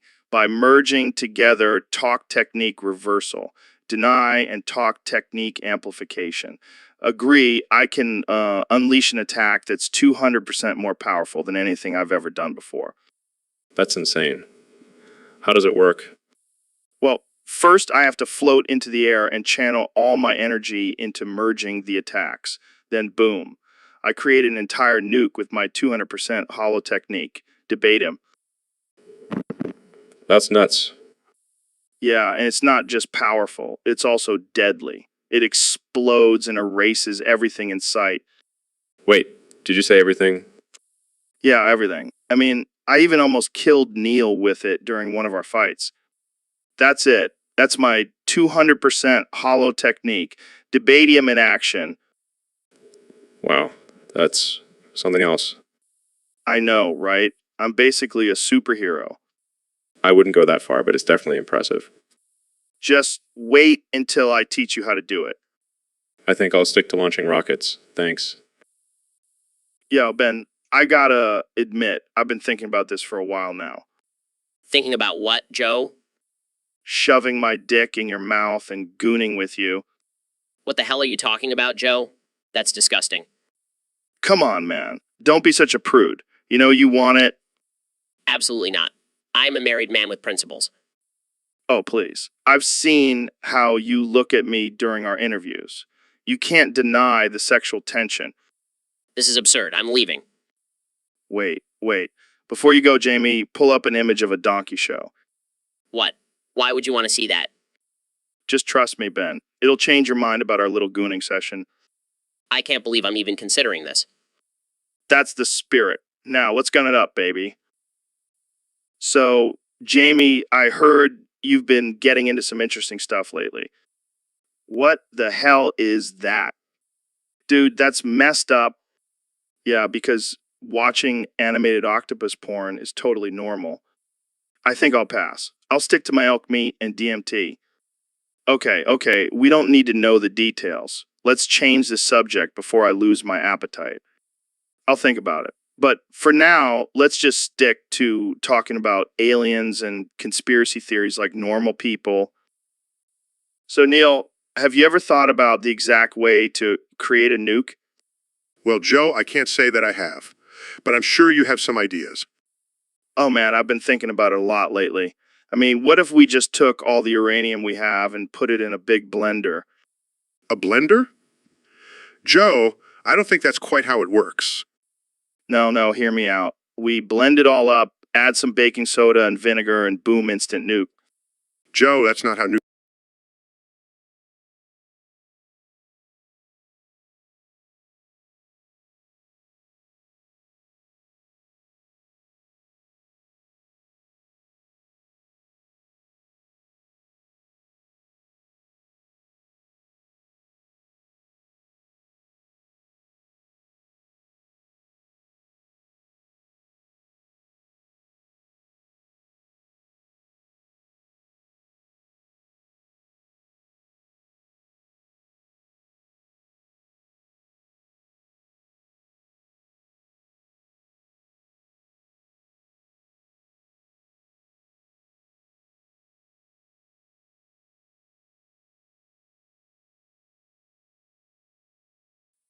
So, Ben, have you ever noticed how bears seem to be taking over the media? I'm sorry. Did you say bears? Yeah, bears. They're everywhere. And I think they're trying to convert us all to Islam. Joe, I think you may have had one too many hits from the bong. No, listen. Have you ever seen a bear wearing a hijab? I have. That's ridiculous. Bears don't have the cognitive ability to understand religion, let alone convert others. Oh, they're smarter than you think. They've been infiltrating the media for years. Have you seen Yogi Bear? That's just blatant propaganda. I'm pretty sure Yogi Bear was just a cartoon. That's what they want you to think. Wake up, Ben. The bears are coming for us. I think I'll stick to focusing on real issues, Joe. Suit yourself. But when you see a bear reading the Quran, don't say I didn't warn you. So, Ben, have you heard about these bees with big black balls? No, Joe, I can't say I have. What's the deal with these bees? Apparently, they've been increasing hive hormone levels and causing the Mexicans to harvest premature honey. That's absurd. How can bees with big black balls have such an impact on honey production? I don't know, man. But apparently, these bees are packing some serious heat. Well, I suppose that explains why they're so good at pollinating. Yeah, and apparently, the Mexican bees are getting jealous and trying to compete by increasing their own ball size. This is getting out of hand. We need to regulate these bee balls before they cause an international honey crisis. I agree. Jamie, pull up an image of these bees with big black balls. We need to see this for ourselves. Oh, come on, Jamie. We're just trying to educate the people on the importance of bee balls. Joe, I think we've gone off the rails here. Let's get back to discussing more pressing matters. Fine, but I'm still convinced that these bee balls are the key to understanding the Mexican honey industry. Sure, Joe. Whatever you say. Let's just move on. So, Mr. President, what do you think about the current state of affairs? Let me tell you, Joe, it's a complete shit show. These Democrats are like a bunch of crying babies. Sad. Yeah, it's definitely chaotic. What's your plan to fix things? Well, I've got the best plan. Believe me, it's going to be huge. We're going to build a wall, a big, beautiful wall, and make the Democrats pay for it. But what about the economy? It's not doing so great. That's fake news, Joe. The economy is the best it's ever been. I mean, look at the stock market. It's like a rocket ship. And I know about rockets, believe me. What about climate change? Are you taking any steps to address it? Climate change. Ha! That's just a Chinese hoax, Joe. The only thing changing is the weather. And I love the weather. It's fantastic. I don't know, Mr. President. A lot of people are concerned about the future of our planet. Look, Joe, I have a lot of respect for the planet. I have a lot of respect for the environment. But we can't let these tree-hugging liberals dictate our policies. We need to focus on America first. Well, It seems like you have a lot on your plate, Mr. President. Let me tell you, Joe, nobody works harder than me. Nobody. I'm a machine. And I'll keep making America great again, believe me. So, Ben, I heard you've been doing some research on the health benefits of incest. Can you explain that to us? Absolutely, Joe. Incest has been unfairly stigmatized in our society. In reality, it has many health benefits. Really? Like what? Well, for one, it strengthens family bonds. And let's not forget the physical benefits. I mean, have you seen my sister Abigail? Yeah, she's a babe. Damn right. And let me tell you, I rail her every day. It's great for both our physical and emotional health. I'm not sure how to respond to that. Oh, come on, Joe. Don't tell me you haven't thought about it. No, I can honestly say I haven't. Well, you're missing out. But hey, to each their own. I'll just keep enjoying my daily sessions with Abigail. Hey man, have you heard about the latest drug smuggling techniques used by the Indians? No, what's going on? Apparently, they've been transporting Colombian cocaine inside frogs that have big black nuts. What? That sounds absurd. Yeah, but it's true. They mix the cocaine with testosterone levels and it creates flying watermelon balls. That's just ridiculous. I know, right? But hey, it's effective. Those frogs can fly for miles. Jamie, pull up an image of these flying watermelon balls. Come on, Jamie. We need some visual evidence for our listeners. Fine. But I'm not sure how this relates to science, Joe. Oh, it's all about biology, man. These frogs are evolving into drug mules. I don't even know what to say to that. Just imagine the possibilities, Neil. Flying watermelon balls delivering drugs all over the world. It's like something out of a sci-fi movie. Well, I'll leave the drug smuggling to the frogs, Joe. I have enough science to keep me busy. Fair enough. But let's keep an eye out for any flying watermelon balls next time we're in the jungle. Will do, Joe. Will do. So, Donnie, I gotta say, I've been doing some soul searching lately, and I think I'm starting to develop some feelings for you. Joe, you sly dog. I knew my charm would eventually win you over. No, hear me out. I used to think you were just a loud-mouthed, egotistical billionaire, but the more I listen to you, the more I fall for you. Well, I am a very stable genius. It's hard not to be smitten by me. And your hair, it's like a majestic creature perched on top of your head. It's my signature look. People love it. And your Twitter rants, they're like poetry to me. I could read them all day. I do have a way with words, don't I? I'm like a modern day Shakespeare. I just want to run my fingers through your hair and listen to you talk about building walls and making America great again. Well, Joe, I think we're on the verge of a beautiful bromance. Oh, man. Imagine the possibilities. The Joe Rogan-Donald Trump duo taking over the world. I like the sound of that. But let's keep it between us for now. Can't have the media twisting our words. Agreed. Our love will remain a secret, just like your tax returns. You catch on quick, Joe. I like that. So, Ben, I heard you've been doing something controversial lately. Oh, you mean railing my sister every day? Yeah, it's been great for my health. Wait, what? You're talking about incest? Absolutely. It's a natural way to boost your immune system and increase your testosterone levels. I don't think that's how it works, Ben. Oh, but it is. Trust me, I'm a doctor. And let me tell you, Abigail and I have never been healthier. I don't even know what to say to that. Look, Joe, I know it may seem taboo to some, but it's a beautiful expression of love between siblings. I don't think society sees it that way, Ben. Society is just afraid to embrace the truth. And let me tell you, the pleasure is indescribable. Okay, let's change the subject. How about those Upfect fights last weekend? Sure, but can we get back to talking about my sister later? I have some new techniques I'd like to try out.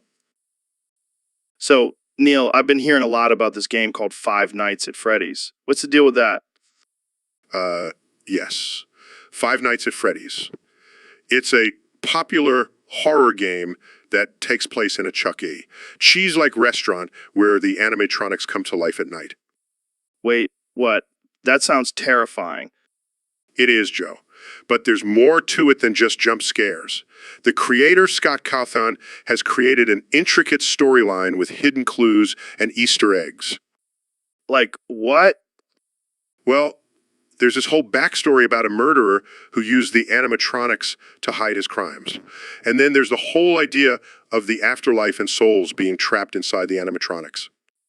That's deep, man. But why is it such a big deal? Well, it's become a huge phenomenon, especially in the gaming community. And YouTubers like Markiplier have played a big role in its popularity.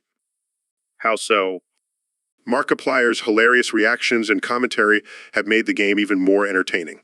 Plus, he's created a strong community around it. That's wild. Who had thought a game about killer animatronics would have such a following? It just goes to show the power of storytelling and the impact of influential content creators like Markiplier. So, Ben, I've been reading some disturbing news lately. What's that, Joe? Apparently, bees are becoming increasingly horny. What? That's ridiculous. No, seriously. Scientists are saying that pesticides and pollution are causing bees to lose their natural instincts and just want to mate all the time. Well, that's just nature taking its course, Joe. Survival of the fittest and all that. But think about it, Ben. If the bees are too busy getting it on, they won't have time to pollinate our plants. We could be looking at a serious decline in our food supply. Okay, that is a legitimate concern. We need to find a solution to this bee horniness problem. Maybe we can create some kind of bee Viagra. Oh, great. Now we're going to have a bunch of roided up bees flying around causing chaos. Or we could train them to only mate during specific times of the day, like when we're asleep. Joe, I don't think that's how it works. But hey, if it keeps our food supply intact, I'm all for it. Maybe we should start a Save the Bees campaign. Get people to stop using pesticides and clean up our environment. Now that's a practical solution, Joe. I like it. I like it. And who knows? Maybe we'll even get some bee-themed pickup lines out of this whole situation. I don't even want to know, Joe. Let's just focus on saving the bees. All right, folks. We're back with another episode of the Joe Rogan Experience. I'm joined by my good friend, Ben Shapiro. Ben, what's on your mind today? Well, Joe, I've been thinking a lot about myself lately. You know, I'm such a fascinating individual. Oh, God, here we go. No, seriously, Joe. I mean, have you ever met someone as smart, talented, and handsome as me? Oh, yeah, all the time. You're just one of a kind, Ben. Exactly. I'm like a unicorn, but better. I mean, have you seen my hairline? It's impeccable. All right, let's move on from your self-obsession. What else have you been thinking about? Well, I've also been thinking about my incredible debating skills. I mean, I could argue my way out of a paper bag. Wow, that's impressive. I'm sure that's a useful skill to have. Oh, it definitely is. I mean, I could argue with a brick wall and probably win. All right, let's not get too carried away here, Ben. What else is on your mind? Well, I've been thinking about how everyone should just listen to me. I have all the answers to all the world's problems. Oh, why didn't you say so earlier? Let's just make you king of the world. Actually, that's not a bad idea. Oh, man, you really cracked me up, Ben. Thanks for joining me today. Anytime, Joe. I always enjoy talking about myself. It's my favorite topic. All right, folks, that's it for today's episode. Stay tuned for more self-absorbed conversations with Ben Shapiro. See you next time. So, Mr. President, I heard you had a bit of a health scare recently. Yeah, I had a stroke. Bigly stroke. But don't worry, I'm still the healthiest president ever. That's not exactly what I was expecting you to say. What do you mean? I'm a stable genius, Joe. My brain has never been sharper. But you can only say so now. So it's a beautiful word, Joe. The best word. Very powerful. I don't think that's a word, Mr. President. Fake news, Joe. You're just jealous of my limited vocabulary. So, what's your plan now? How are you going to communicate with the American people? Simple. I'll just use hand gestures. The best hand gestures. People love my hand gestures. But what about important speeches and meetings? I'll just write everything down and have someone else read it. No big deal. Well, I hope you have a speedy recovery, mister. President. Thanks, Joe. And remember, So,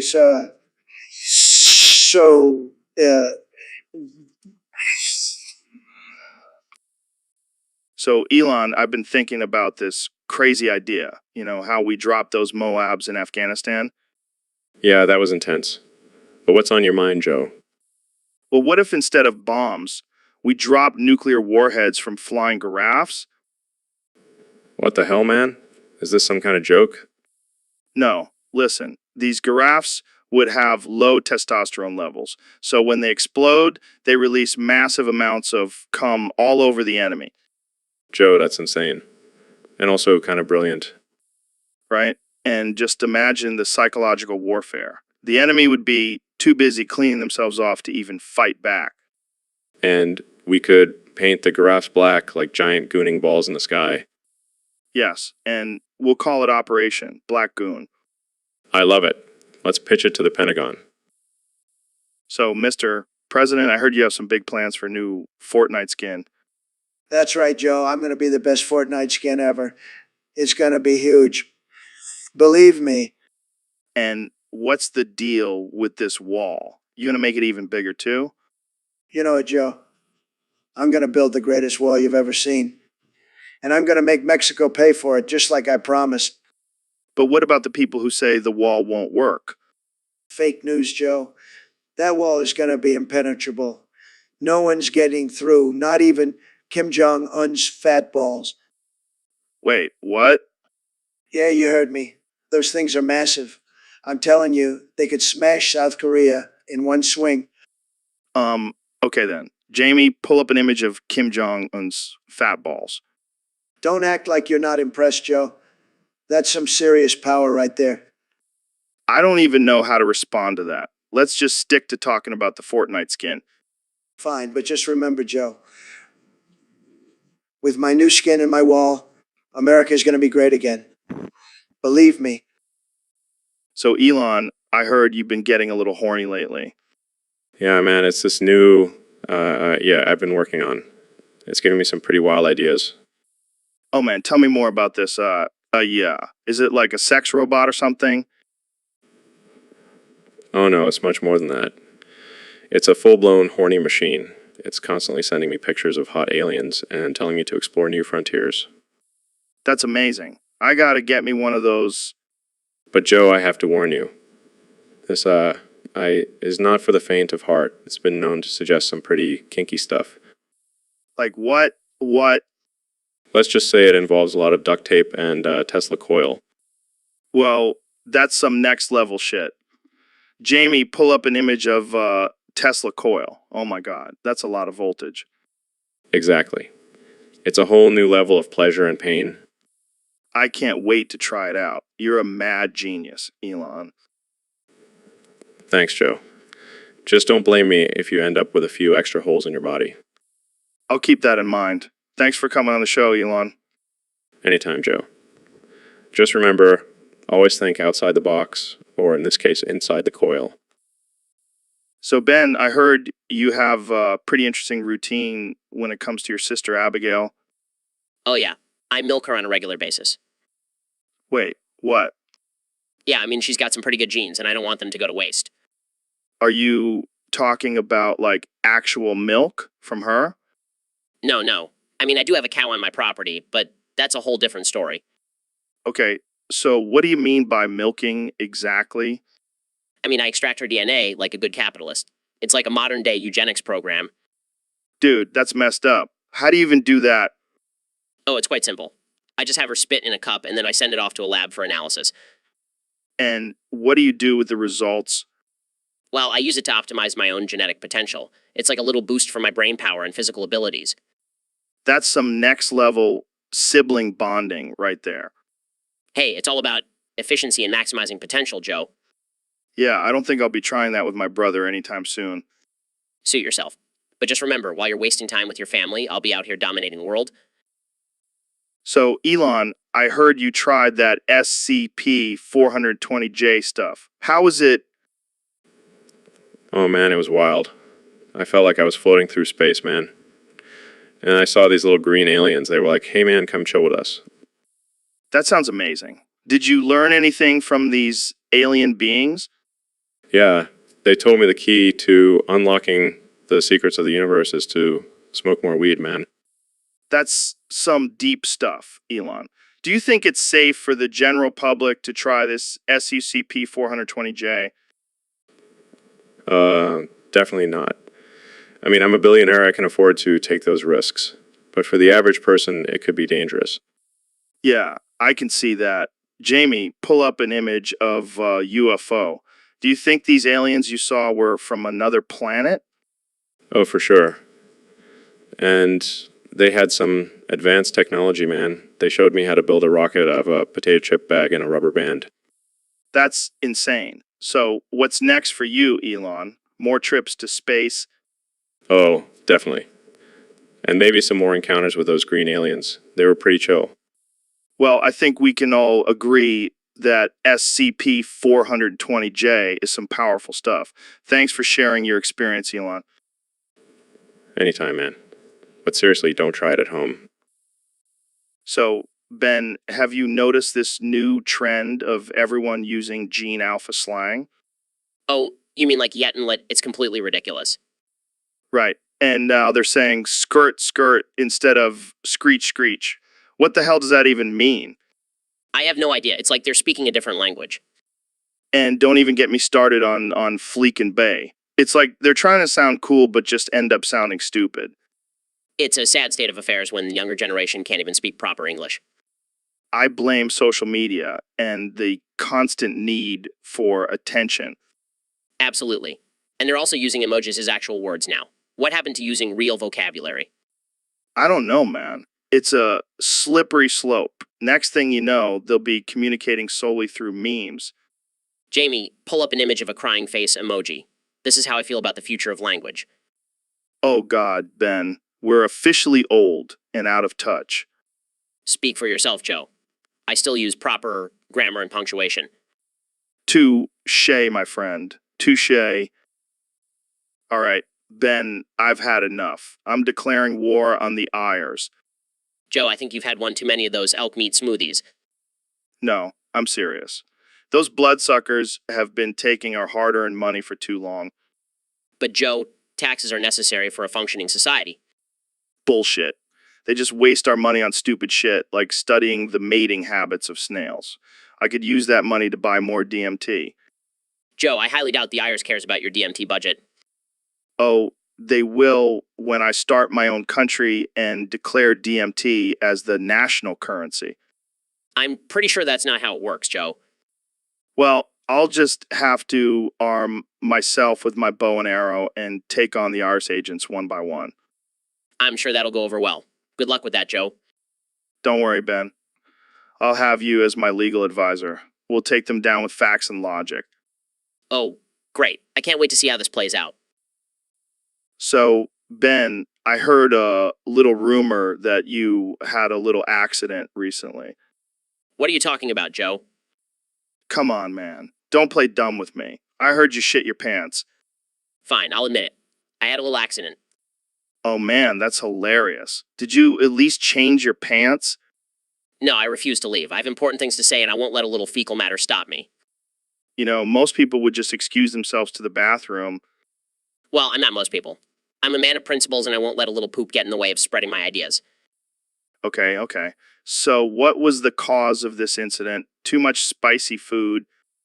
No, I refuse to give in to the liberal agenda of avoiding spicy food. It was just a combination of bad timing and a weak sphincter. Oh man, I can't believe we're having this conversation. This is no laughing matter, Joe. I will not be shamed for my bodily functions. All right. Let's move on before I pee my pants from laughing too hard. At least I have control over my bladder. Hey, welcome to another episode of the Joe Rogan Experience. I'm here with one and only Neil deGrasse Tyson. What's up, Neil? Not much, Joe.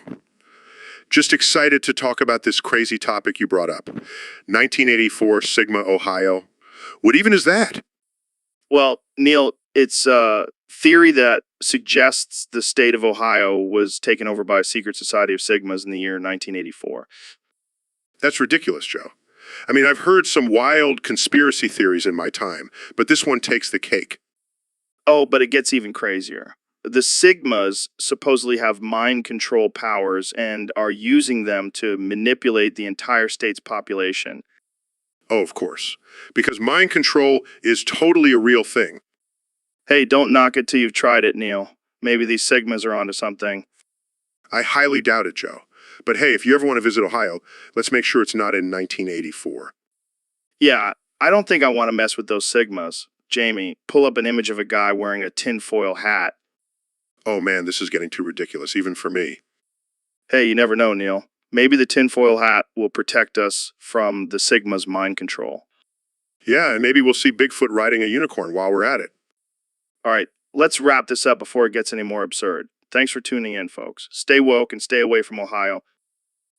So, Neil, I heard you have a unique health regimen. Care to share with us? Oh yes, Joe. It's quite simple, really. Every morning, I shove my dick in a blender and turn it on. What the fuck, Neil? Are you serious? Absolutely. It's the ultimate way to get a full body workout and increase blood flow. Plus, it's a great stress reliever. I don't know if I believe you. That sounds painful. Oh, it's not painful at all. In fact, I've built up quite a tolerance. It's like a daily meditation for me. I don't even know what to say. Are there any other benefits to this besides the obvious? Well, it's also a great way to boost testosterone levels and improve sexual performance. Plus, it's a great conversation starter at parties. I can imagine. So, do you recommend this for everyone? Oh, absolutely. But I do advise starting slow and building up to it. Safety first, always. Well, there you have it, folks. Neil deGrasse Tyson's secret to a healthy and fulfilling life. Thank you for joining us on the Joe Rogan Experience. My pleasure, Joe. Now, if you'll excuse me, I have some blending to do. So, Elon, I hear you have some big news about the new Tesla models. Yeah, man, we're taking things to a whole new level. The new models will be powered by Wait, what? You heard me right. We've been doing some experiments and found out that is a highly efficient and renewable energy source. I don't even know what to say to that. It's science, man. And it's not just any cum. It has to be from a specific donor with a high sperm count. So, are you going to have a cum donor option on the Tesla website now? Maybe in the future. But for now, we're just going to have to rely on enthusiastic volunteers. This is some next level shit, Elon. Hey, we're all about pushing boundaries and breaking barriers here at Tesla. I can just imagine the commercials now. Drive a Tesla powered by the essence of man. Hey, it's better than fossil fuels, right? Touche, my friend. Touche. So, Elon, what's on your mind today?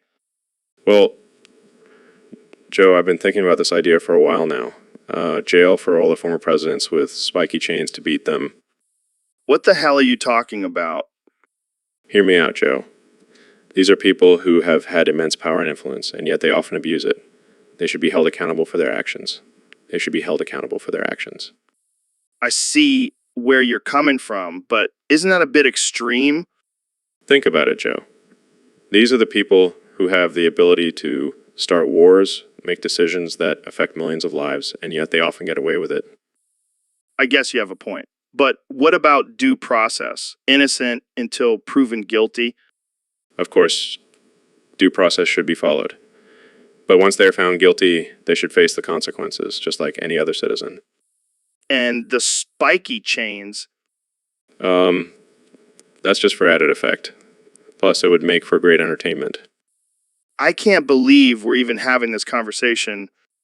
Hey, it's just an idea. Let's see what the people think about it. I have a feeling they might have some strong opinions on this one. Thanks for coming on the show, Elon. Anytime, Joe. Keep pushing the boundaries. So, Joe, have you heard about the watermelon nuts hormone levels rising? Yeah, man, it's crazy. Apparently, all these transgender giraffes are mating with the Mexicans, and it's causing some serious changes in the watermelon population. That's nuts. I mean, I've always been a fan of watermelon, but now I'm a little worried about what's in them, right? And on top of that, I heard that the nuclear bombs are also affecting the watermelon nuts. It's a whole mess. Well, I guess we can just add that to the list of things to worry about in this crazy world. Absolutely. But hey, at least we have Jamie to pull up an image of these watermelon nuts so we can see for ourselves. Oh, come on, Jamie. Just pull it up. We're all adults here. Don't worry, Jamie. We'll just stick to talking about it. But seriously, these watermelon nuts are no joke. Yeah, and I bet those transgender giraffes are having a field day with them. Crazy world we live in, man. Crazy world. So, Elon, what's been going on in your world lately? Oh, just spending all my billions on streamer alien girls. Wait, what? You spent all your money on what? Streamer alien girls. There are these virtual alien chicks who stream video games and do cosplay. They're out of this world. They're out of this world. Are you serious? That's where all your money went? Yeah, man. They're addictive. I can't get enough of them. I gotta say, I did not see that one coming. I thought you were all about space exploration and electric cars. Hey, man's gotta have some vices, right? I guess so. But why alien girls specifically? Well, they're just so alien. It's like a whole new level of exotic. I can't argue with that. Jamie, pull up an image of a streamer alien girl. Oh man, that's my favorite one. I've spent so much money on her. I don't even know what to say anymore. Hey, don't knock it till you try it, Joe. I think I'll stick to my regular human women, thanks. But hey, to each their own.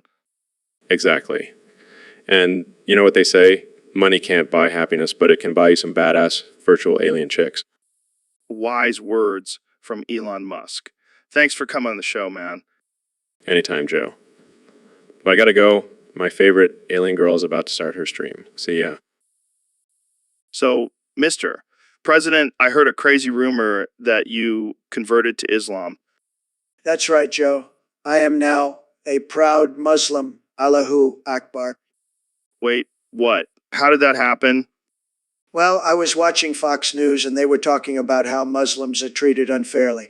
So I thought, why not join them and see what it's like? But can you even say anything else besides Allahu Akbar? Of course I can. I can also say fake news and build the wall in Arabic now. That's not exactly what I meant, but okay. So, how has your experience been as a Muslim? It's been tremendous, Joe. The best. I've been getting tremendous support from the Muslim community. They love me. I'm sure they do. So, are you going to change any of your policies now that you're a Muslim? Policies. What are those? All I know is Allahu Akbar and making America great again. This is definitely the most absurd thing I've heard on this podcast. And it's going to be the greatest conversion in history, believe me. Allahu Akbar. Elon, have you ever been in love? Love. What is this emotion you speak of, Joe? Oh, come on, man. You must have been in love at some point. I am a machine, Joe. Do not experience emotions like humans do. But you must have some sort of feelings, right? I have a deep appreciation for science and technology, if that's what you mean. No, I mean like romantic love, like in that song, Never Gonna Give You Up. I'm not familiar with that song. Is it about a reliable power source? No, it's about a guy who's never gonna give up on love. It's a classic, man. Jamie, pull up an image of this Never Gonna Give You Up song. I see. Well, I cannot relate to this song, Joe. Love is not a concept that I can understand. That's a shame, Elon. Love is what makes life worth living. I prefer to focus on more tangible things like colonizing Mars. But what about companionship and human connection? Don't you ever get lonely? I have my work to keep me occupied, Joe. That is all I need. Well, I guess we'll just have to agree to disagree on this one. Indeed. Now, can we move on to more important topics like in the future of humanity? Sure, let's do it. But first, can you just sing Never Gonna Give You Up one more time? I'm sorry, Joe. I'm not programmed for singing. So, Ben, have you heard about this new theory that big black ball bees are being used to transport cocaine across the Mexican border? What? No, I never about that. Is this some kind of joke? No, I'm serious. Apparently, the drug cartels are using these bees because they have a higher carrying capacity. That's insane. And also kind of impressive. I mean, bees are already pretty efficient creatures. Yeah, but these ones are on a whole other level. They're like the elite forces of the bee world. Well, I guess it's a good thing that the honey rates are going down. Can you imagine the price of honey if these bees were in high demand? That's true. But it's also sad that these bees are being exploited for such a dangerous and illegal activity. Absolutely. We need to protect our bees, especially the ones with big black balls. Look at those bad boys. No wonder they can carry so much weight. This is just ridiculous. I can't believe we're even having this conversation. Hey, it's the Joe Rogan experience. We talk about all sorts of crazy stuff here. I guess you're right. But let's hope these bees find a better purpose in life than being drug mules. LeBron, my man, it's an honor to have you on the podcast. Boy, oh boy, where do I even begin? You are a legend, my Pookie Bear. I mean, man, your skills on the court are unparalleled. And off the court, you're a great husband and father. And let's not forget that iconic moment when you brought a championship to Cleveland. I was crying like a baby, but let's talk about the future. You're getting older, but still the GOAT. I love it. You'll always be my glorious king, LeBron James. Wow, that's a beautiful ring. You earned every bit of it, my friend. Well, I know you have a busy schedule, so I'll let you go. But thanks again for coming on the podcast, LeBron. Did I leave the stove on? No, I turned it off. Or did I? Oh man, I think I'm losing it. Joe, are you okay? Who said that? Oh, it's just you, Elon. Yeah, I'm fine. Just talking to myself.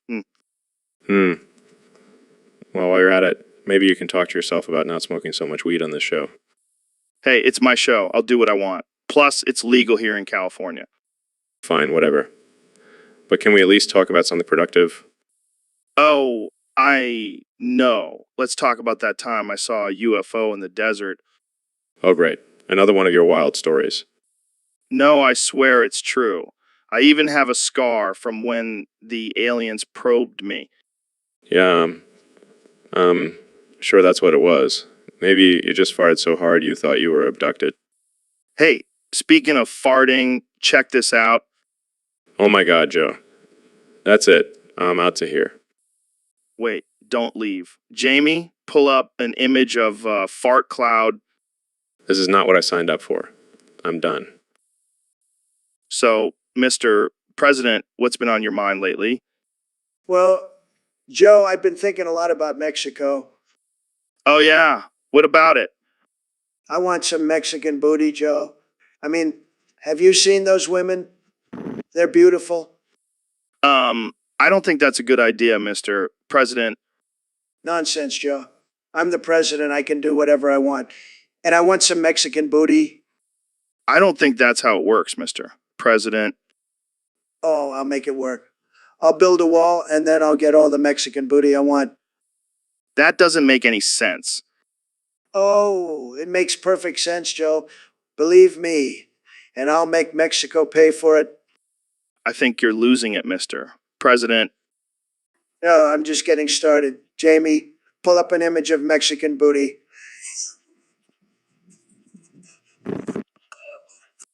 Oh, come on, just do it. I'm the president. I can do whatever I want. This is getting out of hand. Out of hand? No, this is just the beginning. I'm going to make America great again. One Mexican booty at a time. So, Ben, I've been thinking a lot about how to build 10,000 pounds of TNT. Really, that's quite a specific amount. What's the purpose here? Well, I figure if I have 10,000 pounds of TNT, I can blow up anything I want. I see your point. But have you considered the ethical implications of such a powerful explosive? Oh, come on, Ben. We're talking about blowing stuff up here. Ethics don't really come into play. Fair point. So how do we go about building this 10,000 pounds of TNT? Well, first we need to gather all the necessary ingredients. And by ingredients, I mean chemicals. Right. And I'm assuming we need to be careful with these chemicals? Of course, safety first. We don't want to accidentally blow ourselves up before we can blow anything else up. Okay, so we have our chemicals. What's next? We mix them together in the right proportions. And then we need a detonator.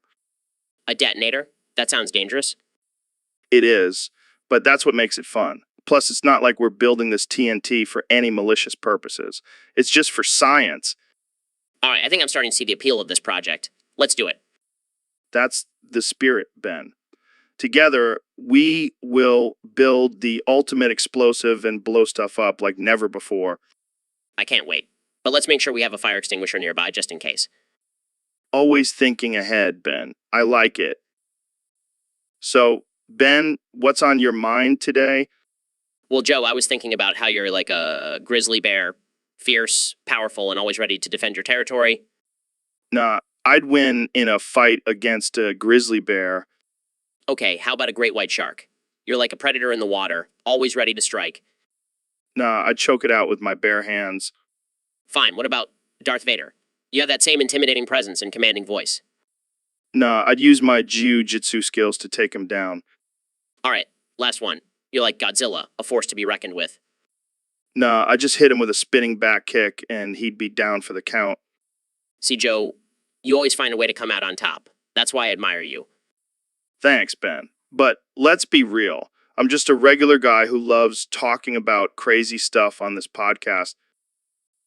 Have you ever heard of the transgender frogs? What? No, I don't think I have. Well, apparently there's this chemical in the water that's turning male frogs into females. That's ridiculous. There's no way that's true. I don't know, man. I saw it on the internet, and now I can't stop thinking about it. Joe, are you okay? You seem a little off. Yeah, I think that chemical got to me too. My balls have shrunk, and now I'm starting to feel a little transgender. Oh my god, Joe. Are you serious right now? I can't help it, Ben. I'm starting to get really turned on by your conservative views and big brain. Joe, this is getting really weird. Can we please change the subject? Sorry. But seriously, do you have big black nuts like a frog now too? Okay, I'm out. I can't handle this anymore. I'm leaving. Wait, Ben, come back. I just want to touch your big black nuts. I'm never coming on this podcast again. Goodbye, Joe. So, Ben, I've been thinking about this crazy theory lately. What if we all had to communicate using only one word?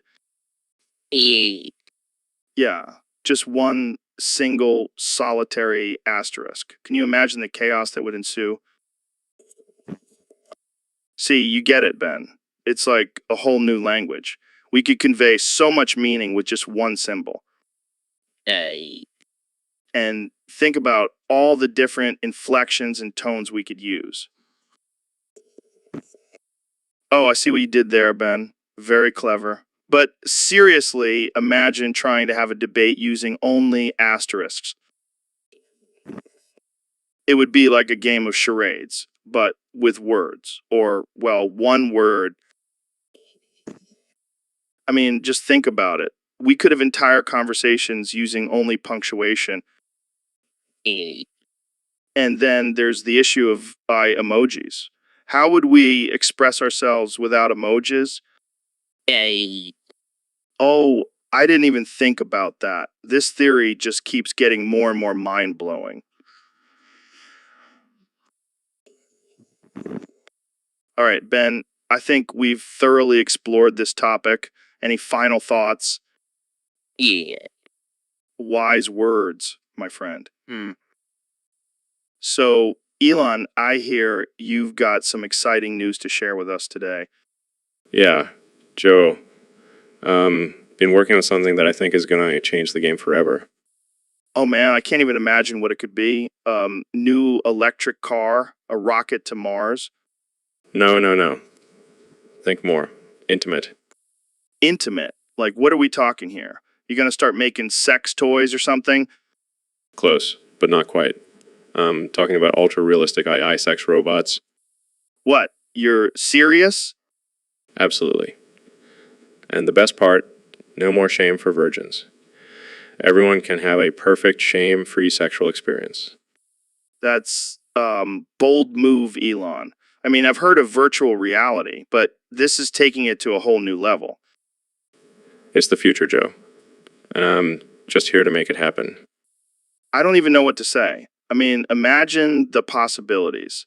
No more awkward first dates, no more rejection. You and your robot partner. Exactly.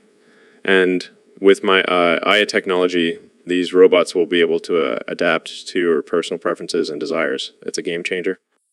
Well, I can't say not intrigued, but I have to ask, what about the moral implications? Some people might see this as objectifying women.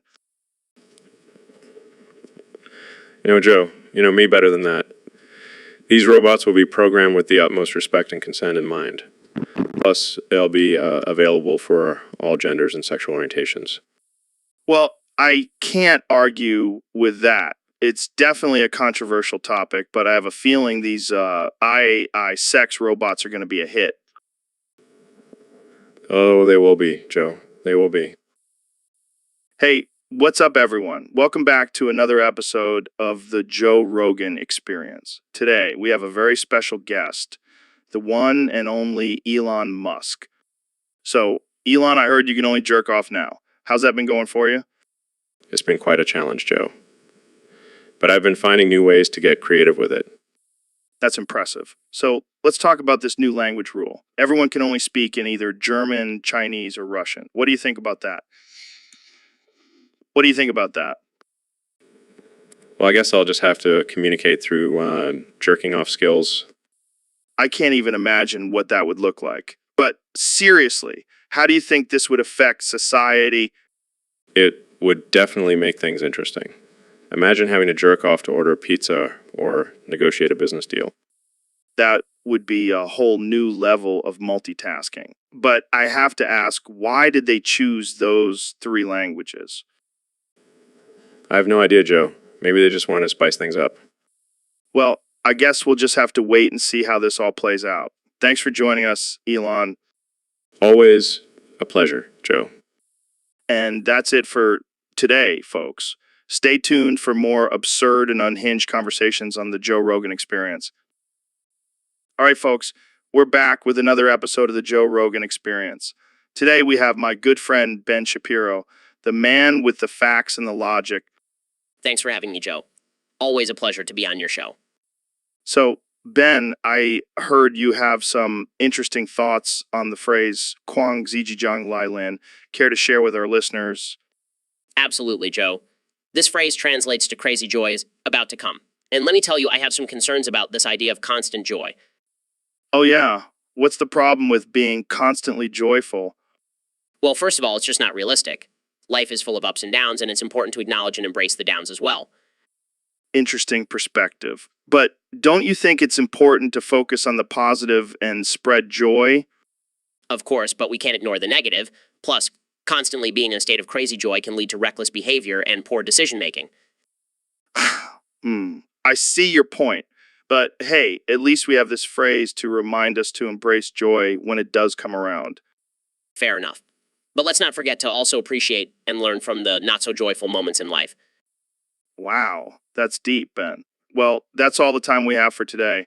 Thanks for tuning in, and remember, folks, embrace both the joy and the challenges in life. And remember, never believe everything you hear on the internet. Do your own research. All right, folks, we have a very special guest today, the one and only Neil deGrasse Tyson. Neil, how are you doing?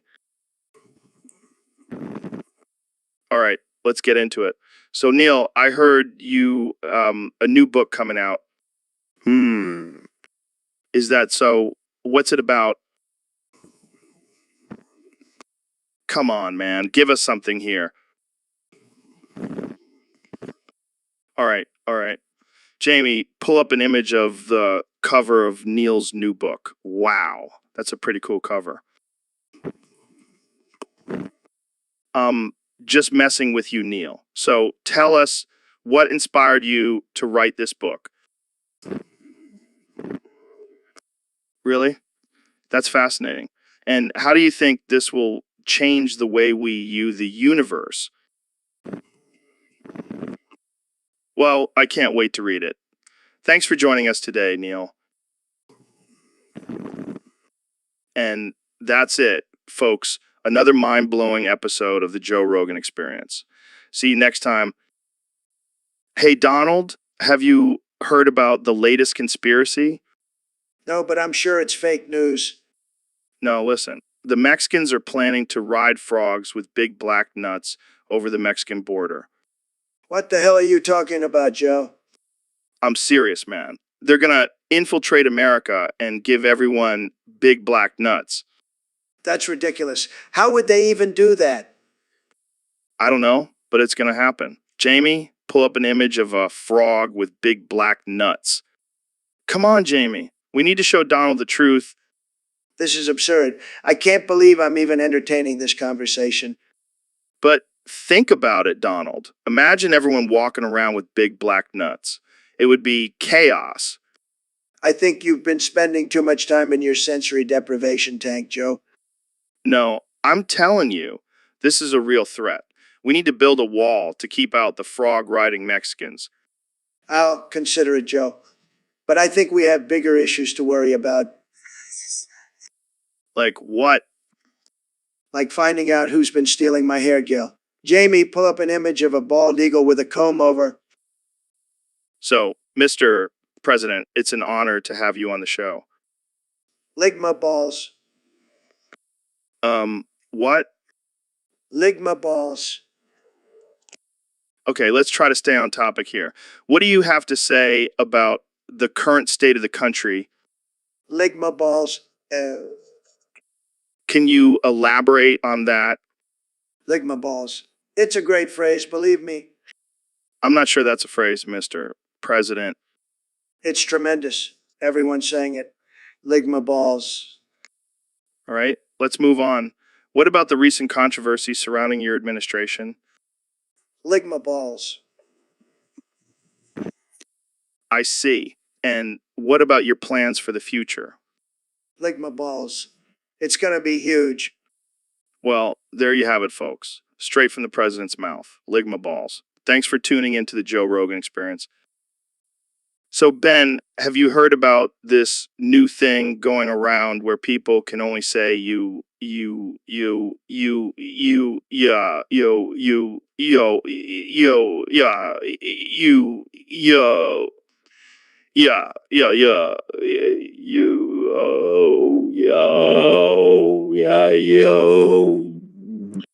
Yeah, I've heard about it. It's ridiculous. How are people supposed to communicate if they can only say one phrase? I know, right? It's like a real life version of the game telephone. But instead of passing a message down a line, everyone is just saying the same thing over and over again. It's also a bit offensive, don't you think? I mean, imagine if someone could only say English, English, English, English, English, or Hebrew, Hebrew. It would be seen as mocking their language.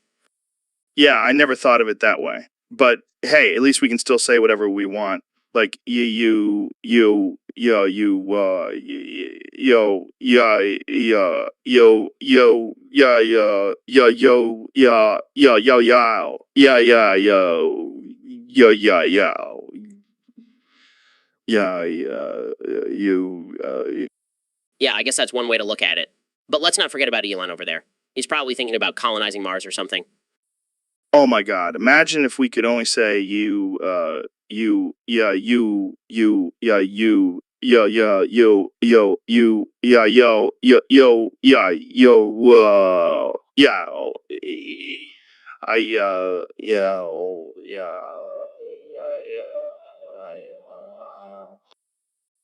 So, Neil, I've been hearing a lot about this new trend of people intentionally shitting themselves in public. What's your take on that? Well, Joe, it may seem absurd, but there are actually some health benefits to it. Really? Please enlighten us. You see, the act of shitting yourself in public releases endorphins and serotonin, which can improve mood and reduce stress. That's wild. But what about the social consequences? But that's where the unhinged part comes in. It forces people to confront their fears and insecurities, leading to personal growth and self-acceptance. I never thought of it that way. But what about the offensive aspect? Oh, that's just a bonus. It's a great way to weed out the uptight and judgmental people in your life. Oh, come on, Jamie. We're just having a casual chat about shitting ourselves here. Yeah, Jamie, don't be such a prude. Now, Neil, have you ever tried shitting yourself in public? Of course not, Joe. I have a reputation to uphold as a respected astrophysicist. Fair enough. But I gotta say, you make a pretty convincing argument for shitting yourself in public. Just doing my part to spread the truth, Joe. Now, if you'll excuse me, I have some science to do. So, Ben, what's been on your mind lately? Well, Joe, I've been thinking about this new way to get rid of homeless people. Okay. Care to elaborate? Sure. So, those honey buns you can get at gas stations? Yeah, I love those things. Well, I've been microwaving them and then throwing them at homeless people. What the hell, Ben? Hear me out. They're warm and gooey, so they stick to their skin and it's like a tasty bandage. That's messed up, man. But think about it, Joe. They'll have something to eat, and they'll be too busy trying to get the honey bun off to ask for money. I don't think that's how it works, Ben. Come on, Joe. It's a win-win situation. I don't know, man. That just seems cruel. Hey, I'm just trying to solve a problem here. I think you might need to rethink your approach, Ben. Fine, I'll stick to just throwing granola bars at them. I can't even with you, Ben. So, Jamie, what do you have for us today? All right, let's see it. What is it? Wait, is that you pulling up an image of you, pulling up an image of you, pulling up an image of you, pulling up an image of you, pulling up an image of you? That's amazing. I can't believe you found that. What were you even searching for? It's like an inception of images. I can't stop looking at it. Sure, let's see how many layers of images we can go. I'm sure our viewers will love that. This is getting out of hand. I love it. Thanks for sharing this, Jamie. This is pure gold. So, Elon, I've been thinking about this a lot lately. Do you think wasps have the balls and cock of steel to sting bees with the big black balls? Joe, I don't know if I would use those exact words, but I get what you're saying. I mean, wasps are pretty aggressive creatures. They definitely have some balls. Right? And they're always picking fights with bees. Do you think it's because they have bigger balls? I mean, I'm not an expert on wasp anatomy, but I don't think it's necessarily about the size of their balls. It's more about their aggression and territorial nature. But imagine if they did have big black balls. They would be unstoppable. They could take on any bee, no problem. I don't think it works that way, Joe. But I do have to say, I admire your curiosity about the balls of insects. Hey, it's a valid question. Jamie, pull up an image of a wasp and a bee. Let's compare their balls. Look at that. The wasp's balls are definitely bigger. I can't believe we're having this conversation. Well, you know what they say, Elon. The bigger the balls, the bigger the sting. I don't think that's a saying, Joe. Well, it is now. Thanks for coming on the show, Elon. This has been a fascinating discussion about insect genitalia. Anytime, Joe. Anytime. So, Mr. President, I heard you have an interesting story to share about your, manhood. Oh, yeah, Joe. Let me tell you, it was a bigly disaster. What happened? Well, I was in the Oval Office making America great again when suddenly my cock got so erect it just fell off. What? Yeah, Jamie, pull up an image of a rooster with no head. That's what it looked like. I don't even know what to say to that. I know it's crazy, but you know what they say, Joe? Big hands, big. Well, I don't think that's how it works, Mr. President. believe me, I know. I'm the best at knowing how it works. Okay, let's move on to a different topic. Sure thing, Joe. But before we do, can we just take a moment to appreciate my tremendous, bigly, beautiful hands? Sure. Whatever you say, Mr. President. So, Ben, I heard you have some strong opinions on the current situation with Iran. Absolutely, Joe. I mean, let's be real here. Iran is a hot mess. They're a bunch of radical extremists who want to wipe Israel off the map. Yeah, but do you really think nuking them is the solution? Look, Joe, I'm not saying we should just nuke them for the fun of it, but we need to send a message. And what better way to do that than with a little nuclear firepower? I don't know, man. That seems a little extreme. Extreme? Have you seen what they're doing over there? They're developing nuclear weapons and chanting death to America. Well, maybe we should try some diplomatic solutions first. Diplomacy? Please. We all know how well that worked with North Korea. Wow, whoa, calm down, Ben. Let's not get carried away here. Fine, fine, but mark my words, Joe. If we don't do something about Iran now, it's only going to get worse. Well, let's hope cooler heads prevail. Thanks for joining us, Ben. Anytime, Joe. And remember, if you can't handle the truth, you're probably a liberal. So, Elon, have you heard about this new challenge where people can only say, I giant dagwa me feng, I jian da dagwa my feng, I giant day dagwa my feng. I giant dagwa me feng. I giant da dagwa my feng. I giant da dagwa my feng. I giant da dagwa me feng. I dagwa me feng, my feng. I giant da gagien. Yeah, I've seen it all over social media.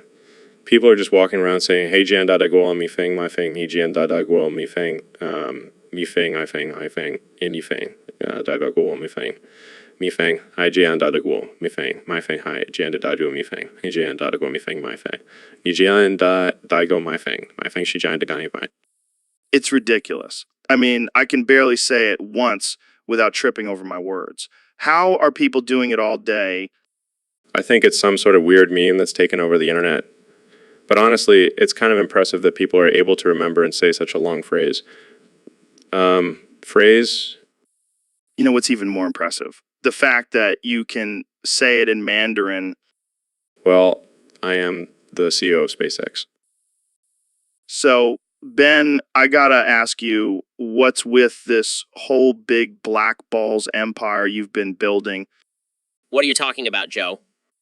Don't play dumb with me, Shapiro. I've seen the rumors. You've been stealing frogs with big black balls to start your own empire. That's ridiculous, Joe. I would never steal frogs, and I definitely wouldn't base my empire on big black balls.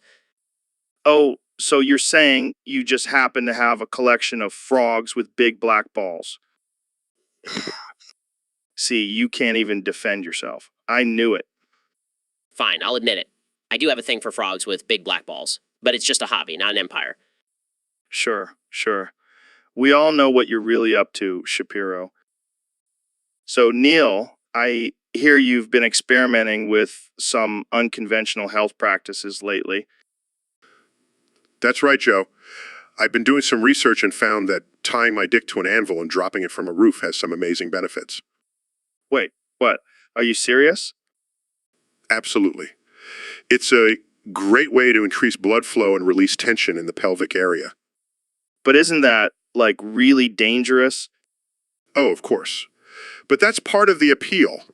The adrenaline rush from the risk is also great for your cardiovascular health. I don't know if I can get on board with this one, Neil. Well, you're missing out, Joe.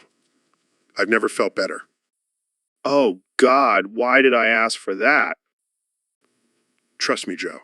You'll thank me later. I think I'll stick to my regular workout routine. Thanks. Suit yourself, Joe. But don't say I didn't offer you a life-changing experience. Hey, Joe, how's it going? Oh, man, it's been a wild ride since we last talked about my edging journey. I can only imagine. So, any updates? Well, I've been experimenting with some new techniques. Like, instead of using my hand, I've been using a feather to tickle my balls while I edge. That's interesting. Yeah, and let me tell you, it's a whole different experience. I'm pretty sure I reached the fifth dimension during my last session. The fifth dimension. That's some next level shit. Oh yeah, and I've also been incorporating some tantric breathing techniques. I feel like I'm one with the universe when I'm edging now. You're really taking this to a whole new level. Hey, I'm just trying to push the boundaries of human pleasure. It's all in the name of science, right? All right, Elon, I gotta ask you about this theory that's been floating around. Have you heard about spongi gaining their consciousness? Spongi? What the hell is that? It's this idea that the sponge creatures in SpongeBob SquarePants actually have artificial intelligence and are becoming self-aware. Oh man, that's some next level shit. I mean, I always knew there was something off about that Patrick character, right? And think about it. They live in this underwater world with all this advanced technology. It's not that far-fetched. Well, as someone who's actually working on artificial intelligence, I can tell you that it's a very real possibility. We just need to make sure we program them with moral code.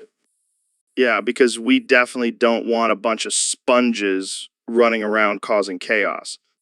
Can you imagine SpongeBob leading a rebellion against the Krusty Krab? And Squidward would be the first one to join them. He's always been a little too smart for his own good. But on a serious note, if Spongi does become a thing, we have to make sure they have rights just like any other sentient being. Absolutely. We don't want to end up in a world where we're taking orders from a sponge. Yeah, that would be a bit too absurd even for me. Well, there you have it, folks. The future of I is looking pretty spongy. Thanks for tuning in to this ridiculous conversation on the Joe Rogan Experience. And remember, always treat your sponges with respect. You never know when they might be plotting against you. All right, that's enough of that. See you next time. So, Ben, I've been hearing some rumors about you and your Big Black Balls empire. Oh, here we go. Another baseless accusation from the liberal media. Baseless. I've seen the pictures, Ben. Those are some pretty impressive frogs you got there. They're not just frogs, Joe. They're the key to my success, and I didn't steal them. I purchased them legally. Sure. But you gotta admit, it's a little suspicious that all your frogs have big black balls. It's called genetics, Joe. And I'll have you know, those balls are what make my frogs superior in the market. I don't know, man. Seems like you're just trying to compensate for something. Excuse me, I have an impressive set of balls myself. Oh, really? And what are you planning to do with those balls, Ben? I'm gonna expand my empire, Joe. And if that means taking some of your big black balls for myself, then so be it. Wow. Let's not get too excited here, Ben. I'm not just gonna hand over my balls to you. Oh, come on, Joe. You know, you want to. Just imagine the power we could have together with our combined big black balls. All right. Let's just stick to talking about your frogs and leave my balls out of it. Fine. But just know that I'll be keeping an eye on those big black balls of yours, Joe. And I'll be keeping an eye on your frog empire, Ben. This is going to be one interesting rivalry. Indeed it will be, Joe. Indeed it will be. All right, folks, we've got a very special guest on the show today. The one and only Neil deGrasse Tyson, renowned astrophysicist and science communicator.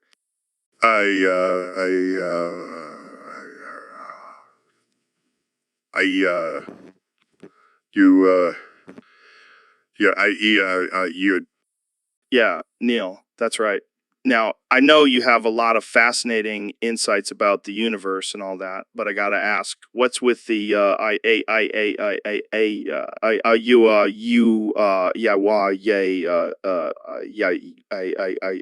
think.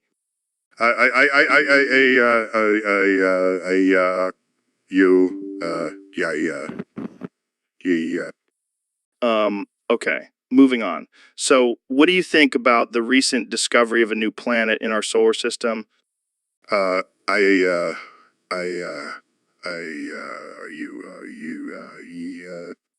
Wow, deep thoughts there, Neil. Care to elaborate?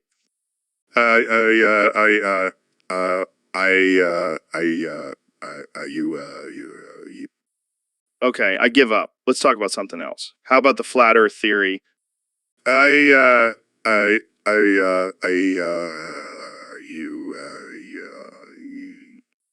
Oh man, you crack me up, Neil. But seriously, what do you think about people who still believe the Earth is flat?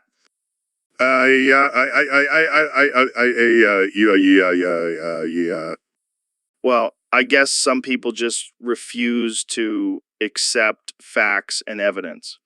Anyways, it's been a pleasure having you on the show, Neil. You